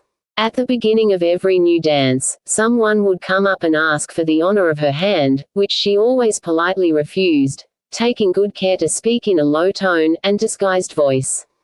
At length Captain Pendleton came up, and mistaking her for his sister, said, "Sulking still, Trix." Not venturing to speak to him, lest he should discover his mistake, she shrugged her shoulders and turned away. "All right, sulk as long as you please. It hurts no one but yourself, my dear," exclaimed the captain, sauntering off. She saw Beatrix Pendleton, in her dress, moving merrily through the quadrille, or floating around in the waltz. She heard a gentleman near her say, "I thought that lady never waltzed. I know she refused me and several others upon the plea that she never did." And she heard the other lightly answer, "Oh, well, ladies are privileged to change their minds." The waltz of which they were speaking came now to an end. Sybil saw Beatrix led to a seat near her own. She also saw her partner Bowen leave her. She seized the opportunity and glided up to Beatrix, and whispered, "There will be but one more quadrille, and then supper will be served. I am going to my room. Do not dance in the next quadrille, but follow me, that we may change our dresses again. We have to be ready to unmask at supper, you know." At this moment the music for the quadrille struck up, and gentlemen began to select their partners. 2 or 3 were coming towards Sybil and Beatrix. So with a parting caution to Beatrix to be careful, Sybil left the saloon. She glided up to her chamber, where she was soon joined by Beatrix. They began rapidly to take off their dresses, to exchange them. "Oh, I have had so much amusement," exclaimed Beatrix, laughing. "Everybody took me for you. And oh, I have received so many flattering compliments intended for you, and I have heard so much wholesome abuse of myself. That I was fast, that I was eccentric, that I was more than half crazy, that I had a dreadful temper. And you." "I also received some sweet flattery intended for the pretty little Puritan maiden, and learned some bitter truths about myself," answered Sybil. "How hollow your voice is, Sybil. Bosh! Who cares for such double-dealing wretches, who flatter us before our faces and abuse us behind our backs?" exclaimed Beatrix, as she quickly finished her Puritan toilet, and announced herself ready. Sybil was also dressed, and they went downstairs and entered the drawing-room together. The last quadrille before supper was over, the supper rooms were thrown open, and the company were marching in. Captain Pendleton hastened to meet Sybil, and another gentleman offered his arm to Beatrix, and thus escorted, they fell in the line of march with others. As each couple passed into the supper room, they took off their masks, and handed them to attendants, placed for that purpose, to the right and left of the door. Thus, when the company filled the rooms, every face was shown. There were the usual surprises, the usual gay recognitions. Among the rest, Harold the Saxon and Edith the Fess. "Is it possible?" muttered one. "I took 'em for a pair of lovers, they were so much together. I thought they were a newly married pair, who took advantage of their masks to be more together than etiquette allows," murmured a second. "I think it was very improper, don't you?" inquired a third. "Improper. It was disgraceful," indignantly answered a fourth, who was no other than Beatrix Pendleton, who now completely understood why it was that Sybil Berners wished to change dresses with her, and also how it was that Sybil's voice was so hollow, as she spoke in the bedchamber. "She wished to put on my dress that she might watch 'em unsuspected, and she was right. She detected them in their sinful trifling, and she was wretched," said Beatrix to herself. And she looked around to catch a glimpse of Sybil's face. Sybil was sitting too near her to be seen. Sybil was on the same side with herself, and only 2 or 3 seats off. But Beatrix saw Mr. Berners and Mrs. Blondel sitting immediately opposite to herself, and with a recklessness that savoured of fatuity, still carrying on their sentimental flirtation. Yes. Rosa was still throwing up her eyes to his eyes, and cooing soft nonsense in his ears, and Leon was still dwelling on her glances and her tones with lover-like devotion. Suddenly assuming a gay tone, she asked him, "Where is our ghastly friend, Death? I do not see him anywhere in the room, and I was so anxious to see him unmasked, that I might find out who he is. Where is he? Do you see him anywhere?" "No, he is not here yet, but doubtless he will make his appearance presently," answered Mr. Berners. "Do you really not know who he is?" "Not in the least. Nor does anyone else here know," replied Mr. Berners. Suddenly Rosa looked up, started, and with a suppressed cry, muttered, "Good heavens! Look at Sybil." Mr. Berners followed the direction of her gaze across the table, and even he started at the sight of Sybil's face. That face wore a look of anguish, despair, and desperation that seemed fixed there forever. For in all its agony of passion that tortured and writhen face was as still, cold, hard, and lifeless as marble, except that from its eyes streamed glances as from orbs of fire. Mr. Berners suddenly turned his eyes from her, and looked up and down the table. Fortunately now everyone was too busily engaged in eating, drinking, laughing, talking, flirting, and gossiping to attend to the looks of their hostess. "I must go and speak to her," said Leon Berners in extreme anxiety and displeasure, as he left Rosa's side, and made his way around the table, until he stood immediately behind his wife. He touched her on her shoulder to attract her attention. She started as if an adder had stung her, but she never looked around. "Sybil, my dearest, you are ill. What is the matter?" he whispered, trying to avoid being overheard by others. "Do not touch me. Do not speak to me, unless you wish to see me drop dead or go mad before you," she answered in tones so full of suppressed energy, that he impulsively drew back. He waited for a moment in dire dread lest the assembled company should see the state of his wife, and then he ventured to renew his efforts. "Sybil, my darling, you are really not well. Let me lead you out of this crowded room," he whispered, very gently, laying his hand upon her shoulder. She dashed it off as if it had been some venomous reptile, and turned upon him a look flaming with fiery wrath. "Sybil, you will certainly draw the attention of our guests," he persisted, with much less gentleness than he had before spoken.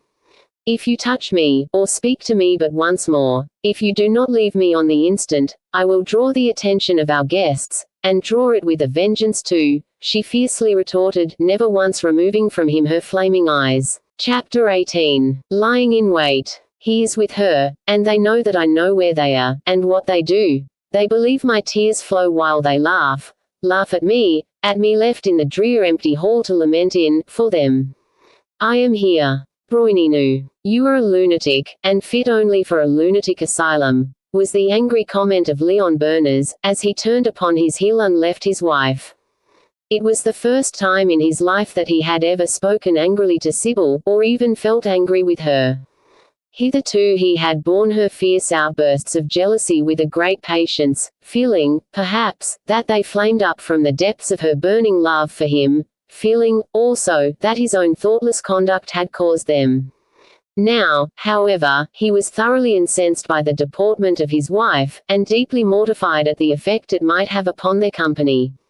He went around to the opposite side of the table. He did not again join Rosa, for he dreaded a scene, and even a catastrophe, but he mingled with the crowd, and stood where he could see Sybil, without being seen by her. Her face remained the same, awful in the marble-like stillness of her agonized features, terrible in the fierceness of her flaming eyes. This was at length observed by some of the guests, who whispered their comments or inquiries to others. And the hum of voices and the burden of their low-toned talk at length reached the ears or excited the suspicions of Leon Berners.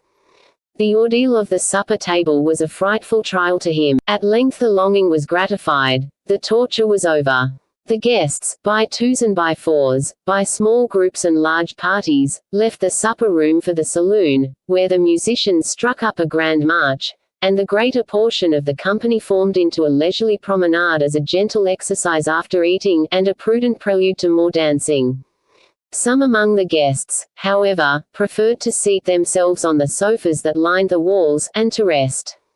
Among these last was Rosa Blondel, who sat on a corner sofa, and sulked and looked sad and sentimental because Leon Berners had not spoken to her, or even approached her since he had seen that look on Sybil's face.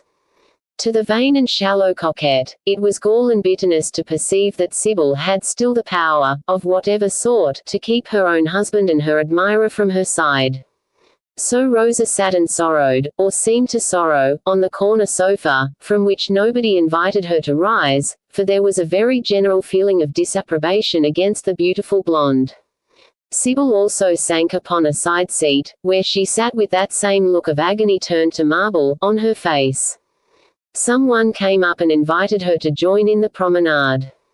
Scarcely recognizing the speaker, or comprehending what he said, she arose, more like an automaton than a living woman, and let herself be led away to join the march. But her looks had now attracted very general attention, and occasioned much comment. More than one indiscreet friend or acquaintance had remarked to Mr. Berners, "Mrs. Berners looks quite ill. I fear the fatigue of this masquerade has been too much for her," or words to that effect. "Yes," Leon Berners invariably replied, "she is quite indisposed this evening, suffering indeed, and I have begged her to retire, but I cannot induce her to do so. She is too unselfish. She exerts herself too much for the entertainment of her guests," suggested another. And so the rumor went around the room that Mrs. Berners was suffering from severe illness. And this explanation of her appearance was very generally received, for the outward and silent manifest. And so, after another quadrille and another waltz, and the final Virginia reel, the company, in consideration of their hostess, began to break up and depart. Some few intimate friends of the family, who had come from a distance to the ball, were to stay all night at Black Hall. These upon their first arrival had been shown to the chambers they were to occupy, and now they knew where to find them. And so, when the last of the departing guests had taken leave of their hostess, and had gone away, these also bade her good night and retired. And Sybil remained alone in the deserted drawing-room. It is sometimes interesting and curious to consider the relative position of the parties concerned, just before the enactment of some terrible tragedy. The situation at Black Hall was this. The guests were in their chambers, preparing to retire to bed. The servants were engaged in fastening up the house and putting out the lights, only they refrained from interfering with 3 rooms, where 3 members of the family still lingered. In the first of these was the mistress of the house, who, as I said, remained alone in the deserted drawing-room.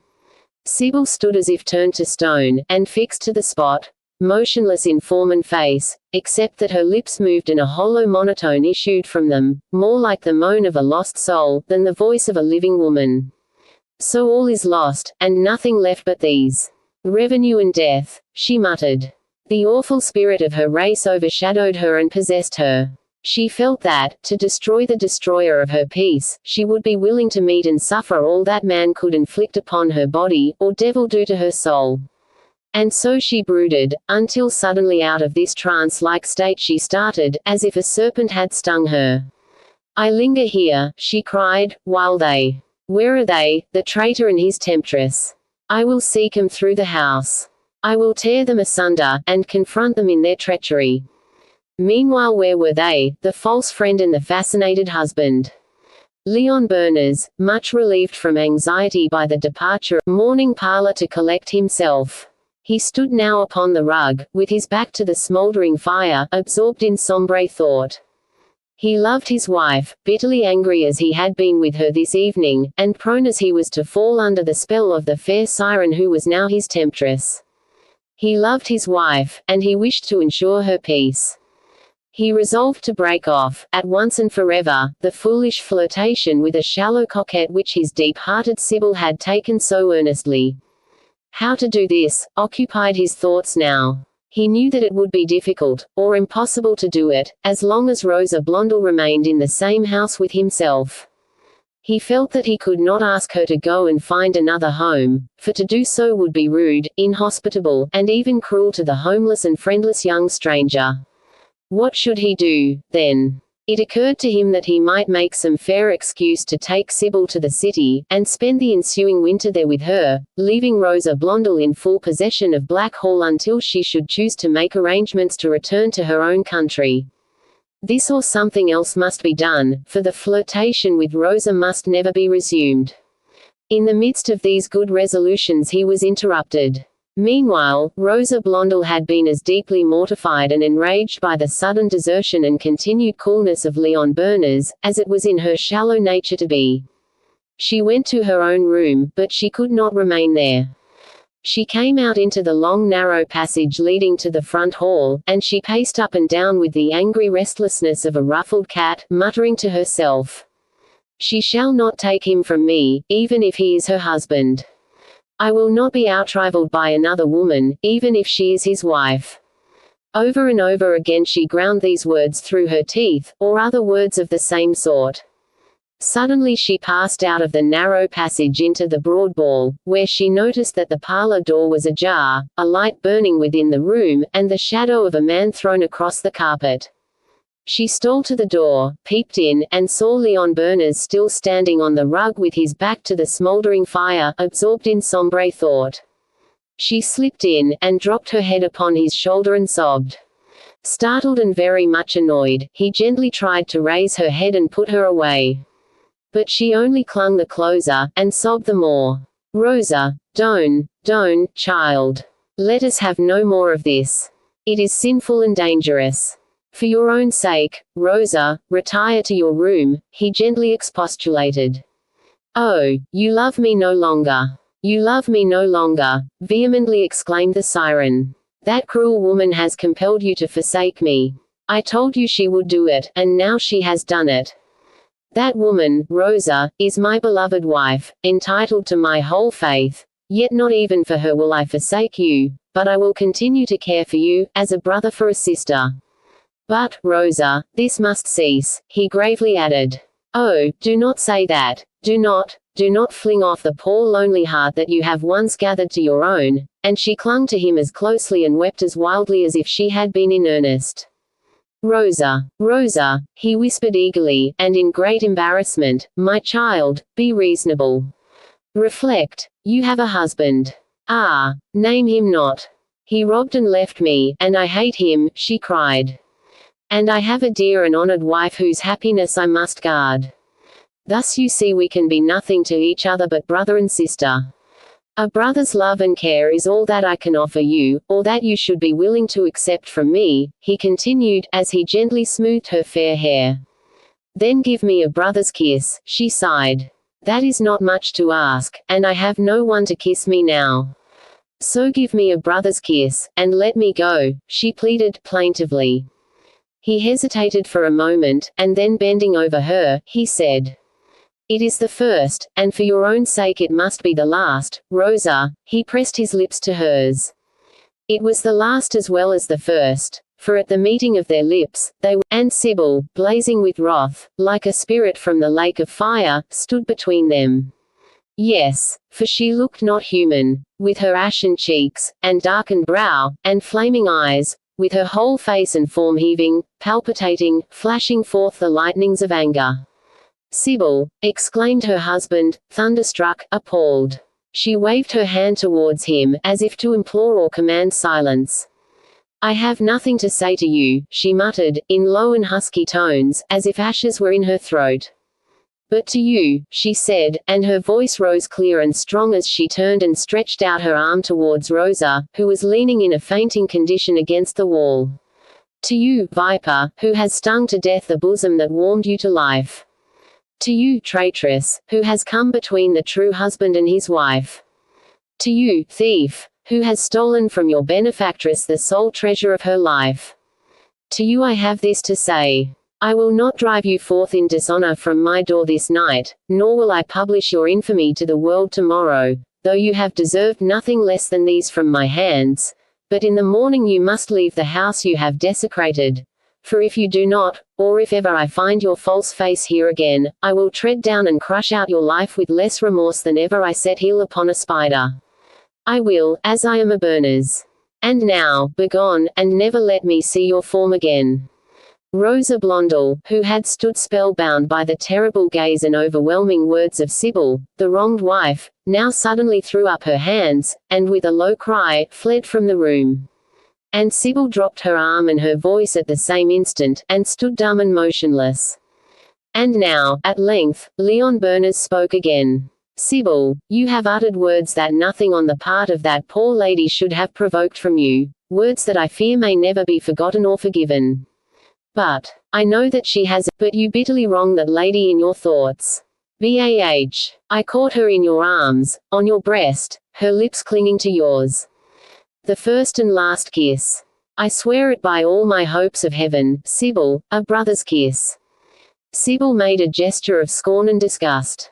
"If I were not past laughing, I should have to laugh now," she said. "And you will not believe this."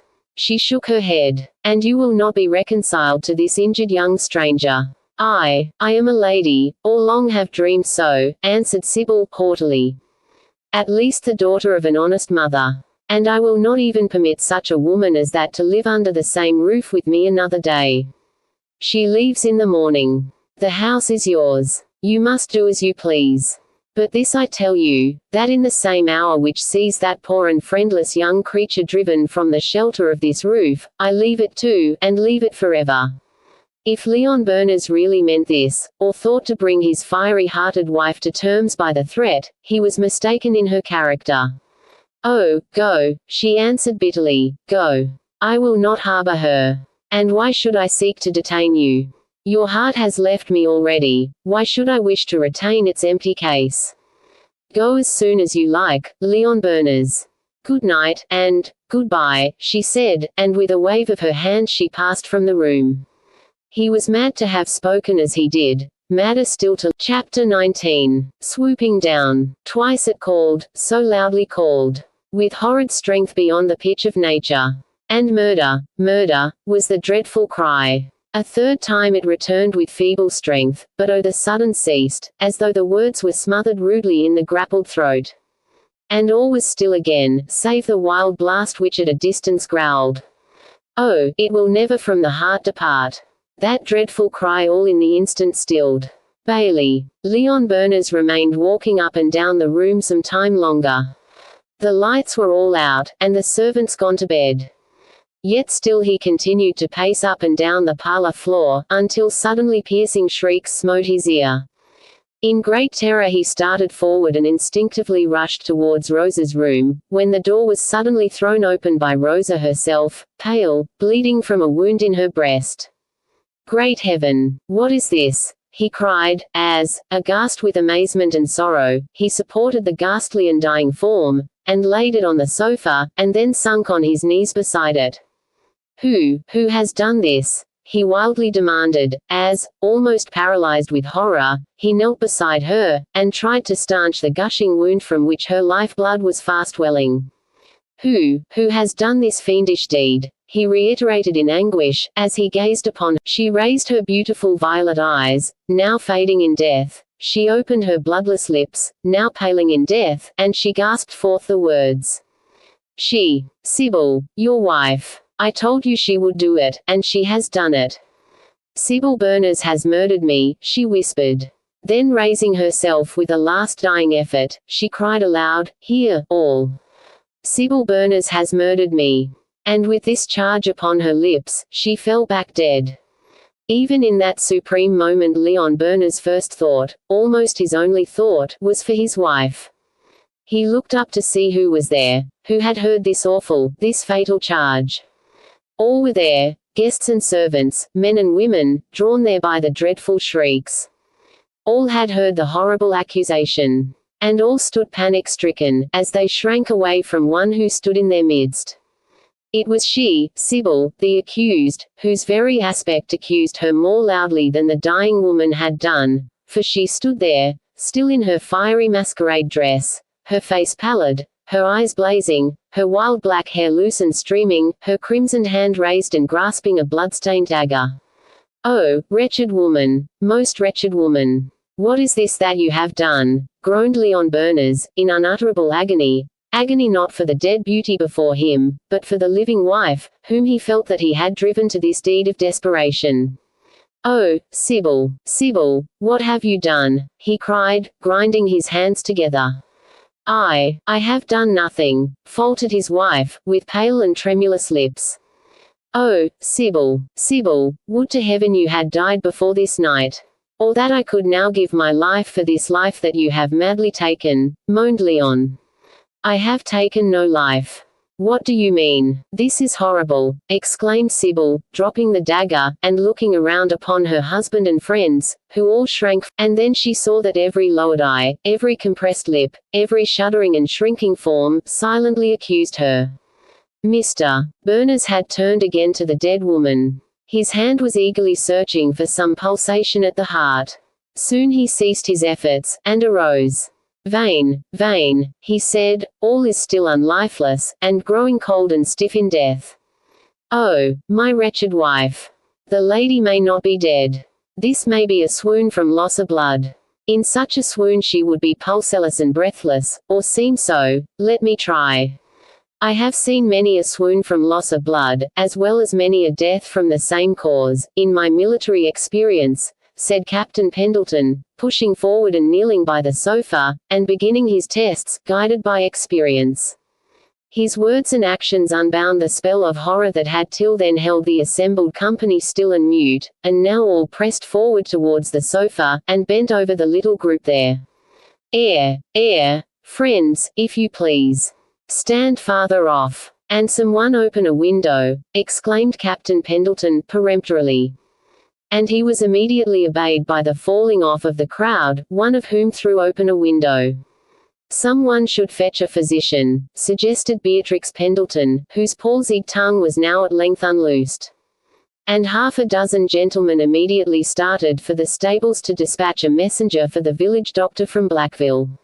"And while they are fetching the physician, they should summon the coroner also," suggested a voice from the crowd. "No, not until we have ascertained that life is actually extinct," exclaimed Captain Pendleton, hastily, at the same time seeking and meeting the eyes of Mr. Berners, with a meaning gaze said, "If we cannot and Captain Pendleton continued his seeming efforts to restore consciousness to the prostrate form before him, until he heard the galloping of the horse that took the messenger away for the doctor, and felt sure that the man could not now receive orders to fetch the coroner also. Then Captain Pendleton arose and beckoned Miss Tabby Winterrose to come towards him. That lady came forward, whimpering as usual, but with an immeasurably greater cause than she had ever possessed before. "Close her eyes, straighten her limbs, arrange her dress. She is quite dead," said the captain. Miss Tabby's voice was lifted up in weeping. But wilder yet arose the sound of wailing, as the Scotch girl, with the child in her arms, broke through the crowd and cast herself down beside her dead mistress, crying, "Oh, and is it gone yea, my bonny leddy? Dead and gone fra us, say suddenly. Oh, bairnie, Look down on your poor mither, wham they have murthered, the born devils.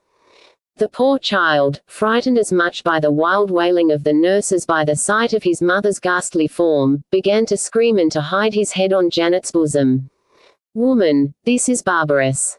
Take the boy away from this sight, exclaimed Captain Pendleton imperatively.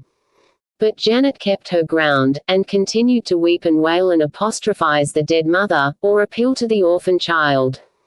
And all the women in the crowd whose tongues had hitherto been paralyzed with horror, now broke forth in tears and sobs, and cries of sympathy and compassion, and, "Oh, poor murdered young mother! Oh, poor orphaned babe!" or lamentations to the same effect, broke forth on all sides. "Mr. Berners, you are master of the house. I earnestly exhort you to clear the room of all here, except Miss Winterrose and ourselves, friends and neighbors," cried Leon Berners, lifting up his voice, so that it could be heard all over the room. "I implore you to withdraw to your own apartments. Your presence here only serves to distress yourselves and embarrass us. And we have a duty to do to the dead." The crowd began to disperse and move toward the doors when suddenly Sybil Berners lifted her hand on high and called, in a commanding tone, "Stop!" And all stopped and turned their eyes on her. She was still very pale, but now also very calm, the most self-collected one in that room of death. "I have somewhat to say to you," she continued. "You all heard the dying words of that poor dead woman, in which she accused me of having murdered her, and your own averted eyes accuse me quite as strongly, and my own aspect, perhaps, more strongly than either." She paused and glanced at her crimsoned hand, and then looked around and saw that her nearest neighbors and oldest friends, who had known her longest and loved her best, now turned away their heads, or dropped their eyes. She resumed, "The dead woman was mistaken, you were misled, and my very appearance is deceptive. I will not deny that the woman was my enemy.